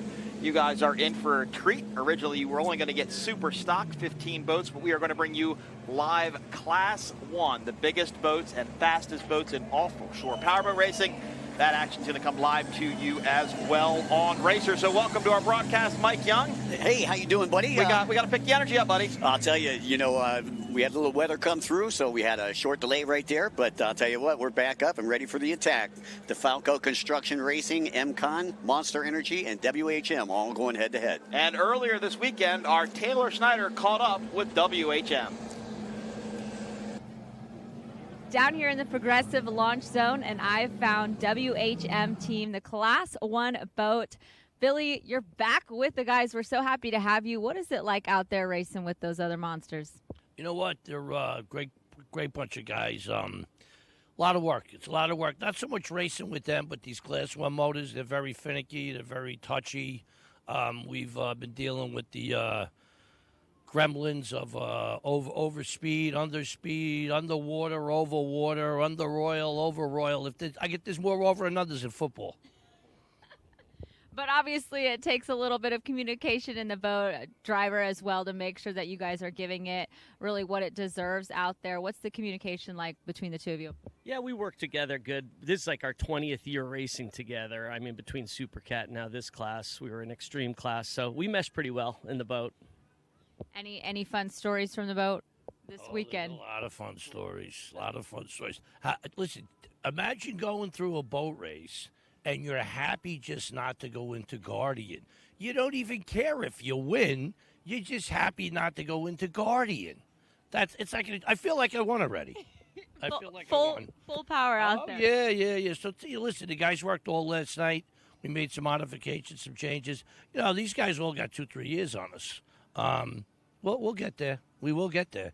And I'm happy to be back, too, by the way. That's the spirit we like to hear. We'll keep an eye out for these guys out there in Class 1 today.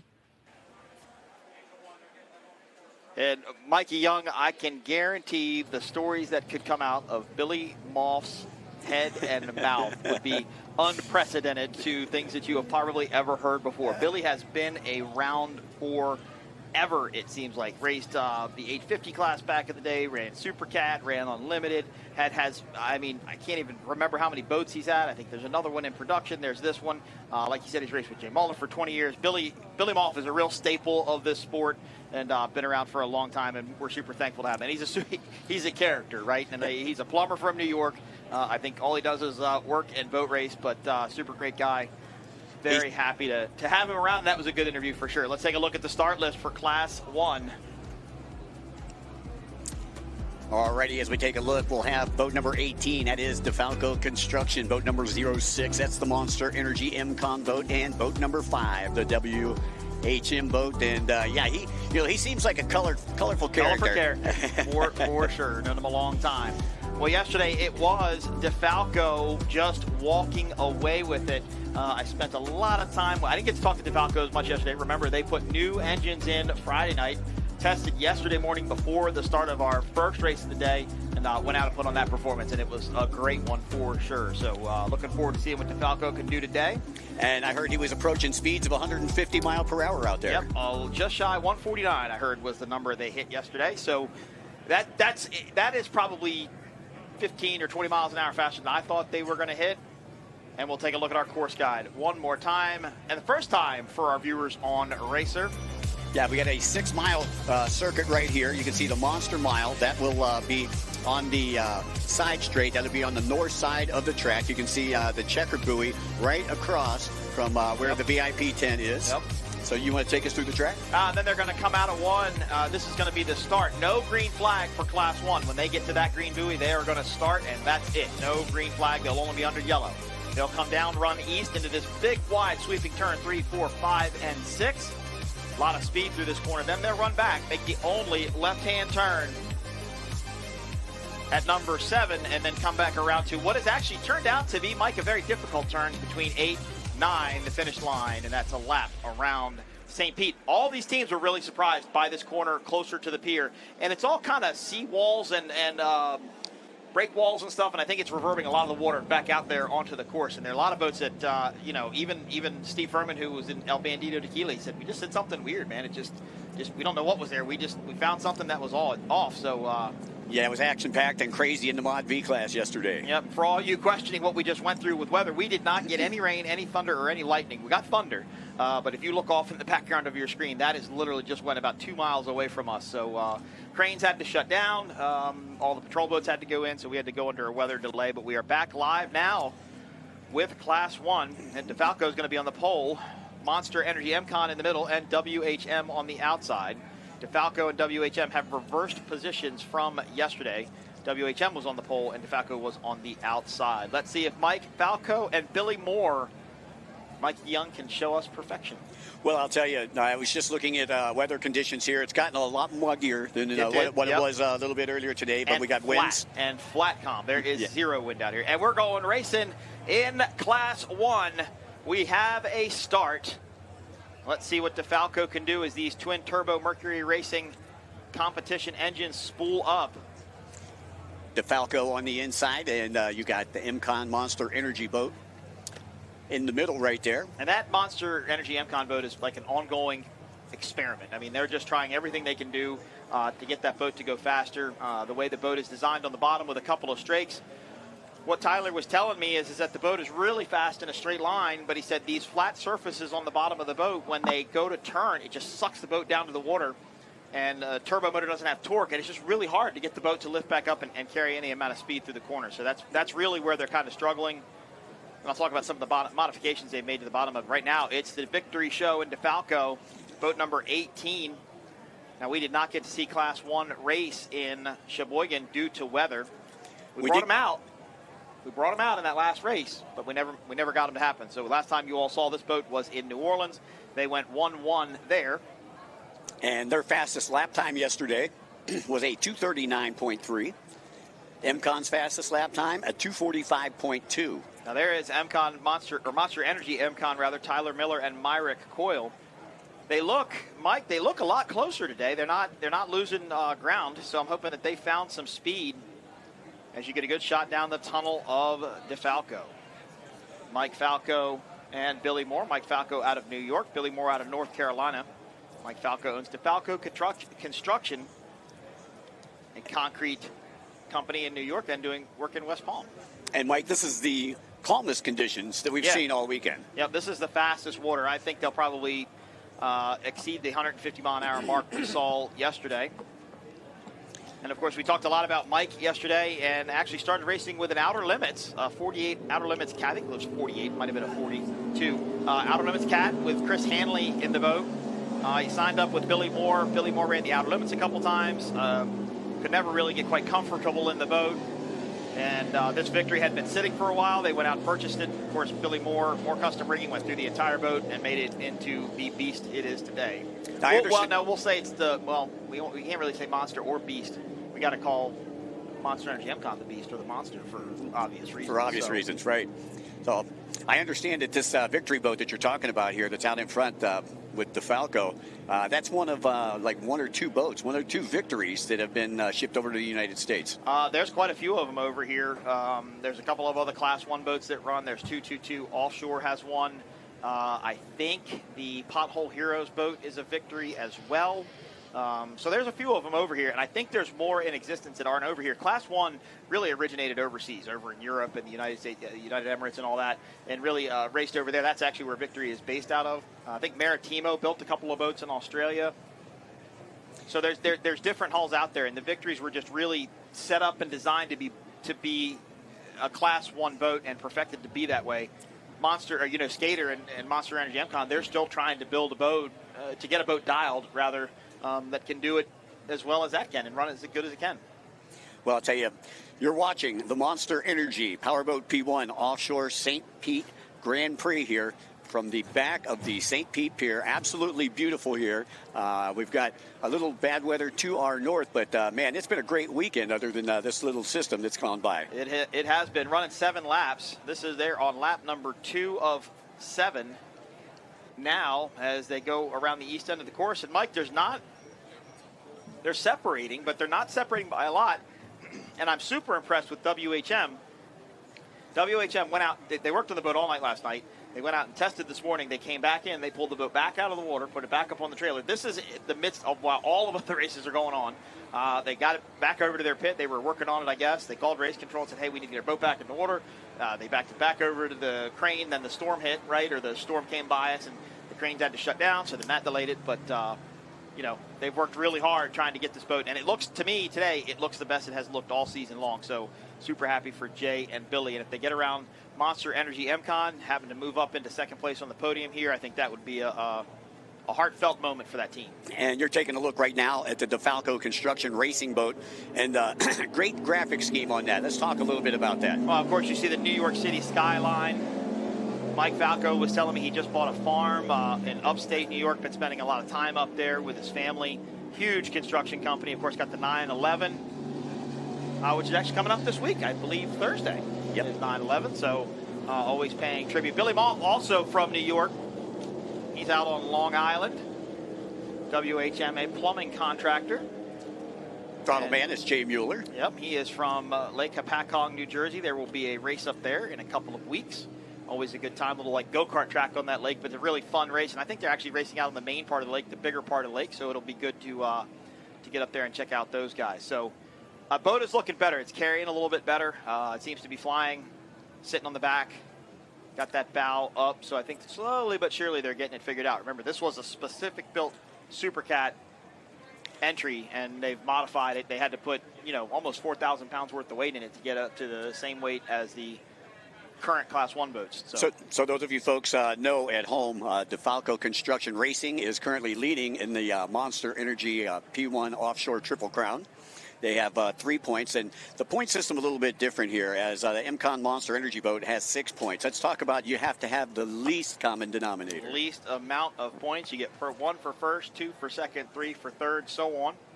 Although we did learn something new as we were tallying our scores up earlier in the day, but before we went on the air, we were saying, oh, yeah, this team got 8th, this team got 9th. Oh, yeah, they got this. And then our producer, Lowell, came up to us and said, no, we're only scoring the boats that are participating in the Triple Crown. So, for example, Superstock coming up next, we have Say Less MF, we've got Michaelized, and we've got Demon Bikini are our 3 boats running for that Triple Crown. We were scoring them in the Triple Crown where they placed yesterday, which was like 8th, 10th, and like 13th or something like that, and we were told, no, that's not correct. We're actually scoring them as 1, 2, 3 for the Triple Crown only. Well, I'll tell you, I think that that's a good idea, too, because you don't bring these people in to come into the last race and play the spoiler for these folks that are out there. These 3 teams, just went to all 3 races, New Orleans and up in Sheboygan, now here in St. Pete. All right, we are on lap number 3 of 7 here for the Class 1 race. DeFalco is now starting to pull ahead. Hello, friends. Starting to pull ahead of the rest of the fleet in Class 1, making it look like they did yesterday. Just a great shot. Now, that's a rudder boat with surface drives coming out the back. Of course, running the tractor pipe style exhaust. I looked up earlier. It looked like to me WHM may have been catching Monster Energy MCON. You get a good transom shot there. Here is the Skater, the Beast, boat number 06, Tyler Miller and Myrick Coyle. Myrick Coyle drives, Tyler Miller throttles. Myrick Coyle calls Lake of the Ozarks home. Tyler Miller calls Wathena, Kansas home, but has a home on Lake of the Ozarks as a, you should call it vacation home, or second home. And currently they are in second place. And puts his 40-foot Skater race boat on his dock at his lift quite frequently, I think, to cruise around the lake, especially for the shootout. Sounds like a good time up there at Lake of the Ozarks. For sure. But he does have a new boat being built. He did confirm it yesterday. They hope to have it sometime, of course, in the off-season. And he's very excited about that new boat. I think he really wants it to show up. It's going to be a more Class 1 purpose-built boat. For where this team started and for where they are today, I didn't get a chance to say this to him yesterday, but I wanted to say, could you imagine when we met in, I think it was 2016 or 2017, could you imagine you telling me what you're telling me now about the bottom of this boat? I didn't get a chance to say that, but, that's what I was thinking, because he came into it knowing, nothing. They had a Skater pleasure boat out at Lake of the Ozarks, and, we're big boaters and stuff, but they had never raced before. They bought the old WHM boat, came out, and have been through quite a few boats since then, especially with Supercat. So they put a lot of time and a lot of effort into this, what you could consider a Franken boat. Yeah, a little bit.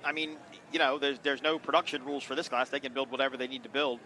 This boat was actually, so it has to be 40 feet or 12 meters to meet the Class 1 specs. So this is built off of a 388 Skater, which is by far the most popular model that Skater builds right now. And they actually did the front half of a 388, the back half of a 388, and then added what they needed to in the middle to get it up to that 12 meters or 40 feet in length. So, all Skaters are, a Skater is all, they have a bottom hull, a mold for the hull, but they do not have a top mold. So every deck is hand-tooled, hand-custom made to customer specifications, whatever they want to do.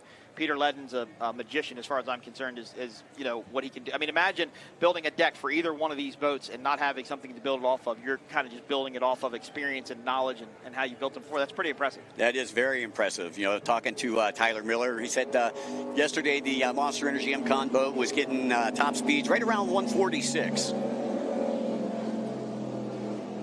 And I think Taylor has caught up with Casey Van Buren, the Monster Energy offshore manager. Taylor?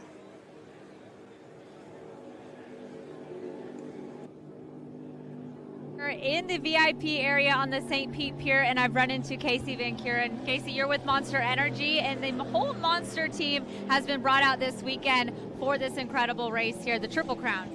Yeah, we're really excited to be here. This whole season's been great, but this is the finale for the whole deal, the final round in beautiful St. Pete out here on the pier. The weather's holding out for us, which is great. Got my boat out racing now, tons of my jet ski racers out here. It's been great so far. As we're in Class 1 right now, obviously Tyler and Myrick are out there. They've struggled a little bit this weekend, but still, they're pretty much the most popular team, it seems like, when you walk up and down the pier. Yeah, well, there's such a great group. The whole team, it's basically a big family. But, yeah, the performance has been good. But yesterday they had a little bit of an issue. They worked on it in the pits and came back out today. So we'll see how the rest of the race finishes, yeah. And a little bit more on the Triple Crown. What an incredible thing that Monster has come on board to do. Those 3 races and really it's spectacular locations as well. So Triple Crown has been a big success. Yeah, we loved it. You know, 2 of the locations we've previously been to, which are great, Sheboygan and St. Pete, and then New Orleans this year was new, which was great. They welcomed us with open arms. But I love it because I love the combination of the offshore boat racing with the jet skis too. Love having all my offshore guys all in one spot too, which is helpful. Well, thanks for chatting with me. We're going to keep watching these guys in Class 1. But if you're here at the race on the pier, make sure you guys stop by. They've got a whole Monster booth. Grab one and enjoy the race. Let's get back to Class 1. And Mike, you deal with Casey. I deal with Casey. We are totally appreciative. Look, Monster came on last year. Yes. As the title sponsor of P1 Offshore Racing, the official energy drink. They got hooked up with the Millers and the MCon team, and it really is a relationship that has bloomed. But part of the reason is Casey. Casey is such an awesome person, so down to earth and so incredibly helpful. Do anything for you, and we're glad to have her around. So thanks to Mitch Covington, and all the higher ups at Monster that believe in what we do and try and support us and stand behind us. It's great to have Monster aboard. And it's kind of cool to be thinking we're up there with the Supercross guys and all the other professional athletes, all the extreme athletes. But this is an extreme sport too.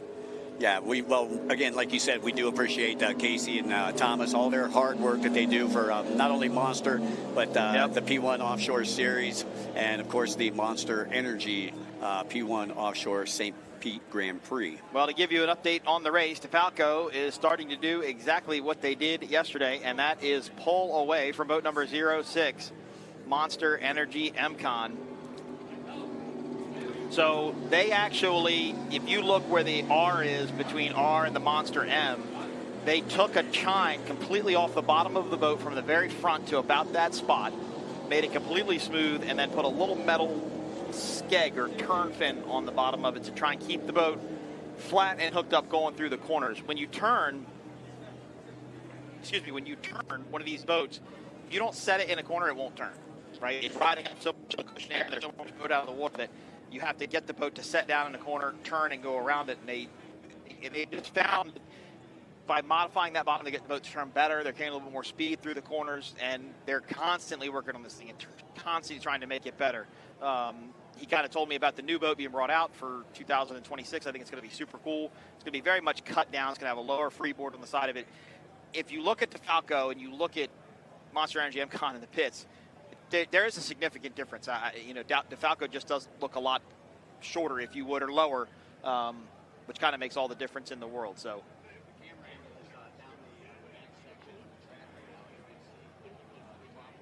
I think is that DeFalco? No, that's got to be a sweep boat or a patrol boat.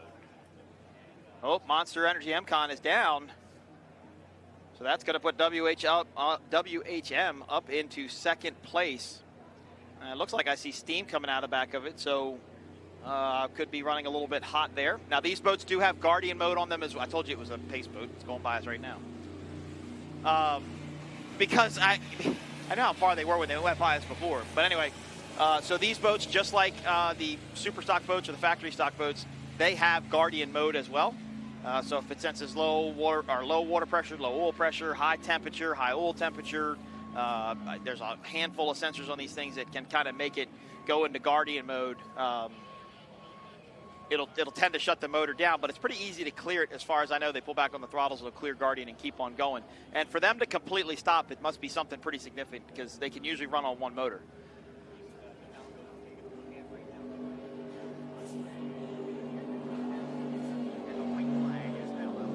And of course, we want to give a shout out to Matt Trulio, who sat in for the Class 1 race yesterday, but with our weather delay, he's actually on that start-finish boat and couldn't get in here. But I am allowed to make the announcement that the Year in Review Speed on the Water magazine will not be happening this year. For the first time in 10 years, they have put together a fantastic publication, one everybody enjoys getting to look at and getting to read. And with some changes in the business right now, they're going to take a year off from doing it, but come back hard in 2026. Well, you don't see that anymore. You know, the paper, the actual paper magazines. I still like getting them. I mean, I still like having them. I don't throw them away, which is a problem, but... I think we both got that problem, Mike. WHM is now currently in second place in Class 1.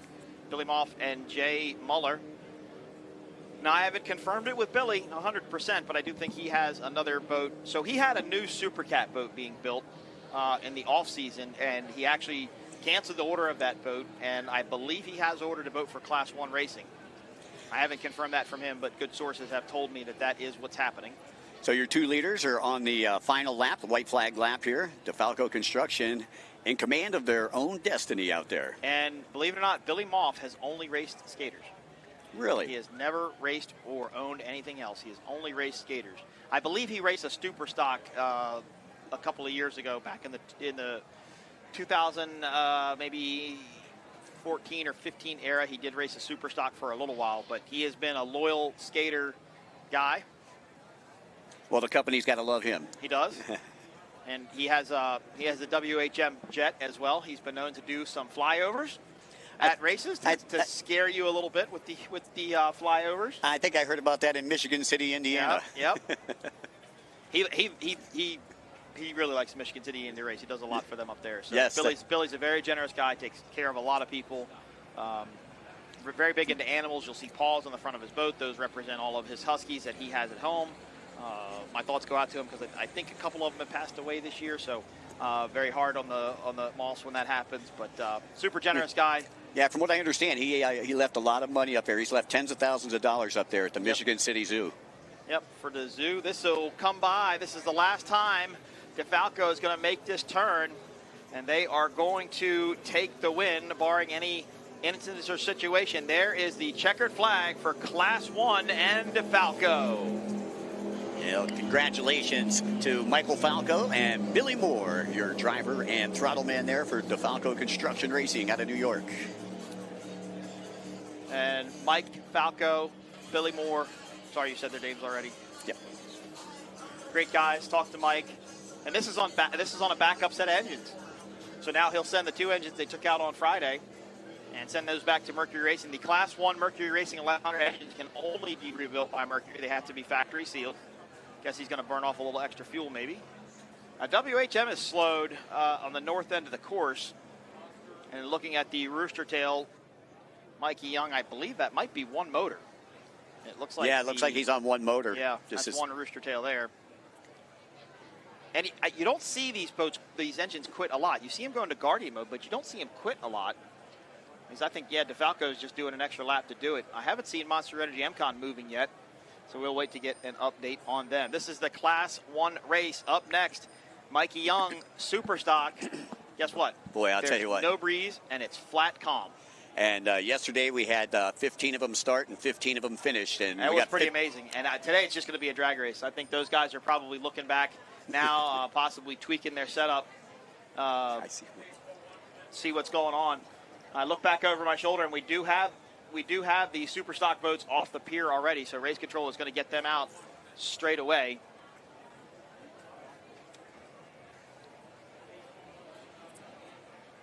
Yep, I think DeFalco's out there doing a parade lap, Mikey Young. Yeah, exactly. Well, they had a little bit more fuel than what they needed to take home with them, so they're going to go ahead and burn that off and save some fuel on the way home. Well, when we had our production meeting on Friday, we were Ryan Beckley with APBA Offshore was in there, and we told Livy and a couple of the team that how we count laps. Pieces of tape with a number written on it. They got 1, 2, 3, 4, 5, 6, 7. Every time you go by, you pull a piece of tape, and that's how you count laps. All the technology these boats have and the data loggers and all that stuff, you still pull tape. That's how it gets done. Duct tape gets you through the day. Yep. WHM is definitely on one motor. As they come across the finish line, they will actually get second place and head back into the pits and get that skater back up on the trailer. As we have one more offshore race to go and one more Aqua-Cross race to go. This is the 2025 Monster Energy P1 Offshore St. Pete Powerboat Grand Prix, presented by Visit St. Pete Clearwater. Of course, the third and final round of the Monster Energy Triple Crown Series, Monster Energy P1 Triple Crown Series. And there is DeFalco. There's the Moore custom rigging sticker. Billy Moore, his father Bobby Moore, actually invented the throttle man position. And by the way, we'd like to say a very special thanks to our good friends from Cycle Springs, who is one of our presenting sponsors here this weekend. Yep. For the Monster Energy P1 Aqua-Cross Nationals. Yep, we've got one more race to go there. That's going to be the Amateur 200-300 race.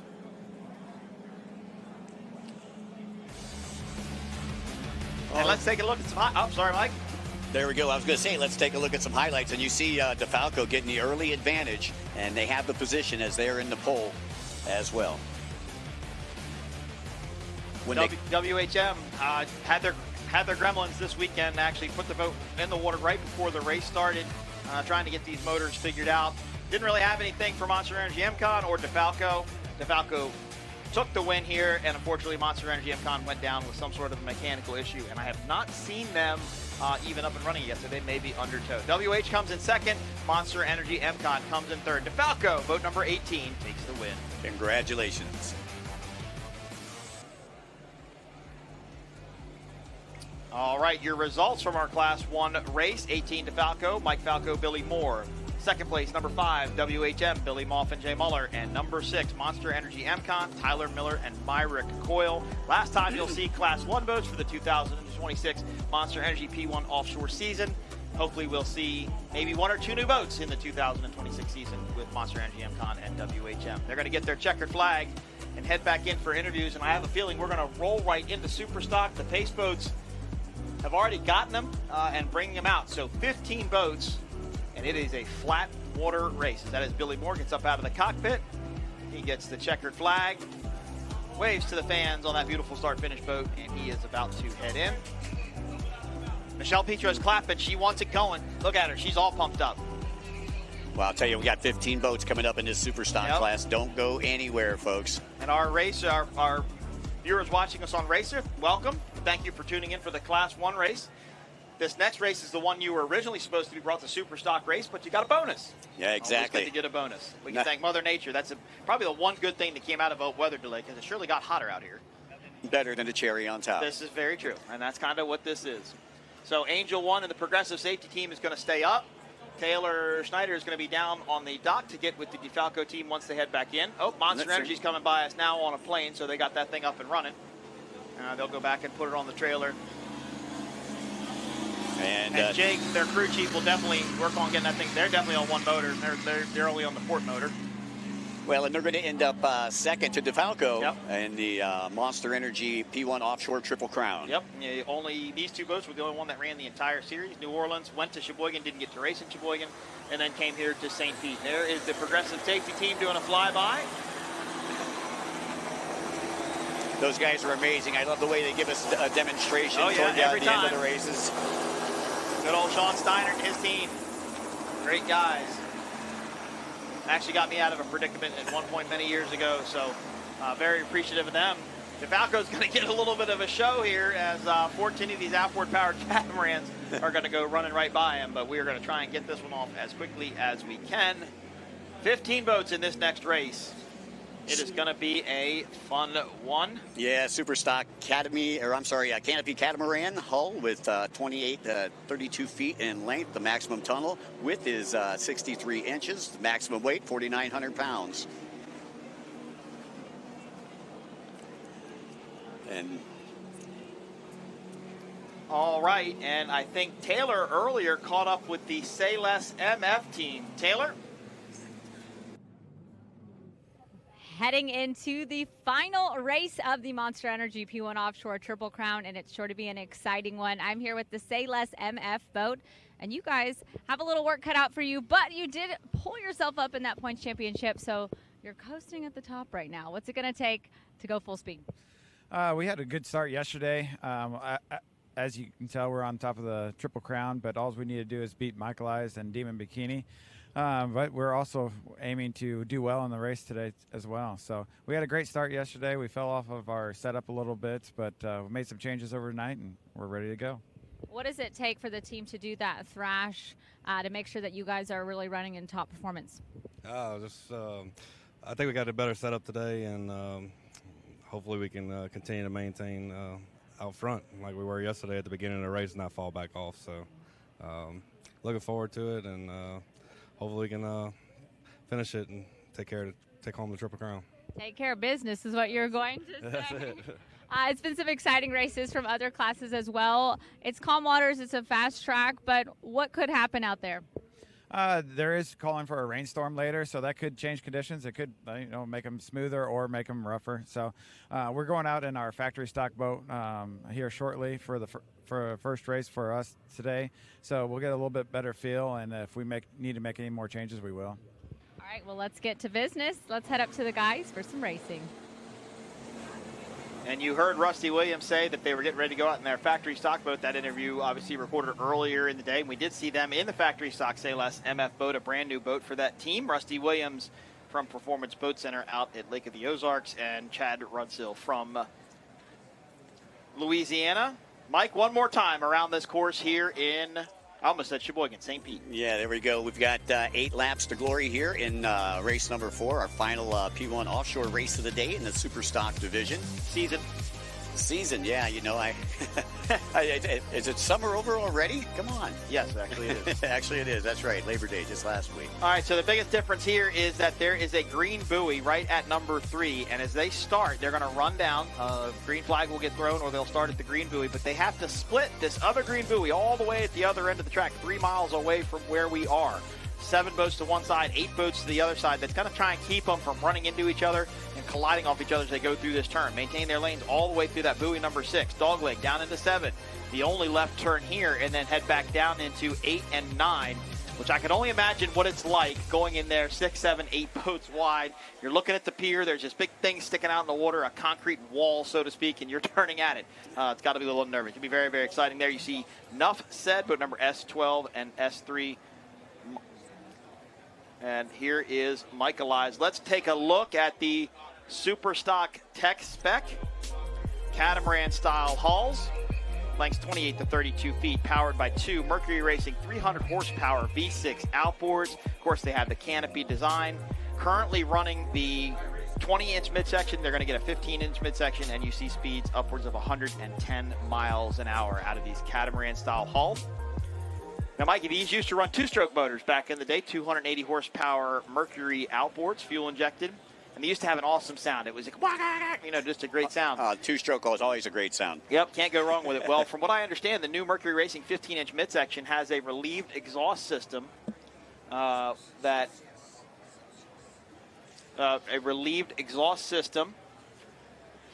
is pretty loud, and if you've seen our commercials during our break, Travis Pastrana actually was at Mercury Racing to debut this new ROS motor. Now, Celsius actually coming to the gate a little bit late here, and they were yesterday's winner. Well, Jay Muller just ran Class 1 races with Billy Moff, so he had to get out of that and get into Celsius.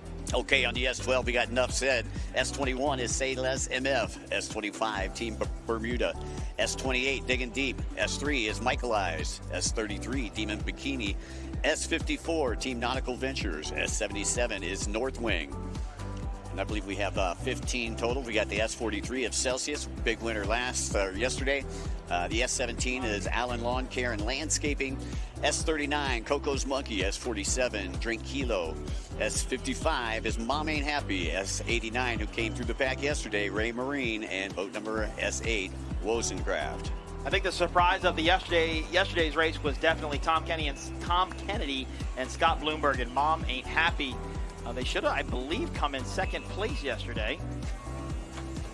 Our papers have gotten all shuffled around here. Oh, there it is. It's the one with the biggest list. Nope, I'm sorry. It was actually Ray Marine that came in second, and Mom Ain't Happy came in third.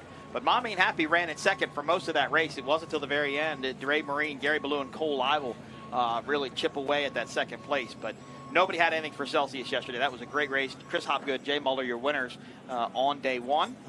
And now, they're not in the Triple Crown running, though. There's only 3 boats in this race that are in the Triple Crown running. That is Sailor SMF, Michaelized, and Demon Bikini. Yeah, I was going to say fastest lap time yesterday posted by Celsius of 3:10.1. All right, we're waiting for that green flag. They're going to turn out of this corner. There's the green flag. Final race of the day, final race of the 2026 season for the P1 Offshore Monster Energy Triple Crown Series. And we are doing it with the biggest fleet. And look at that start by Team Nautical Ventures. Matt Jaminski, Sean Torrente, a custom-built one-off boat that Sean Torrente himself built. And they are out to a great start. There you see Michaelized. That's digging deep. Yeah, that's Pedro and Ricardo in Michaelized. Yep, and in digging deep, you have Andrew Miller and Todd DePhillips. Of course, Todd DePhillips was integral in that Cat 300 class as well as bringing that to life. So Michaelized on the pole in the middle, digging. We got Michaelized here. Now look at digging deep though, Mike. They're really moving. And I think it looks like Michaelized slowed for some reason. Oh. Looks like we're going to have a red flag. Yep, I just heard a restart from race control just a minute ago. So we did this in New Orleans. Yeah. But we did it with factory stock, I believe, in New Orleans, not with Superstock. They threw the green flag really quick. He must have liked how they were lined up because he threw that green flag super fast. So once again, red flag up. They'll bring them back to the staging area, and we'll repack, restack, re-rack, and restart this one all over again. And, of course, you are watching us on Racer. I think this is the first best race that we've done on Racer this season here in Sheboygan. Yeah, we've had. had. See, I knew how to say it, St. Pete. Yeah, we've had bad weather, just plagued with bad weather in New Orleans during this live spot. All over the place. All right, so we're going to re-rack them, restack them.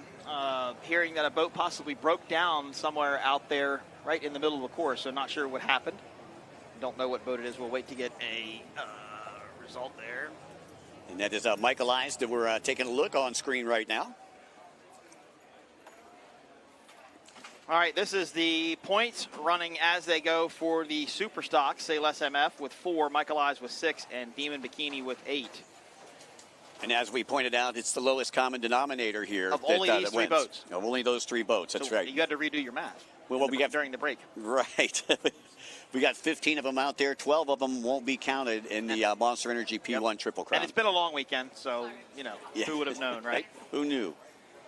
All right, so they were pretty far down there too, Mikey Young. I mean, they were almost 3 miles to the other turn, so now they're going to have to run back and re-rack, restack, and get ready to go racing again. Not often that we have to do this.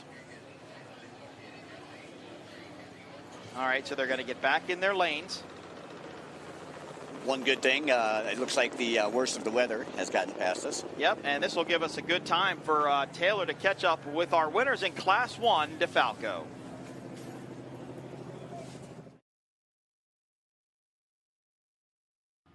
Well, the guys have done it again from DeFalco Class 1. You guys have taken the Monster Energy P1 Offshore Triple Crown title. How does it feel, Billy? It feels really good. The boys worked really hard this weekend with the engine that we had failed the other day and then swapping it out, both engines, so we can get back out there yesterday and win and then be able to come and win again today. The boys did a fantastic job. We can't do it without them. It definitely is a team effort. Mike, you're over there wheeling. You guys have found some incredible speed out there out of this monster. Just practicing, constantly testing. Got a new set of props on the boat. Did the engine swap. We actually drank a few monsters before we went out there, so we're fully charged up. And, just definitely God's on our side today. That's all it is. And thank you for P1, Monster, and UIM for being here. John Marie, we appreciate all you guys, and thank you to my crew. Well, congratulations again to Falco taking the Monster Energy Triple Crown title in Class 1. And congratulations to DeFalco, Billy Moore and Mike Falco on winning the 2025 Monster Energy P1 Triple Crown Series. Mike Falco's a cool guy. I enjoy getting to talk to him. Hard-working guy, construction guy out of New York, but just down to earth, kind of humble about everything. Made a nice little crack there about how he drank a Monster before his race, so he was all pumped up and energized to go racing. So paying homage to his teams there that he races against, but definitely a class act. He's been well welcomed in the sport. We're glad to have him. I believe at one point he was talking about racing a factory stock boat as well, but they've really invested their time and effort into that Class 1 victory hull. Yeah, you can see our Superstock boats just kind of milling around waiting for instruction with the St. Pete skyline in the background. All right, so they're telling them to get back in line now. We understand that the boat actually, I think, broke on the start. I think it caused some chaos. You know, this is a little different than NASCAR or car racing, right? Because there's a lot of rooster tails you've got to get your way through, a lot of spray, a lot of mist. You get pinched, you lose your vision. You got an ever-changing track. An ever-changing track. And then, look, there's been plenty of boats. Not plenty, but there have been boats run over before. You know, accidents are going to happen. So if Race Control and Jim Jackson and Val Fiorillo, Stu Zlotnick, Michelle Petro, if they didn't think it was a good start, they'll re-rack them and do it again. And that's what we're going to do, especially with 15 boats. It's got to be fair. Once again, coming into this one, Celsius, a big winner yesterday, followed in by Ray Marine. Mom Ain't Happy took a third. Allen Lawn Care and Landscaping took a fourth. And Coco's Monkey ended up in fifth yesterday. But once again, not all of those boats are in the Triple Crown. Yep. Say Less MF in the Triple Crown with 4 points. Nuff Said with, Michaelized with 6 points. And Demon Bikini Race Team with 8 points. So those your three in the Monster Energy Triple Crown. Yep, so we're fired up. We're moving forward. We're going to try and get this going again. We might be down to 14 boats at this point. We'll kind of count them as they go by. Celsius is going to be all the way on the outside, I believe, this class. Yep, they reversed their finish positions from how they started before. So our top 3 boats are all the way to the left-hand side of your screen, really far away from that buoy, but that's how this class has done it for years. So that's going to be interesting. They inverted the starting order here. So Celsius on the outside, Yep, Ray Marine, that puts and like Mom Ain't Happy. Michaelized on the pin. You got Drink Kilo there. North Wing I see, and we're waiting to get green flag racing here in Superstock. Our restart, there's Nuff Said, and I think we have a green flag, and we're going racing in Superstock restart. Well, this could work out to Michaelized. Yep, and they will still run the full 8 laps because they didn't even complete a half a lap that time. So there is Nuff Said. I think that's probably Michaelized in the middle there, Mike. Drink Kilo, GL Construction, Team Bermuda. Oh, I'm sorry, that's Digging Deep over there to the left. So 4 boats wide now. It's going to be really easy to see that Nuff Said boat, though. Nice break. It'd be interesting to see how Celsius sweeps the pack here, because yesterday, again, they had the fastest lap time. Well, and they got to split the buoy, right? So, I mean, you know, it's kind of fair how they're doing it, but you surely hope that these teams put a tall setup on there because it's flat calm. And it looks like, Drink Kilo pulling out to the lead as they head into this turn. And who is that on the outside? Is that North Wing? I believe so. Darren Kittredge and Casey Boaz. That is North Wing. Out to the early lead, pulling away from Drink Kilo, Nuff Said, and Digging Deep in Superstock. Still going to run 8 laps here. Yeah, North Wing took a 9th yesterday. Well, this is the first time we've seen this boat. Oh, look, Say Less MF. Look at them. Yeah, Chad Rootshill and Rusty Williams doing a great job. But Michaelized is right there with them. I'm sorry, that might be Nautical Ventures there on the outside. It looked like Ray Marine trying to work their way through. And remember how Ray Marine went through the whole pack yesterday. Well, this is kind of weird because look at what Say Less MF is doing and look at what North Wing is doing now. If the dogleg, I think the dogleg's all the way back here to the inside.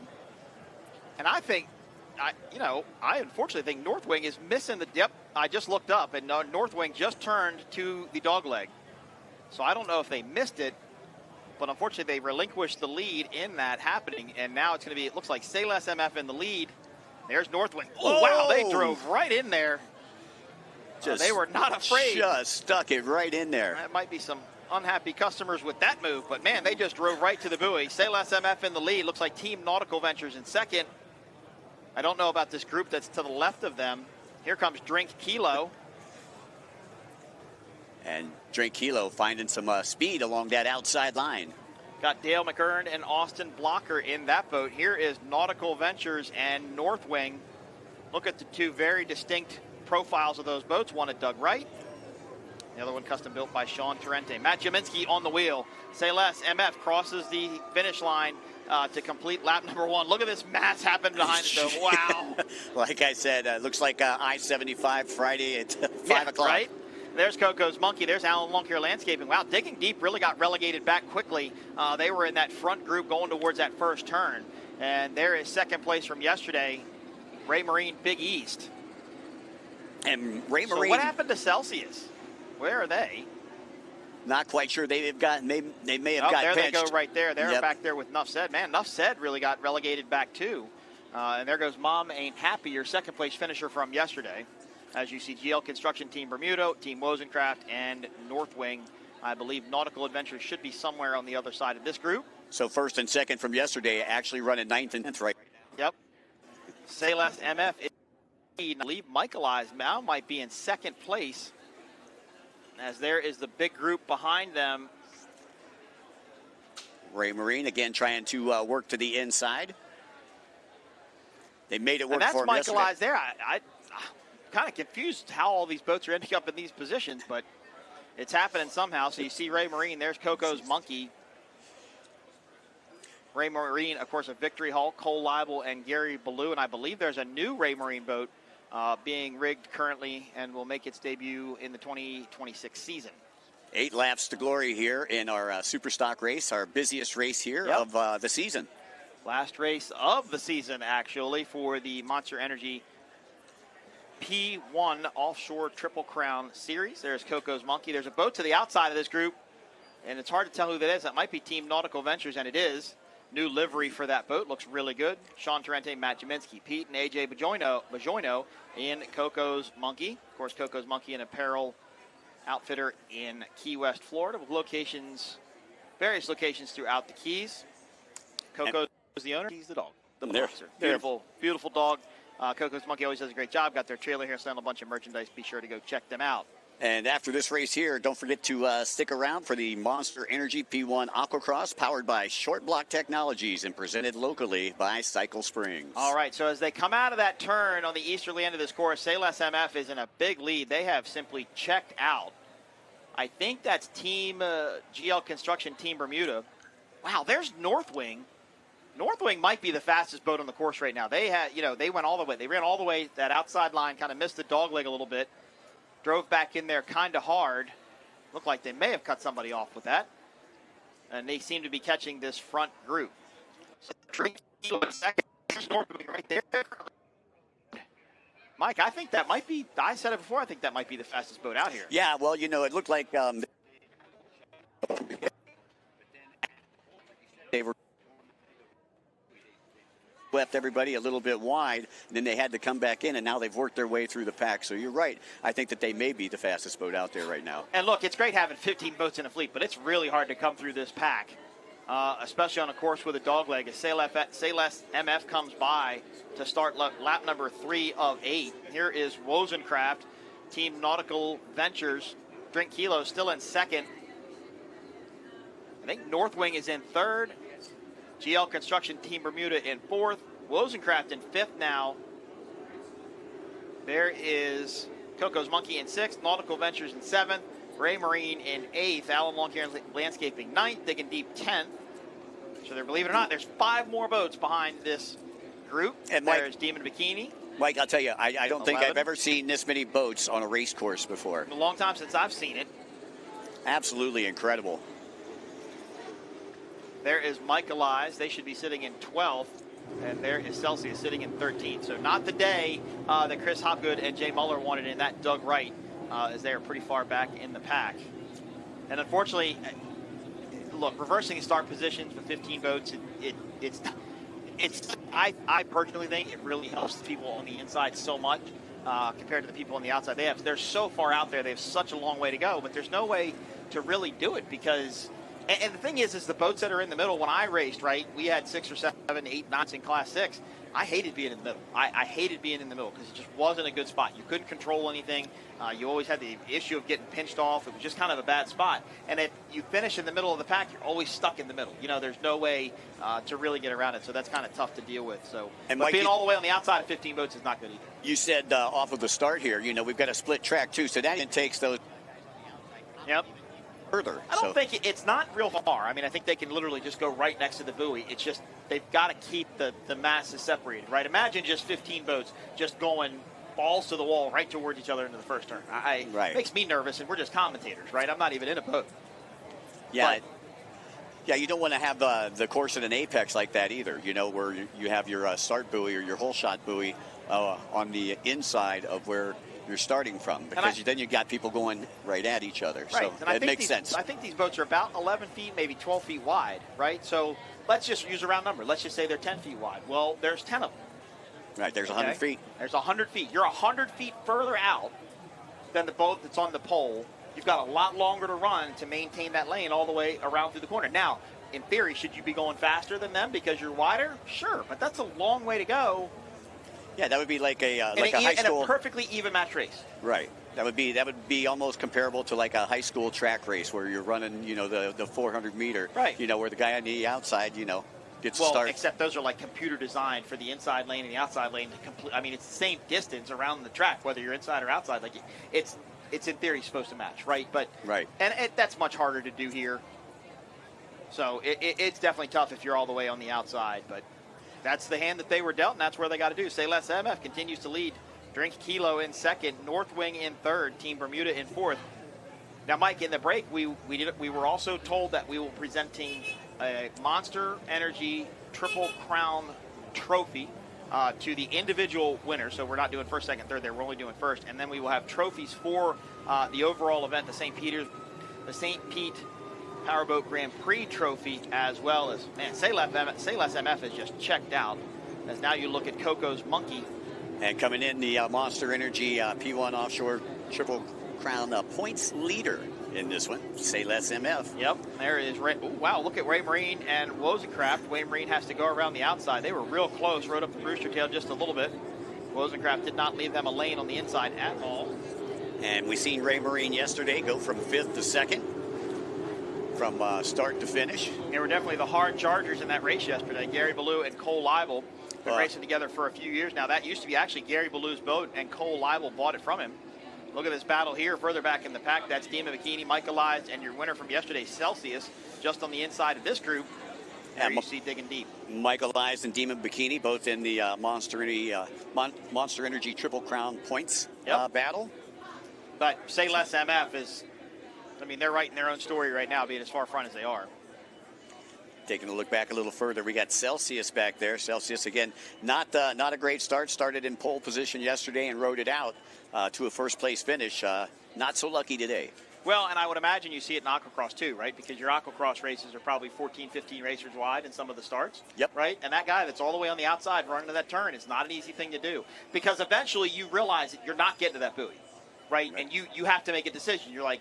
We have to maintain the lane, right? So we have to stay out there. Your guys don't have to do that. But eventually your racers probably have to make a decision going, okay, I'm going to slow down now.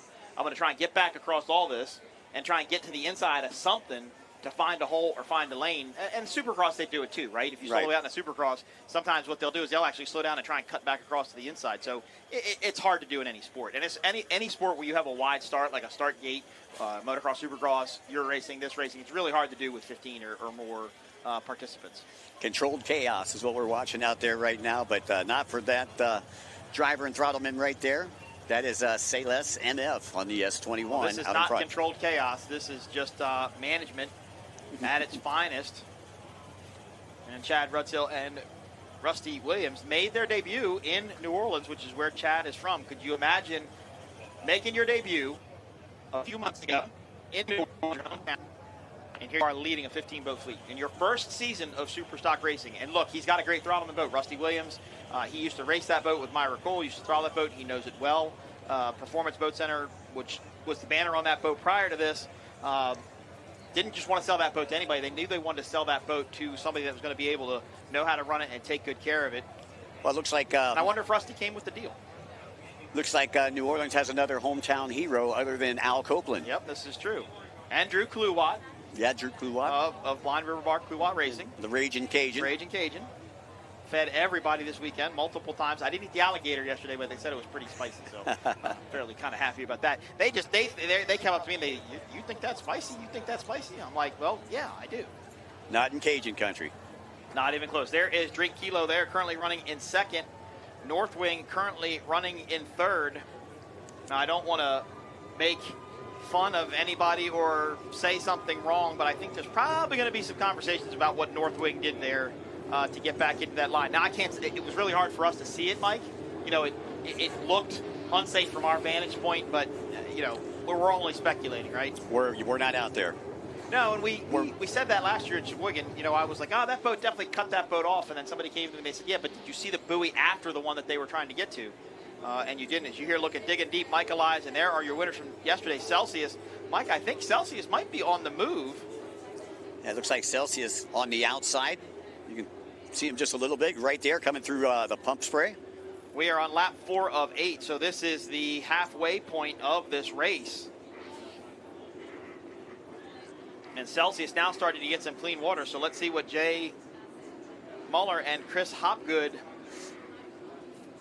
can do. And Rusty Williams, when he caught up with Taylor earlier, he said, you know, we got a new setup. We made some changes last night. We hope we went in the right direction. I think that they did.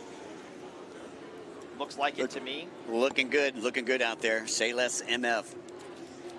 Chad and Rusty looking for an overall title here today.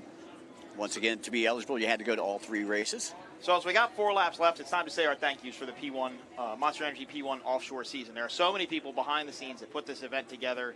It all starts at the top with Azam, Thomas Petro, safety team, Holly Steiner, his wife, who handles registration for us. Thank you to them. Tom, Greg, Steve, Tyler, all of our inspectors. Can't do it without those guys. Ralph, the pit manager, that's like herding cats over there. You got Julio over at the crane. Thank you for what he does. And, of course, race control, Val Fiorillo, Stu Slotnick, Jim Jackson, our pace boats. It really is an army that comes down here to be able to make this happen. And everybody in this group, I can attest to, is a pleasure to work with. You guys are great friends. Thank you for being a part of it. As I do look, I'm sorry, I don't mean to cut myself off, but I will. Team Nautical Ventures is off the course on the right side. They are headed back to the pits. So Sean Torrente and Matt Jaminsky having a bad afternoon here in Superstock. Tough break for them, but we'd also like to say a very special thanks to Monster with Casey and the whole promo team. Short Block Technologies, Greg, Mo Saudi, and Lee Stone, who are hanging out up here in our booth. Experience Kissimmee, Nick over at Cycle Springs, one of our presenting sponsors here this weekend. Yamaha, ICOM, Jet Pilot, Fly Racing, Riva, Sunoco, Race Fuels, Mercury Racing, and of course our great friends from Visit St. Pete Clearwater. And of course Mercury Racing. You see more Mercury Racing products at this race than you do anywhere else, and not just here, but all the spectator boats that are lined up out here. Thanks to the town of St. Pete, all the municipalities. Can you believe how many police boats we have out here? Oh, you said it looked like a drug cartel run coming out of the pits earlier today. There were so many police boats. So you have to thank all the local municipalities. We've had police officers up here that day. We've had firemen, EMS. I haven't seen any Coast Guard up here today, but I know they're around somewhere. This is a Coast Guard permit event. We get to control this area of water that we're using. So thank you to all of those, the local government, everybody that brings this race here. St. Pete is a beautiful area. We've said it all weekend long, continue to say it. If you want to put a race on your list to come see, I would put the St. Pete Powerboat Grand Prix presented by Visit St. Pete Clearwater on your list. And you know, somebody or some people that we didn't thank are all the great race fans here in St. Pete. I mean, when they came in droves, tens of thousands. They're cheering for us down there. I don't think they're cheering for us. They're cheering for us for Say Left. Say Left. There goes Team Nautical Ventures as they head back into the pits. Not sure what happened to them, but a rough day for Sean Torrente and Matt Jaminsky. And here is Michaelized and Digging Deep. Digging Deep, a new team this year. Michaelized, a fairly new team. Started late last year in the end of the 24 season. Came into 25 with a high hope. This is another boat that's ran out of Manatee Marine Unlimited. Those two are battling for ninth spot right now. All right, and there you see Digging Deep. That's Doug Wright. That boat used to be known as Killer B a couple of years ago. Got Todd DePhillips in there. And Billy Moore actually put that boat together and tested that boat for that team. Well, Digging Deep looks like they just solidified that ninth place position. Michael I's going to be on the outside as they work to the north end of the track. Oh, we got to hit. Here's North Wing. Yep. Coming in hot. Man, North Wing is having some problems with turns today. I don't know if they're just not seeing the buoys or what's happened, but they had the problem with the dog leg, and now that. Last time I seen something like that, it was a drunken sailor with a 24-hour pass. Oh, here we go. Take Stuff's a look. starting to get. And there is Mom Ain't Happy, your third place boat from yesterday. Another boat based out of Lake of the Ozarks, Missouri. And I remember when Mom Ain't Happy, we did a race back in Lotto, and this might have been in 19. When Mom Ain't Happy raced in a P class, a bracket class in an open boat. I don't remember what it was. I think it was a Doug Wright, but I don't remember what year it was or what class it was. But stepped up and started racing in Canopy Superstock with the Mercury Racing 300 motor. Next year, these teams will run the Mercury Racing 300 ROS motors with the 15-inch midsection. Here is Drink Kilo, another new team here for 2025. Drink Kilo currently sitting in second. Dale McCurran and Austin Blocker in that boat. That is another Victory hull. And I believe that's the old Jackhammer boat, if I remember correctly. As they are trying to chase down Say Less MF. Who really have led since the start. And Mike, to give you an idea of how far these three boats have pulled ahead, look where our fourth place boat is. Even with North Wing having that issue in the corner, they've been able to maintain a pretty solid third place. Well, definitely with the advantage here in this Superstock class, Say Less MF in the driver's seat. But in Class 1, we had the Falco Construction Racing win the Monster Energy Triple Cross. In factory stock, we had Montlick, we had Jackhammer in Class 300. And then in the 200 class, I believe we had OC Racing. Super V, we had Cortez Cove Racing. And in our Mod V, it was BoatFloater.com. And Mike, as I looked up there, it looked to me like Ray Marine Big East was on the move again. They seem to maybe be the fastest boat on the track right now. I think they're all the way up now into maybe fourth or fifth. So they're definitely running. We're on lap 6 of 8, so we've got a couple more to go. Super flat water. Here come Rusty and Chad one more time. Ray Marine did this same thing yesterday. The last couple laps, they wicked it up. Well, and you heard Rusty say in his interview with Taylor, they went out with one setup and the boat just went away from them. And they fell back in the pack, just didn't have a good run. And that happens. As the boat gets lighter, it gets too flighty, it gets too loose. You've got to start trimming it in, run a more negative setup, and you scrub off speed. As you look back a little further in the pack, here is Digging Deep once again. And I believe that was Celsius just to the left of our screen as they have exited the dogleg and they are heading down into the westerly turn. That would move Celsius again into Celsius is on the move too, though. I think they look pretty quick. That's Celsius on the left-hand side of your. As they've got a pole in the water, they're trying to reel in Digging Deep. Oh, Digging Deep. They almost went into that buoy. I think the little bit of chop that's in these boats that are coming from in front of it, that they're having to ride over is kind of upsetting them just a little bit. You can see Digging Deep there kind of roll over those waves. There is Team Lozencraft. And there is Celsius S43, your winners yesterday in Superstock. Chris Hopgood and Jay Muller. Good livery on the side of that boat of the orange canopy. Unfortunately, had to start all the way on the outside today with that inverted order format. And that's an interesting line there. That's out really wide. Maybe trying to find clean water, but not sure, when you go that wide in the middle of a race, you're really allowing the boats to catch up to you and close in that gap on the inside. And that's kind of leaving the door open, isn't it? But if they don't have any acceleration, if they've got a really tall prop on that thing and they have no acceleration, they've got to go that wide in order to be able to maintain their speed. As we are now back with your leader, Say Less MF. And you are watching this live on Racer. Thanks to everybody that's tuned in over there. You got Class 1 as a bonus feature today. As we are wrapping up the race. We are on lap number 7 of 8. Some great racing all weekend long. What a race for this team, though. Think about it. Your third race in the boat together, right? I mean, I guess you could technically say fourth because we've raced for 2 days. But they did not get to race in Sheboygan. So technically, this is really their only second race together, you could say. Well, you know what else is impressive, Mike, is the fact that they came out here. They've got 12 other boats that are competing with them. They were only competing with 2 other boats, but yet they're still in the lead. Yeah, and I mean, they're not. They're pushing it. They're definitely doing good. This is a good thing for Chad and Rusty. Of course, they also just started racing at factory stock this weekend. So imagine saying, I want to go powerboat racing. I go down to Performance Boat Center. I said, I'll buy that Superstock right there. You buy that. And 2 months later, you go, well, hold on, let me go out to MTI and buy that too. You talk about making a commitment to the sport. That's next level commitment. And super proud to have him around here racing with us in P1 Offshore. You still have Say Less MF in first.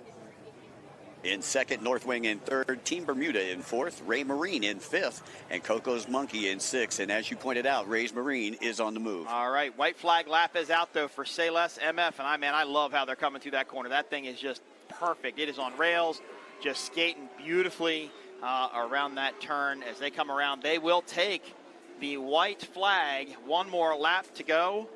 And the average lap times hovering between 3:30 and 3:40 this weekend here for this class. This is the last lap of our 2025 season in P1 Offshore Racing. So, Mike, in my opinion, there's one more group we got to thank. Yep. Who's that? Everybody here at the pier. Everybody here at the pier, but got to thank Greenlight. Oh, Greenlight, of course. Yeah. You know, I got so many texts yesterday about people that just love the show. They love the broadcast. They were just super impressed with everything. Our director, Noah, our producer, Peter, or, of course, Lowell, our producer, Libby, on site, Rob and Matthew on the cameras, our drone pilot. Sorry, I don't know his name. Can't say him. It is, from my perspective, it has been great working with you guys. You are true professionals. We put together a great show, and I'm honored to be a part of it. So thank you for having me, and thank you for everything you guys do. Let's keep up the good work. Well, I'm just glad that the weather wasn't here to interfere with our program today. That is true. That is true. Because we've had some issues. We've not had good luck with weather. We almost got it today, and look, it might be building back over behind us again. We got to get this one Aqua-X race in happening. And of course, Martin Raby comes by. He is going to be having his last jet ski race of the season. That's it. As well, the amateur 200 and 300 race. As you look at Alan Lawn Care Landscaping, Dave Allen and Randy Keys giving chase to Coco's Monkey. Coco's Monkey has become a good friend of mine. I definitely wanted to get some swag from her this weekend, but I haven't been able to quite run into her yet. Yeah, we're kind of an announcer timeout of here. Well, and we're spread out, right? I mean, everybody's kind of here, there, everywhere, so it's really hard to stay connected with people, but we're going to follow Say Less MF. Not Rusty Williams' first win, but definitely Chad Rudzill's first win. And they are going to, this is another rage occasion here. He's from New Orleans as well. Yeah, that's just like Say Less MF is just putting an exclamation point on the season right now. 110%. As there is Nuff Said, boat number S12. Beautiful pink livery. Of course, racing to fight breast cancer. Nuff Said got Lewis Martins and Andy Stoneham in boat number S12. That is a Doug Wright boat as well. That boat actually went over at the first APBA race of the season, which was Cocoa Beach. They were able to get it put back together and running. Look forward to this team getting better as well. This is definitely a hard class to race in, though. Spec racing, you got to be perfect. Well, I would say that this has got to be a hard class, too, with this water being as flat as it is today. You know, there's no, equalizer. There's no separation too much, you know. Speed and setup, that's what it is. I mean, you just have to know. You have to look out there and go, I got to put the biggest wheel I got on and just get this thing to run as fast as it can. And I think this pier is going to light up as this boat exits the corner. Well, enters the corner, rather.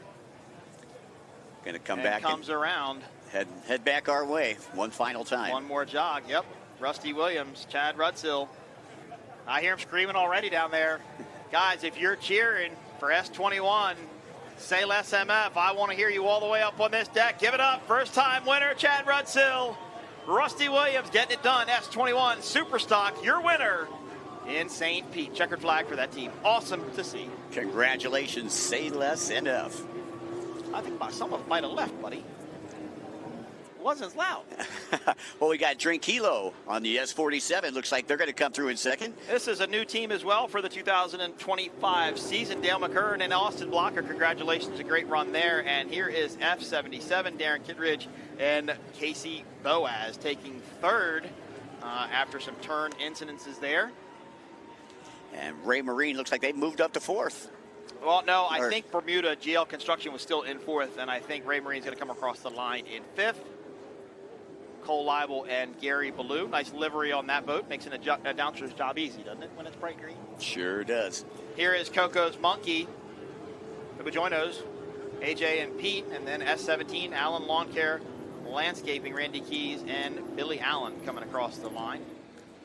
And Mike, you can see there the canopy, see the angles on the canopies. That's what I'm talking about with the new canopy design. Everybody going over to what's required by UAM and APBA.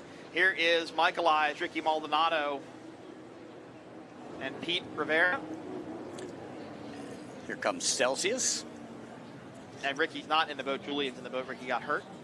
And there is Celsius, your winner from yesterday. Chris Hopgood, Jay Muller. They were starting to chip away at it slowly but surely. I think if we maybe had a few more laps, they might have been able to move up a little bit further. But I think the boat that was on the move was Ray Marine for sure. They looked fast. Here is Wozencraft. Ricardo Maldonado, I think, is filling in Wozencraft because Julian is running Michaelized. And here is Nuff Said S12. Sponsored by the Hamilton Princess, Bermuda Hotel, Beach Club, and Marina. That's a good sponsor plug there. I was going to say, yeah, that might be a nice place to visit after these races. I think so, maybe. They have jet ski racing in the Bahamas, too? Yes, we do. See, why do we even ask? It's everywhere, like San Juan Fair. That's right. All right, guys, that is the last race, hard to believe, of the 2025 Monster Energy P1 Triple Crown Series. And let's take a look at the highlights. Mikey Young, it was the Say Less MF show since the start, from the start. Yeah, here we go. You can see 15 boats lined up side by side. We're ready for some high-speed, full-contact fiberglass warfare here in St. Pete. And, well, we almost seen a little bit of that. You can see just how close some of these boats are. They come in just sliding right in, making that boat stop on a dime and leaving you a nickel change. And, well, remember, this was a restart. We had something happen where they red flagged it right as the boats were almost all the way down to the far end of the course.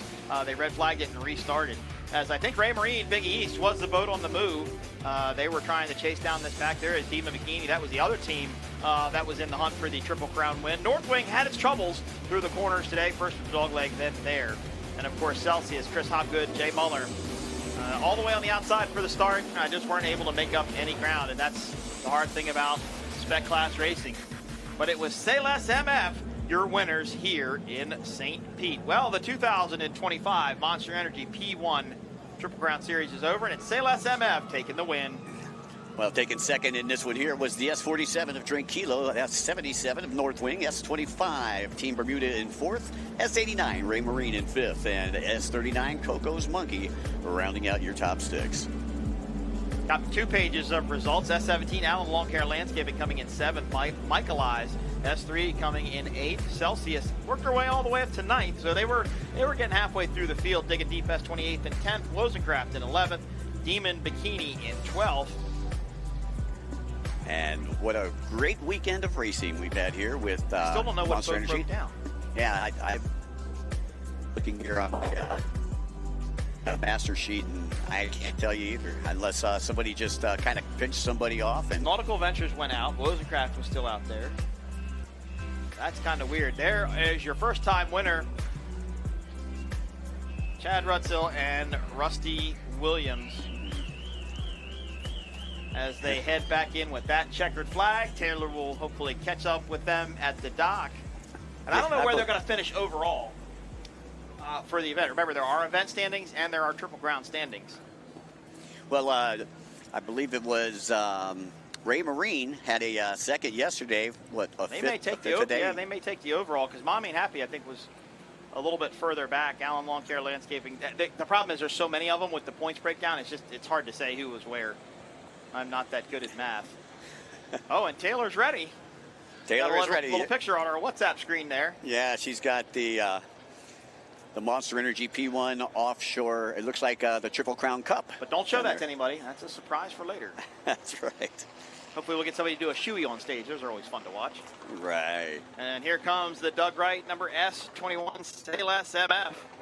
Like to me, they're going to head over to the pier where they've had tons of fans out here today. Congratulations, Rusty and Chad, taking the win here in St. Pete. This is the 2025 Monster Energy P1 Offshore St. Pete Powerboat Grand Prix presented by Visit St. Pete Clearwater. The final round of the 2025 Monster Energy P1 Offshore Triple Crown event. Mikey Young, it was a challenging season, to say the least, if nothing else for weather. Well, I'll tell you what, it certainly has been a pleasure to be sitting flank to your right all season long. And I've enjoyed to your left. And, we still got a little more racing to go. One more race to go. Got about 30 minutes plus one lap. For anybody that's watching on the YouTube live stream, we're going to switch tracks real quick, and we'll be back at it. And we thank you for watching on Racer. You got the bonus show of Class 1 early today. Saul DeFalco taking the win there. Thanks to our viewers at Racer. We will go off air there shortly, and you continue to watch the Aqua-X Race, the amateur 200 and 300 on YouTube and Facebook. And there they are, popping up. They're enjoying this one. I hear the screaming, I hear the yelling. That's Rusty, that's Chad. Got to feel good to put the work into it, Mike, and be able to come out with a win, especially in such a stacked class. So many fast boats. Great Got job. the early lead and never looked back. Look who it is. There it is. Angel One, our Progressive Insurance dive team out here. Yep, they're going to do their little demo dive. There we go, little demo dive for everybody.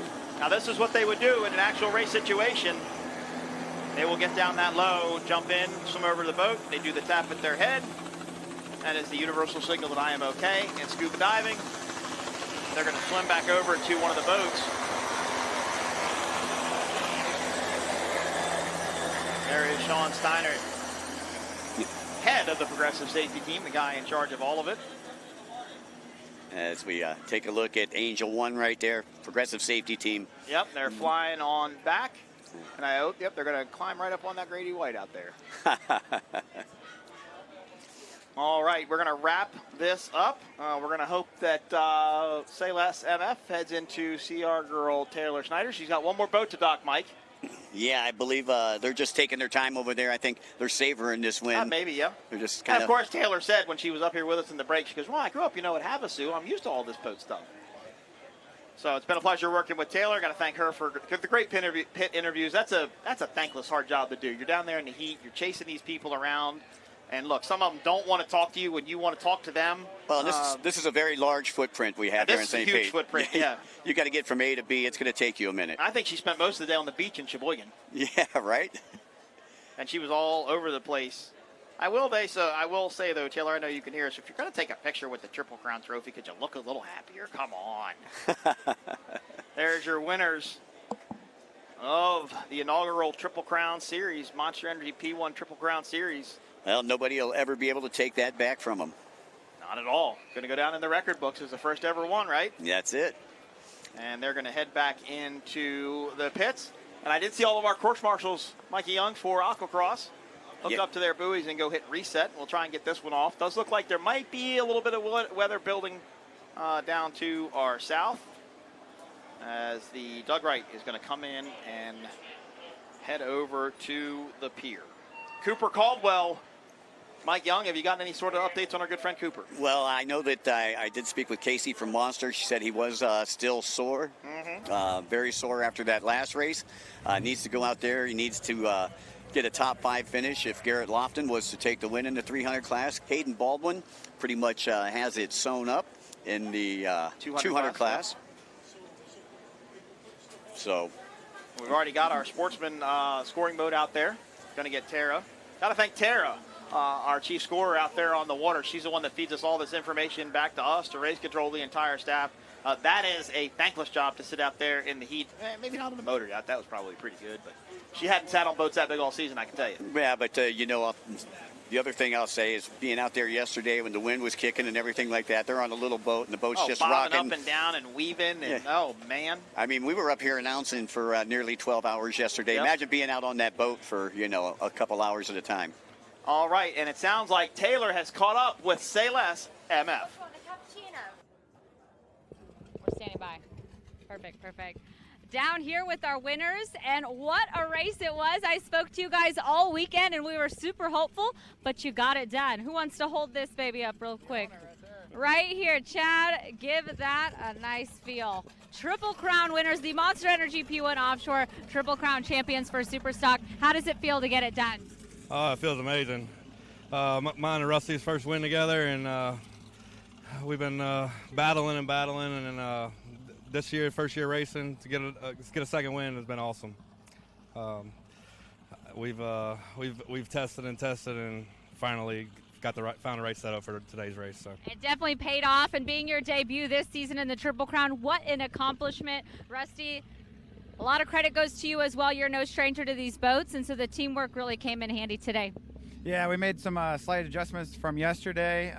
We had a good start, and then we followed our lines and stayed true, where half the pack kind of went over and was going to totally miss that first dog leg, which kind of saved us. But once we got clean water, we had amazing turns, and Chad did an amazing job. So it was hands down to our crew and everybody that helped us get here, but it was awesome. We love it. Say Less MF got it done. Congratulations again. You guys are the Monster Energy P1 Offshore Triple Crown champions for Superstock. I'll get out of the way. You guys can hold that trophy together and give it a big celebration. I know there's going to be a big celebration in St. Pete tonight. Congrats, guys.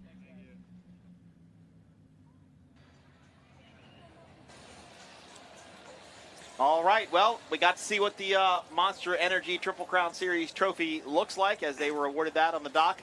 Mike, I would like to get your final thought on the inaugural Monster Energy Triple Crown season. Well, I'll tell you what, even though we had some brutal weather the first 2 rounds, I'll tell you what, everything was sunny here in St. Pete, just a little weather delay today, but I'll tell you what, everything went good. You know, we're walking away, everybody's walking away healthy, and all the boats are getting back on their trailers. Yeah, what I'm super impressed with, we didn't have a strong boat count in New Orleans. It got bigger as we went to Sheboygan, then we showed up here. 52 boats came out to St. Pete to support P1 Monster Energy Triple Crown Series, and can't thank all of those teams enough. We couldn't do it without you, but we also couldn't do it without our great race promoters in New Orleans and Sheboygan and Cocoa Beach here in St. Pete. Thank you, guys. If we didn't have race sites like this, we wouldn't have racing. If we wouldn't have racers, we wouldn't have race sites like this. So it's a 50-50 toss-up. So thank you to the racers and to the race venues, and you know as well as I do, that is not an easy thing to do. For everybody that's been watching us live on Racer, thank you for tuning in. We hope you enjoyed the show. And we are going to wrap it up as we head out for the 2025 season. Up next is going to be Aquacross. Mikey Young and I will bring you that after the break shortly. For Mikey Young, Taylor Schneider, I am Mike Uoski signing off.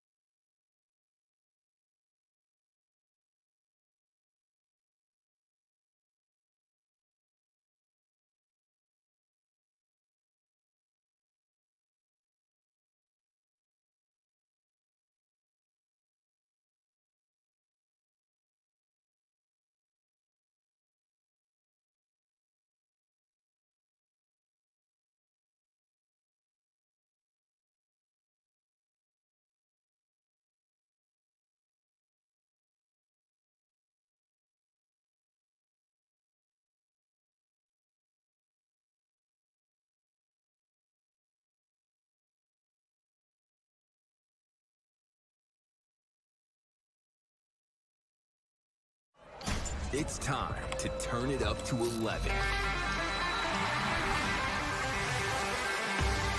And ride full blast. The all-new Jet Blaster series from Yamaha. We didn't just create a new wave runner. We invented a whole new way to ride.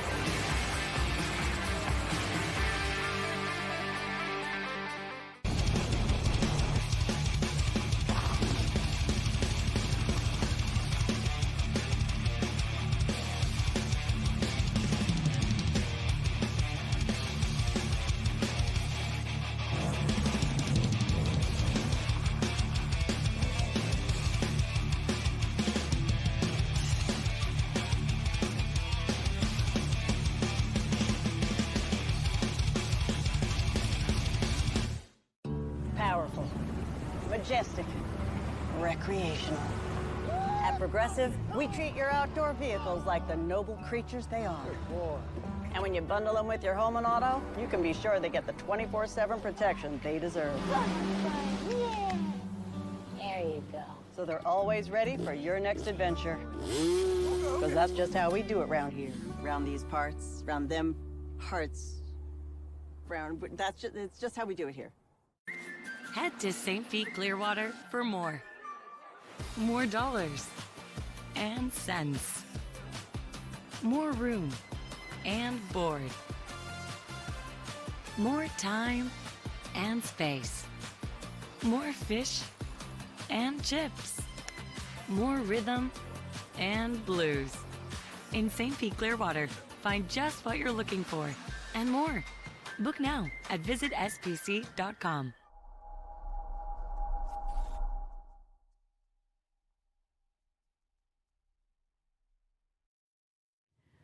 Welcome back to the Monster Energy P1 Aqua-X Championship race. This is the final race of the day for this series. And next to me, I have our amateur points battlers right now. I'm going to say battlers because it really is anyone's game. And I'm talking anyone as to these two riders right here, Cooper Caldwell and Garrett Lofton.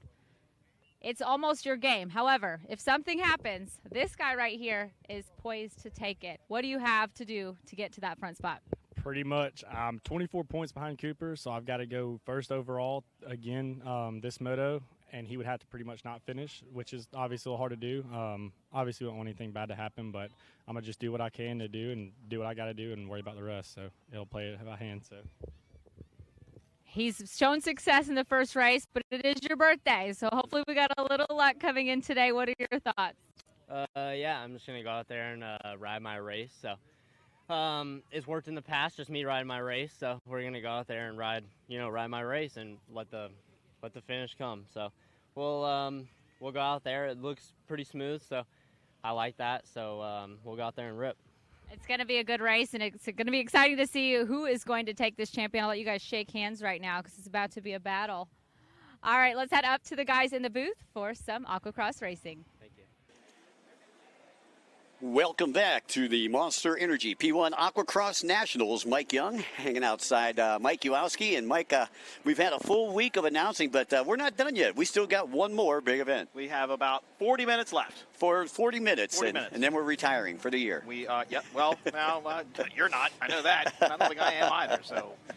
Well. Nope. We got one more race to go. One more amateur 200 and 300 race. You can.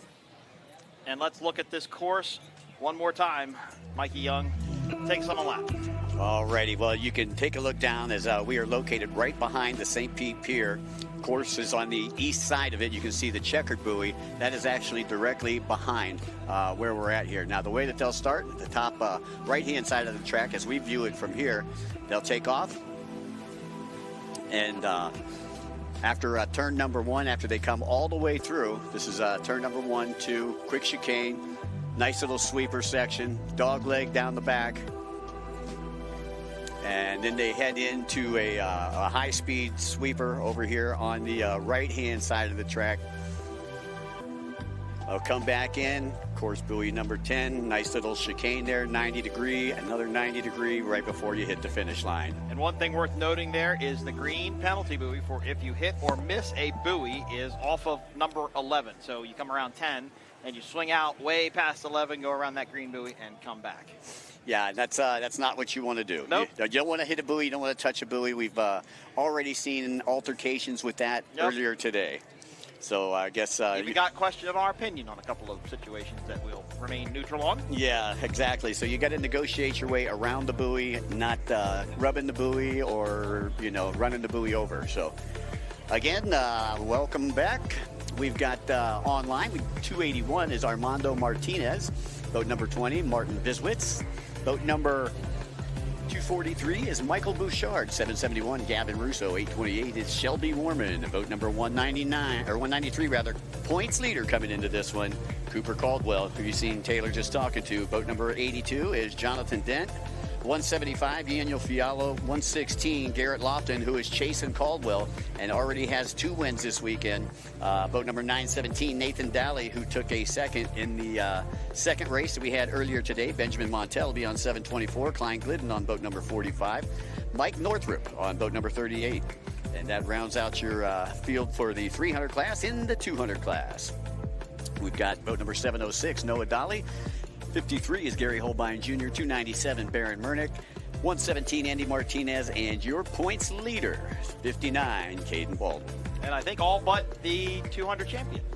Yeah, as I take a look down here, I'm looking for my points here for the 200 class. You've got so much stuff scribbled on that piece of paper. I don't know how you know what's for what anymore. I think I need a bigger piece of paper. You've been mathematicianing it all day, and I appreciate that. I need some poster board, but oh yeah, a big dry erase board you could stand out like a weatherman type deal. Exactly, right? Exactly. Yeah. Well, Garrett Lofton coming into this one leading for the weekend. He's got 50 points here on the weekend. He's been perfect. Nathan Dolly, I believe, sitting in second for the weekend.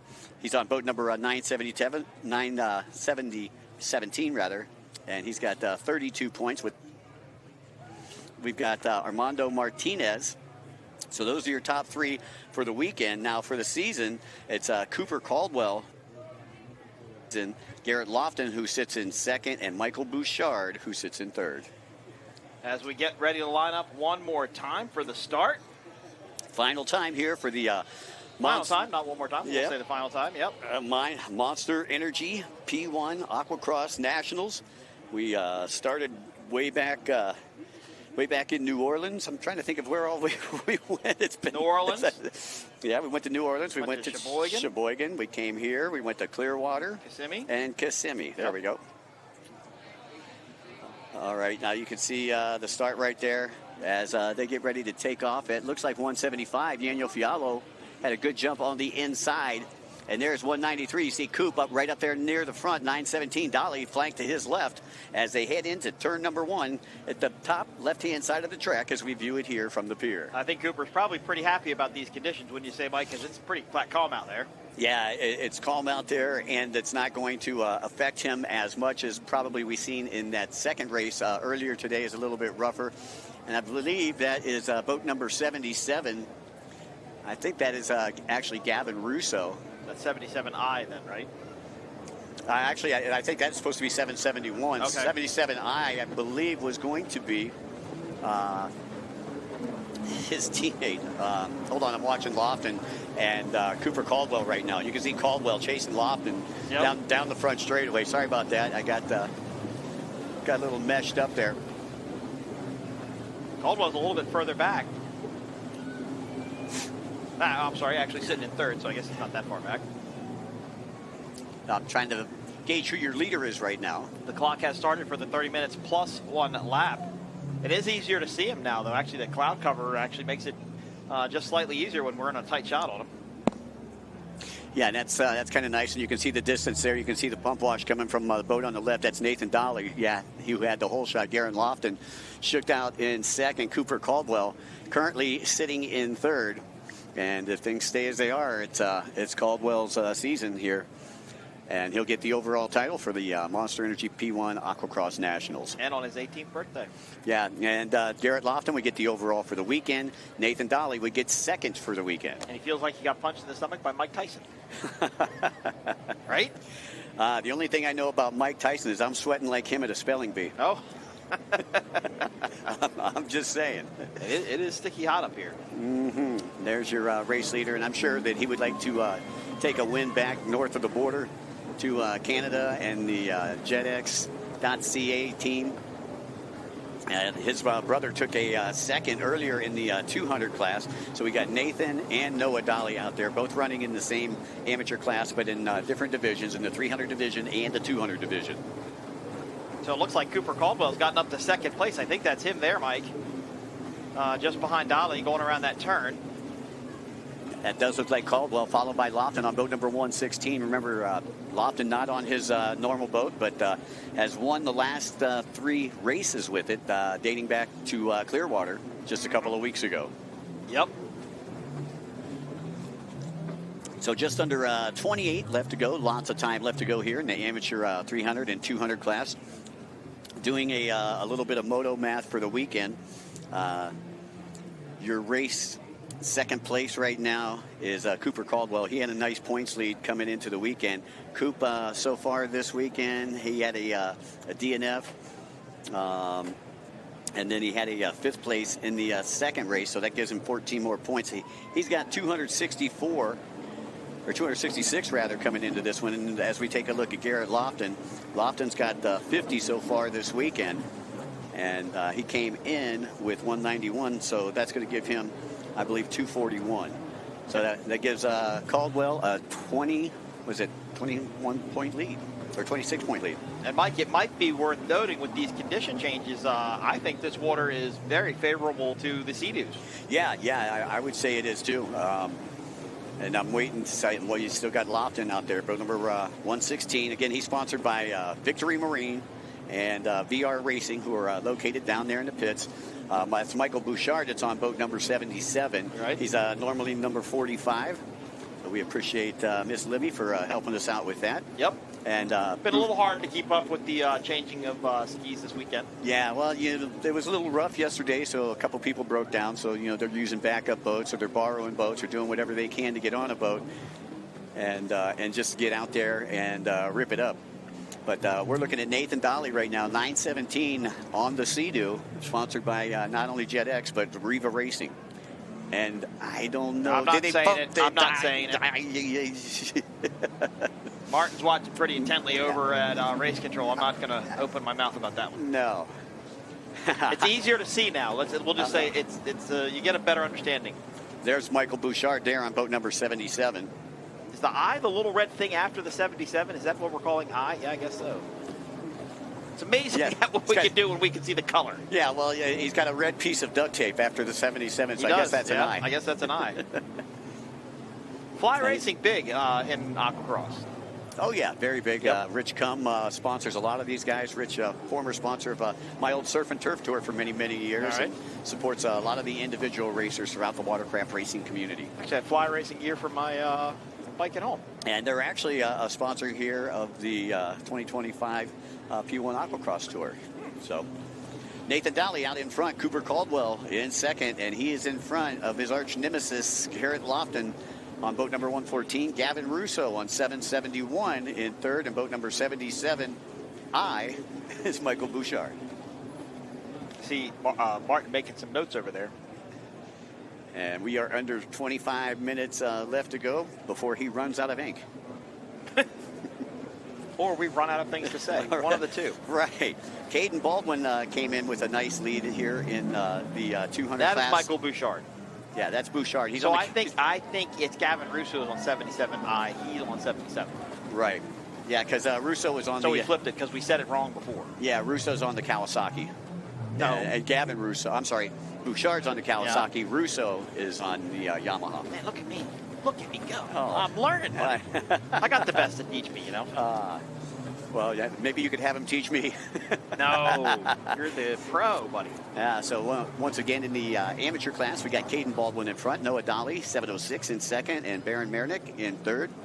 Again, Baron and Coop riding for the Caldwell Racing Monster Energy MTI boat racing team. And Baldwin pretty much has it all wrapped up, I believe, in the amateur 200 class. Yeah, he's, I believe, there's not enough riders in his class right now for him to get 0 points. So I think that he has the championship wrapped up. But he's always a fun interview after the races. Yeah. His dad didn't look as celebratory today when he took the win in the first amateur 200 race earlier today. Yesterday he was kind of jumping out of the water, all going crazy. Well, I think a little more subdued today. That's because I think they knew that they were clinching yesterday. Okay. And so a little bit more subdued. Just wants the son to get through it, to go out and have a good time. Again, remember Caden got injured just a couple weeks ago in Clearwater, but we're glad to have him back out here with us. And he had I believe, a 20-point lead coming into this one. He's added 50. Nobody can catch him. Coming up on 23 minutes remaining, plus 1 lap. Final race of the 2021 Aqua-X Championship, amateur 300 and 200. And there is boat number 20, who is Martin Biesewitz, who actually made the podium back in Clearwater. Because he has like a fairly stock-looking ski too, as far as the paint scheme and stuff is concerned. It looks like.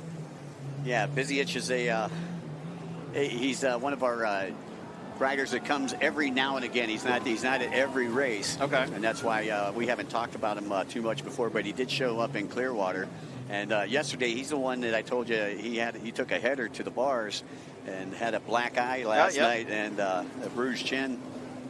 Or he made somebody mad somewhere. Yeah, right? I think it was Mother Nature. Yeah. Well, that's been angry for everybody then, friend. Yeah. Especially at all of us. 9:17. Dolly. Again, sponsored by Dave Bamdis and the crew down at Riva. And, of course, his father, Ryan Dolly, from jetx.ca. Did you happen to go and... Oh, so that's it. No, I didn't look at it yet. But okay, so his dad owns jetx. Yeah. Okay. Yeah. You know what? No better time than the present. So... Mike's going to do some shopping. We'll continue with the call here. Maybe just not shopping. Maybe research. Just resell. That R&D. My bad. But this is the... good broadcasters know what they're looking at here. Final race of the 2025 season. Glad everybody could join us here. The Monster Energy P1 Aqua-X National. And from what I understand, we're going to be doing the banquet over at the banquet room at the Staybridge. Staybridge Suites, where we're all at. There you get a good look at Biesewitz. And there is 281. I believe that is Martinez. Yeah, Armando Martinez out there, and Armando out there on the Yamaha FX. Nice color scheme on that ski right there. So again, you got Dolly out in front, Caldwell in second, Lofton in third, Gavin Russo in fourth, and Bouchard in fifth on boat number 77. So in the battle of the manufacturers, you got Sea-Doo. I believe you got, I'm pretty sure Coop's on the Yamaha today. Yamaha, and then we have Bouchard on the 77 ski, who is on the Kawasaki. So this is the first time we've seen all three manufacturers in the top 5. That's awesome. Probably this season.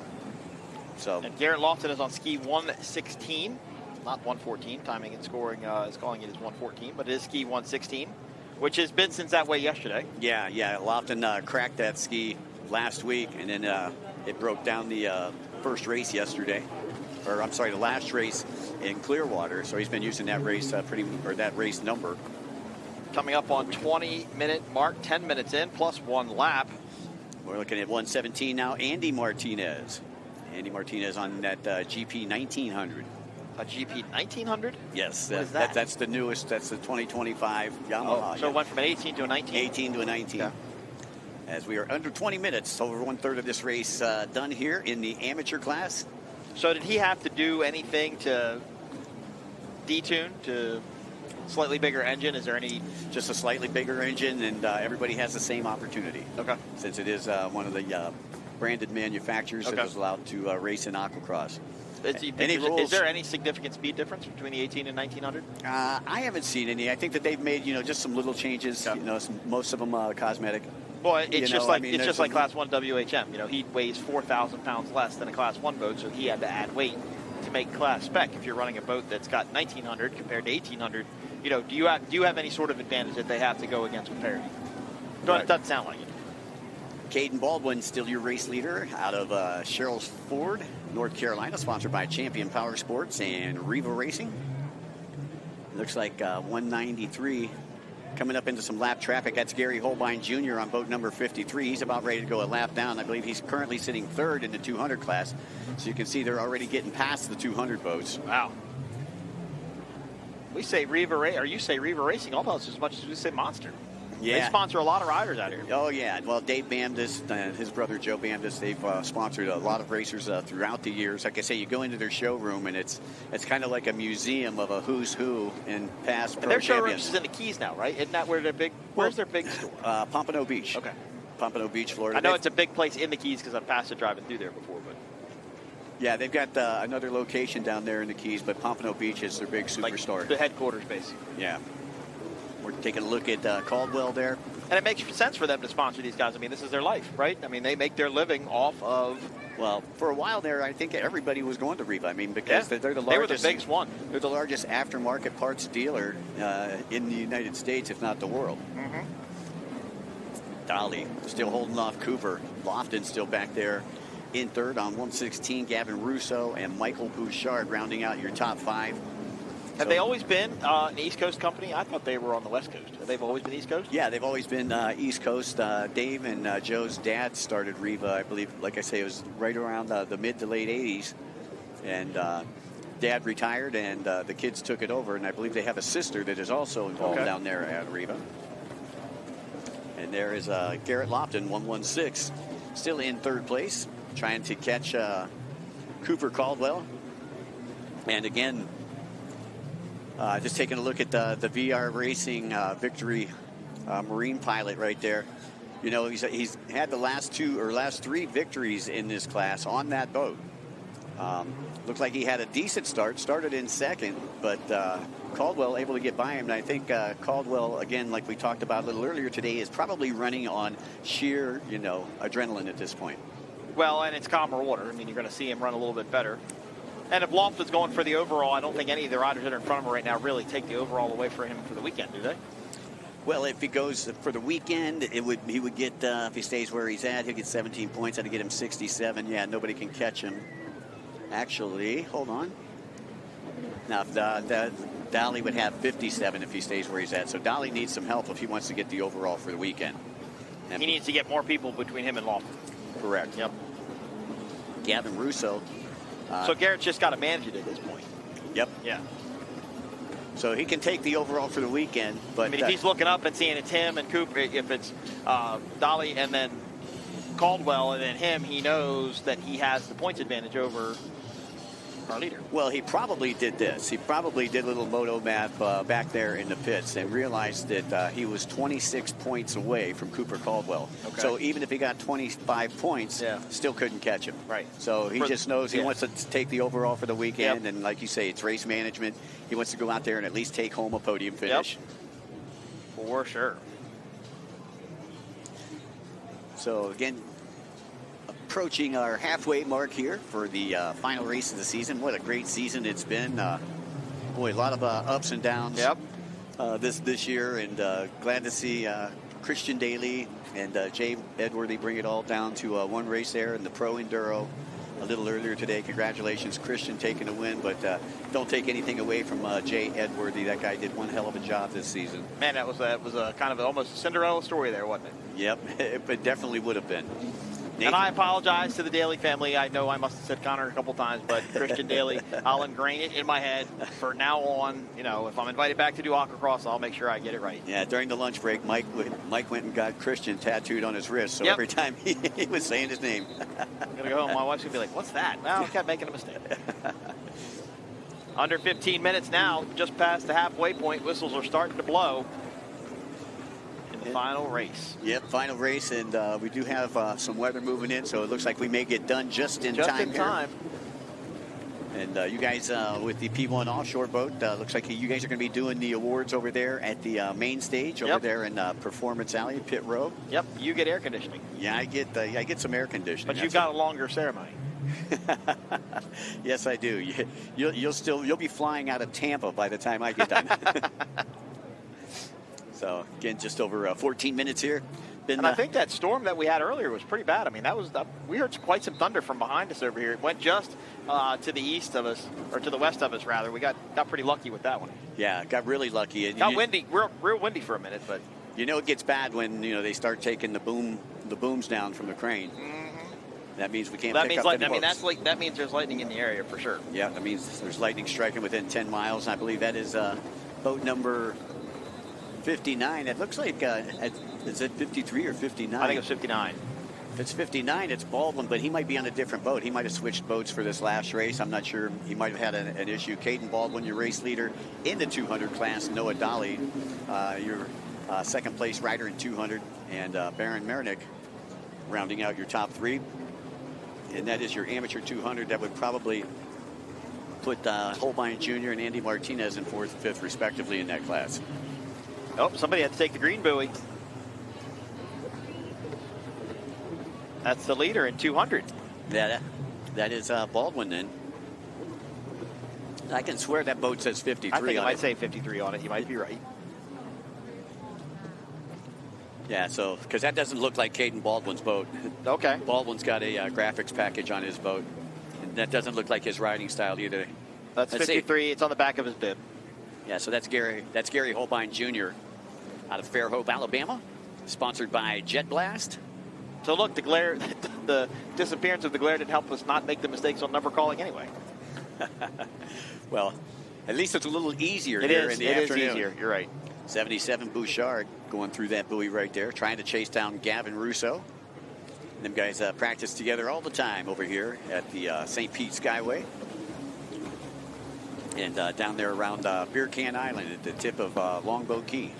Coming up on the 12-minute plus 1 lap mark of this final moto. This one going a little quicker than the first couple did this morning. It does. It seems like we're on a downhill slide right now. Oh, we're sliding downhill.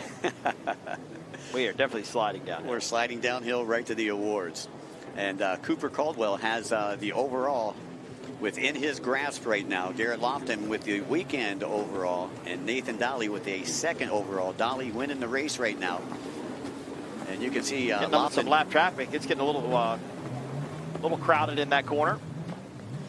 And Lofton trying to stay out of trouble. You don't want to take himself out here, with just don't hit a buoy. Yeah, just over 11 minutes left to go in this one. Just let that lap traffic, go by. Pass them when you can. You like to pass them on a straightaway. Don't try to pass them in a turn. That's when the crashes happen. Dolly's still out in front, and trying to see what kind of lead he has over 193 right now. Coop. He takes a look behind him, and you can see that he is looking for Caldwell, but he is not in our screen right now. Well, I'm going to watch as he comes by, and I'll do a rough count. Dolly back on the screen. Haven't seen him yet. Dolly there he goes.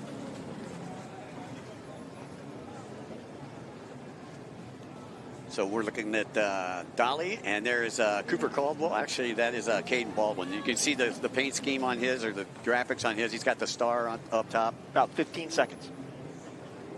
15 seconds from first to second. Wow. So Dolly running a great race here to... that was my official internal clock. Count that, by the way. Okay. Not G-Shock time. Nope. Or Garmin time. Or Google time, rather. And notice I really like the fact that Caden Baldwin's wearing his dad old World Championship bib out there. Yeah, that's what he said earlier that he was going to do for his dad. I think he's going to change it to his number next year, he said, I think, right? In his post-race interview from before? Yeah, instead of 59, he'll be 502 next year. You don't see many racers go down or up in number. Most of them want to go down, I guess, because they think it's you see what I'm saying? Like, most of them want to get down to towards the low number range. Well, I think that this is what he's thinking, is that he wants to carry on his dad's legacy. Obviously, he's going to take a win here, an overall champion here in this 200 class, but his dad was an overall champion in a couple of years in the Pro Enduro 300 class, and that's what Caden's planning on doing, is moving back up to that Pro and making that number stay around for a couple more years. He's going to move that next year, you think? Yep. Yeah, I'm pretty sure he'll move up next year. I heard them talking about it in the pits the other day. Nathan Dolly Cooper Caldwell, Garrett Lofton, Gavin Russo, Michael Bouchard. No changes left. Here is second place, Caldwell. And Caldwell doesn't look like he's as sore this time here. No. He's looking like he's riding a little bit looser. I don't know, maybe I went back there and he hung out, you know, like on the treadmill or the bike, and just tried to make sure that he was warmed up for this one right here. And he is the leader in the points. And if he stays where he's at, he is going to take the overall here. Again, we'd like to say a very special thanks to all of our great friends from Monster Energy, of course, Greg, Mo, and Lee Stone, who are here with us a little earlier from Short Block Technologies, Nick from Cycle Springs, of course, all of our good friends from Progressive, Experience Kissimmee, Sunoco Race Fuels, Mercury Racing, Yamaha, ICOM, Jet Pilot, Fly Racing, and Riva Racing. All helping out here with the Monster Energy P1 Aquacross Nationals. You know, we talk about Riva, but SPT's been around forever, too. I mean, they've been around for a long time. Yeah, they used to sponsor my events back in the 90s. I think SPT does outboard engines, too, don't they? I believe they do. Yeah, I think I bought a couple from them, actually. Yeah, they've expanded. They've expanded their showroom. And the reason that Lee Stone was here, you probably don't know Lee Stone, Mike, but Lee Stone is a multi-time world champion in pro freestyle, which means he does the tricks. He's the one that gets upside down and everything like that. Yep. Well, he's got his own hull design, and Short Block Technologies is going to mass produce that hull, the LSP hull, and they're going to sell it for $12,500. So a 10.5 second lead. Almost 11. That's the gap between first and second right now. So my official time clock was only 4 seconds off. That's not bad. Well, again, I think that, like I say, Cooper's riding his race out there. Garrett knows. I think he knew exactly where he was at. He's like, okay, no sense in forcing this. No sense in getting crazy and taking both of us out. Yep. So he'll get to stand on top of the podium tonight. Cooper Caldwell will get to stand on top of the podium tonight. Nathan Dolly will be standing on the podium tonight. You gonna pop some bubbly for Cooper's birthday party there at the awards? I can't afford to get arrested. He's only 18. You could get non-alcoholic. Maybe some sparkling wine. Some sparkly. Get some sparkling wine. There we go. 9:17. Yeah, so how would that work with champagne showers? I guess champagne shower. I guess it would work just fine. I mean, I think bubbly could be used for champagne shower too, because it'll explode just as much. Well, the only thing is, though, is we're going to be in the Staybridge Suites banquet room, and they probably wouldn't appreciate us spraying bubbly all over their nice, clean floors. So that might not work out. I had a thought in my head with that, and I won't say it. I'll say it to you privately away from all of this, but it was a pretty funny joke. Y'all will have to catch that later on tonight at the awards, I'll tell you. So 6 minutes plus a lap to go here. Final race of the 2025 Monster Energy P1 Aquacross Nationals. Been great weekend here in St. Petersburg. And you know, one of the things, Mike, that I like to talk about is we're on time.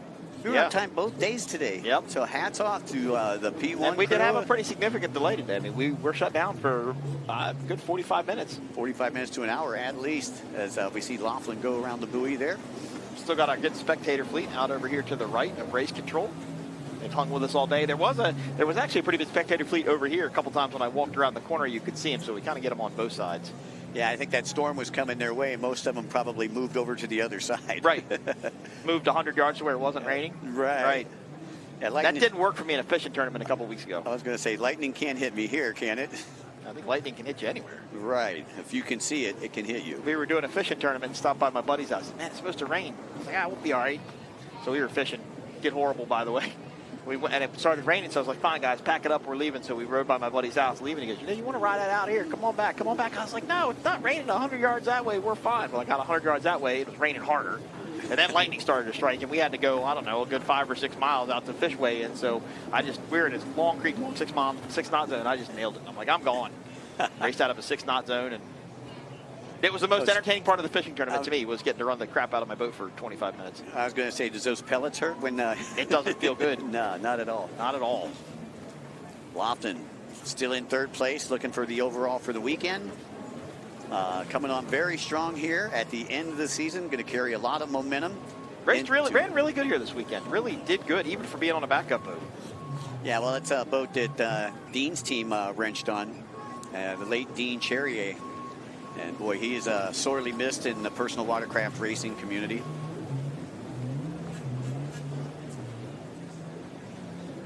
And I was looking out there, and it looks like there's just a red flag up on the race control boat, and I'm like, hold on a second, I don't hear any whistles. This isn't being red flagged, is it? It might be a course marker flag or something. All right, so we are under. They're having a better day too. Yeah, right yeah. now. Look how calm it is out there. They're making martinis on that thing.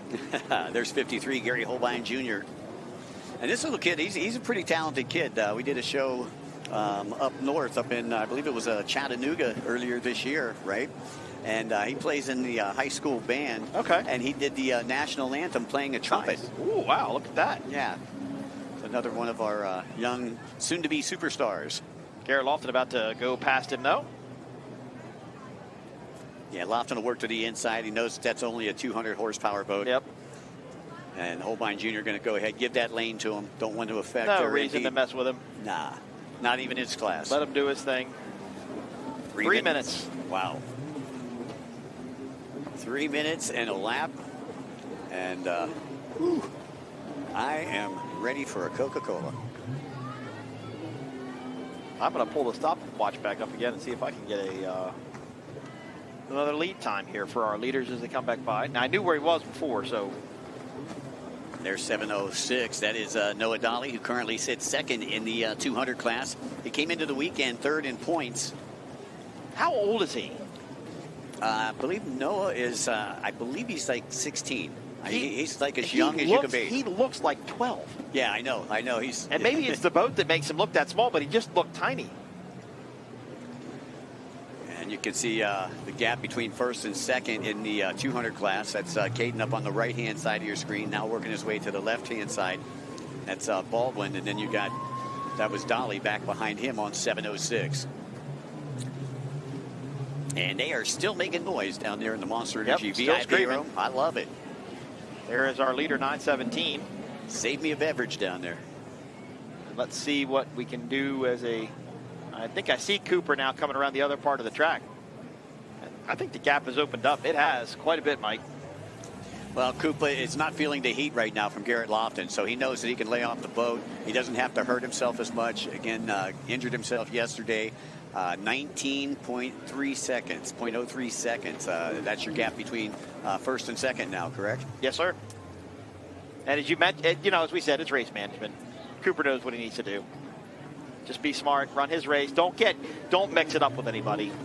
No, just stay away from everybody. Right. This is where you pull into the pits and wrap bubble wrap around you and go back out. Yep.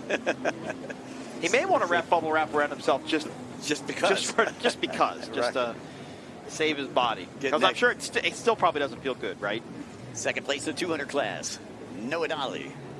His brother running first in the 300 class. So the Dolly's having a good final race here this weekend.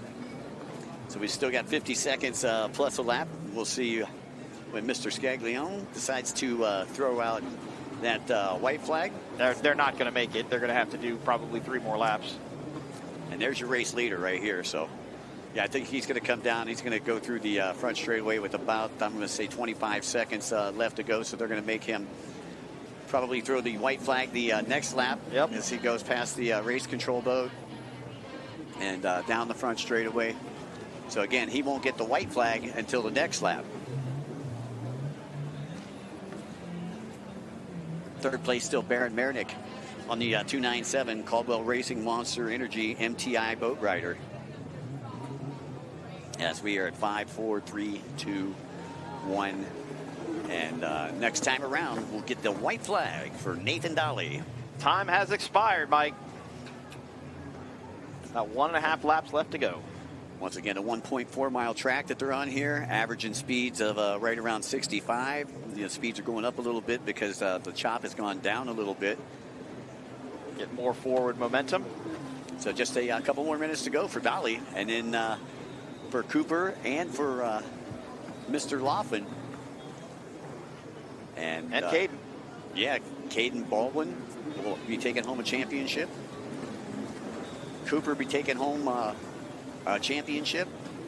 And then Caden will also be winning the weekend championship as well. Okay. As he's been perfect this weekend. Okay. Dolly will be second on the podium, 9:17 right there. And then Garrett Lofton will win the weekend for the Amateur 300. So that's the way that things are looking, barring anything crazy in tech. I think this is his last turn. And there it is. A white flag. He's got one more lap to go. And, good ride for him. Nice ride. Final lap. Caldwell about a quarter of a lap or so behind him. I think we pointed out he's like, what did we say, 15, 16 seconds? You see you guys might like me a little bit, man. I seem to bring good luck. Oh, me one in New Orleans. Now one's going to win here.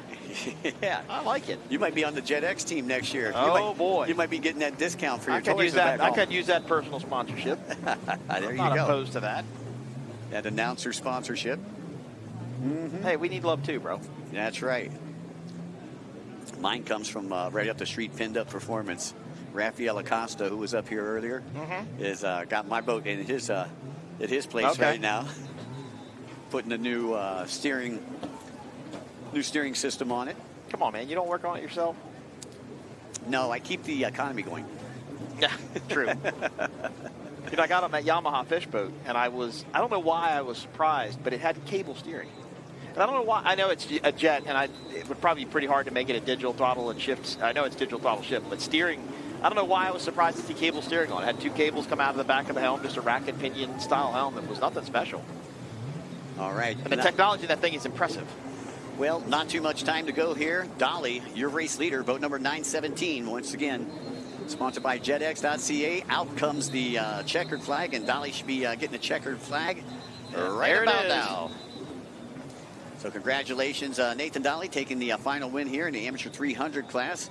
And I believe Caldwell still sits behind him. Oh, no. Oh. Caldwell not finishing the race. I don't know if he'll get any points.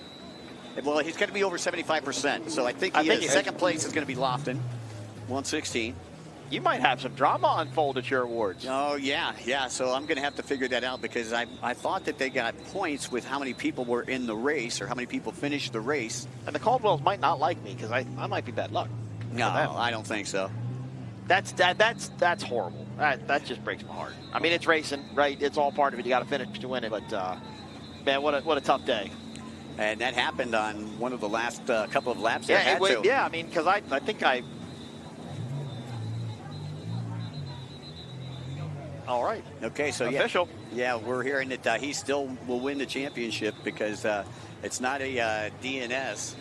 He went over 75% of the race, so he will get some points and still win the championship. That's right. Well, he was up 26 points anyway. What am I thinking? Yeah. So now what will happen with Tech with his boat? I mean, they're still going to tear it down. I mean, they'll still dive into it, right? Yeah, they'll still dive into it. Now, something broke, right, that is supposed to be a stock part. Let's say the impeller sheared off or something like that. Well, he would get disqualified and get 0 points for this last race. But Lofton didn't get the 25 points. He only got 20 points. So that's going to make Cooper Caldwell. So if it's a part that has to be stock and it breaks, right, you have to replace it with that OEM stock part. Right. But if he goes in and let's say the impeller is out of the back of the boat or something's falling off and he goes to Tech, how does that work with Tech? Oh, well, if his boat's broken, he's coming in on the gap. They just realized that, hey, he just had a bad day of racing out there. As long as the part numbers match, then he's in okay shape. You understand my question? I did. Okay. Like, I never understood how NASCAR racers can smoke the tires as much as they do and then still go past Tech or jump on the hood of the car and go past Tech when they dent the top of it because of aerodynamics, How about that driver that fell off of his car last week? Oh, my goodness. That was terrible looking. That was horrible. I mean, he landed square on his head. Well, congratulations to all these racers on a great season. And I don't think Cooper's really going to want to talk to Taylor, and he doesn't. Kind of gives our lovely Taylor Snyder the cold shoulder. Tough day for him. He feels terrible. It's his birthday. He got banged up. Just not the weekend he wanted or needed to have. So I feel terrible for this Caldwell team, for Cooper, and everybody that's worked so hard to get him here and try and make it into something. So we hope for better luck next year in the 2026 Aqua-Cross Series. Yeah, still these guys who are the young guns. Remember, this is an amateur 300. Yep. I'll see a lot of these guys are going to be moving up. And here's your provisional top 4. 917, Nathan Dolly taking the win here. Garrett Lofton will take the win for the weekend, taking the second place in the AM 300. Michael Bouchard will, I believe, take a third for the weekend. And a third here in 771, Gavin Russo in the amateur 300 class will have his best finish here of the 2025 season. Should have the amateur 200 results up next. Look at that. It's almost like they knew we were going to say it. Caden Baldwin taking the win, looking strong, came in strong, went out strong. 706, Noah Dolly taking a second here this weekend. And 297, Baron Marinick. I believe he is going to be second overall for the season, third overall here this weekend. Thanks again to Cycle Springs Power Sports. You've mentioned them a bunch. Felt it was necessary to recognize them one more time. Title sponsor for the event here in St. Pete. Special thanks to Short Block Technologies and Monster Energy, everything that Monster Energy has done throughout the entire season. There we go. That's what I was expecting to see a little bit more of. There we go. That's a big moment right there. Makes your heart warm inside. Sure does. For a father-son to get to celebrate like that. And did you notice they had the logo? They got like a new Champion Power Sports logo that was on the back rail of that boat. I didn't see it. And it didn't say Champion Power Sports. It just said Champion. Oh, nice. Nice little edit there. Nice. So, again. And we're going to try and catch up with Taylor shortly here as she's going to try and wrangle our winners, our champions for the weekend.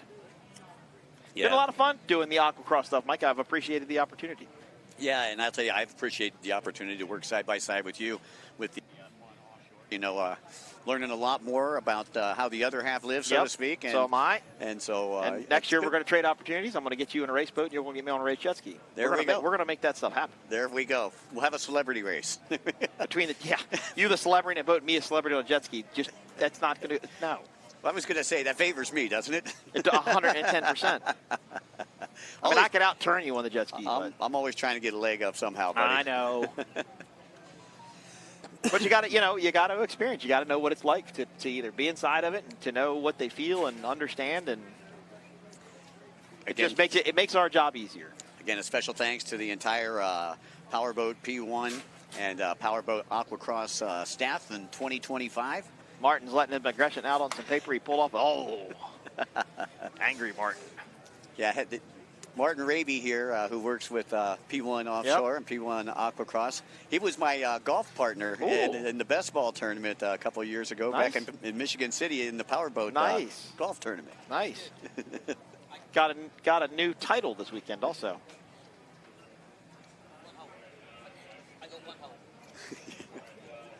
All right. Well, we're still waiting for Taylor to catch up with some of our winners down there at Spa Beach.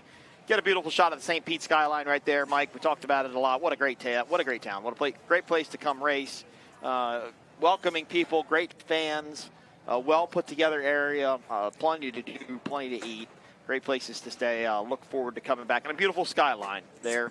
Something to do for everybody here. Visit St. Pete Clearwater. You can go to visitspc.com. And check out all the fun things that there are to do.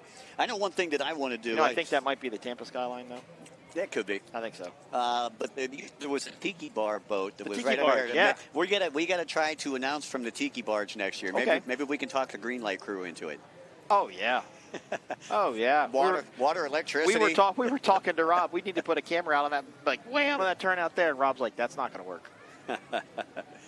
At least he was honest about it, right? That's right. That's right. That one lone spectator out on that side of the fleet enjoying the Tampa Bay region. This is such a beautiful area. It's just nice to come down here and boat and get to hang out. And that's a cool part about our job. We get to see places we never would have gone. I never would have gone to Sheboygan or never would have gone to New Orleans to do some racing. So always enjoy the opportunity to go to new towns, new places, meet new fans, and get to hang out. As we're still waiting for Taylor to try and catch up with our winners. Got to thank our course marshals, of course, too, Mike. They are the worker bees of Aqua-Cross racing. Of course, there's the entire staff of P1 that works on the land-based side of things. They're the ones that set everything up, tear everything down, help me with my awards. I'm sure help you with your awards. Yep. Got to thank them for all of their services, too. But those course marshals, it was cool. I think they were hanging out under the pier for most of the day between the concrete pilings there. I've heard them been called trolls before. Oh, that's not good. Oh, that's not good. As our law enforcement and fire and EMS check out here from Race Control. Thanks, guys. Thanks, guys, for everything. Been a pleasure working with y'all. Looking forward to doing it again in 2026. So, Mike, any final thoughts while we wait for Taylor on the Aqua-Cross Series, your experience and how things played out this year? Well, as we say that, I think it's our time to go. All righty. Well, it certainly has been a pleasure. Mike, thanks for work with you, and let's throw it down to Taylor.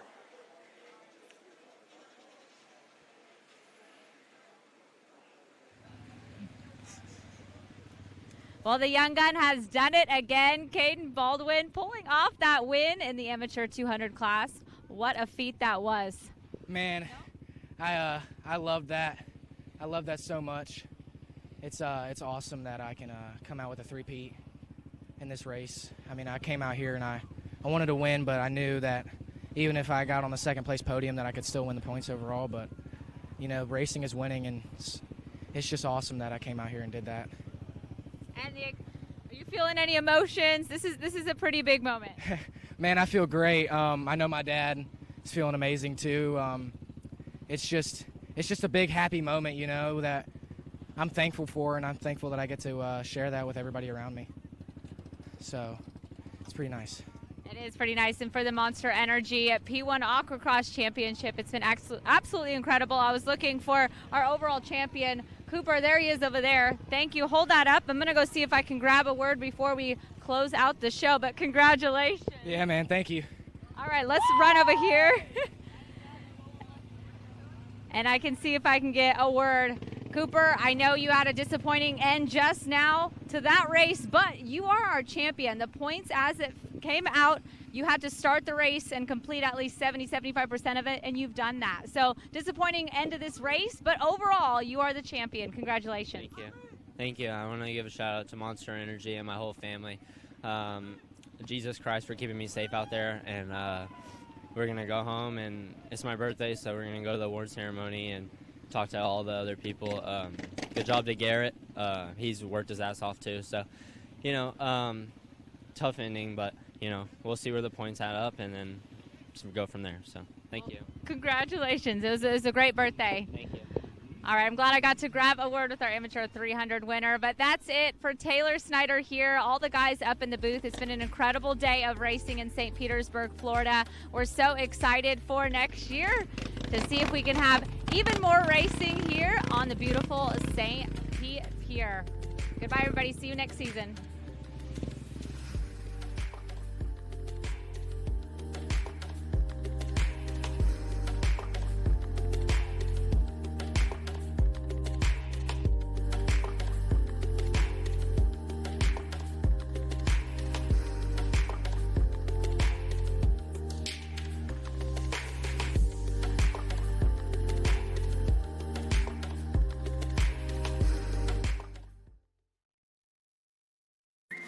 Head to St. Pete Clearwater for more.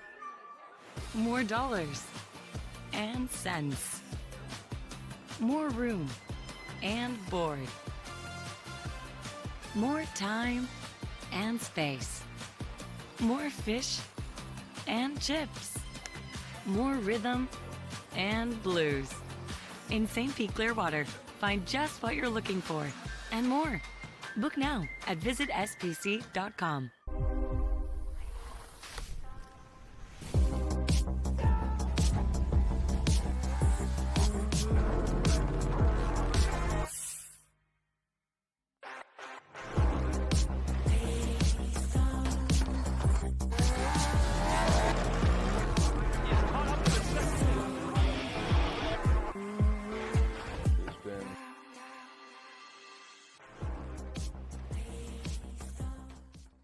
It takes your breath away. That's how you can tell. You found the perfect landing spot.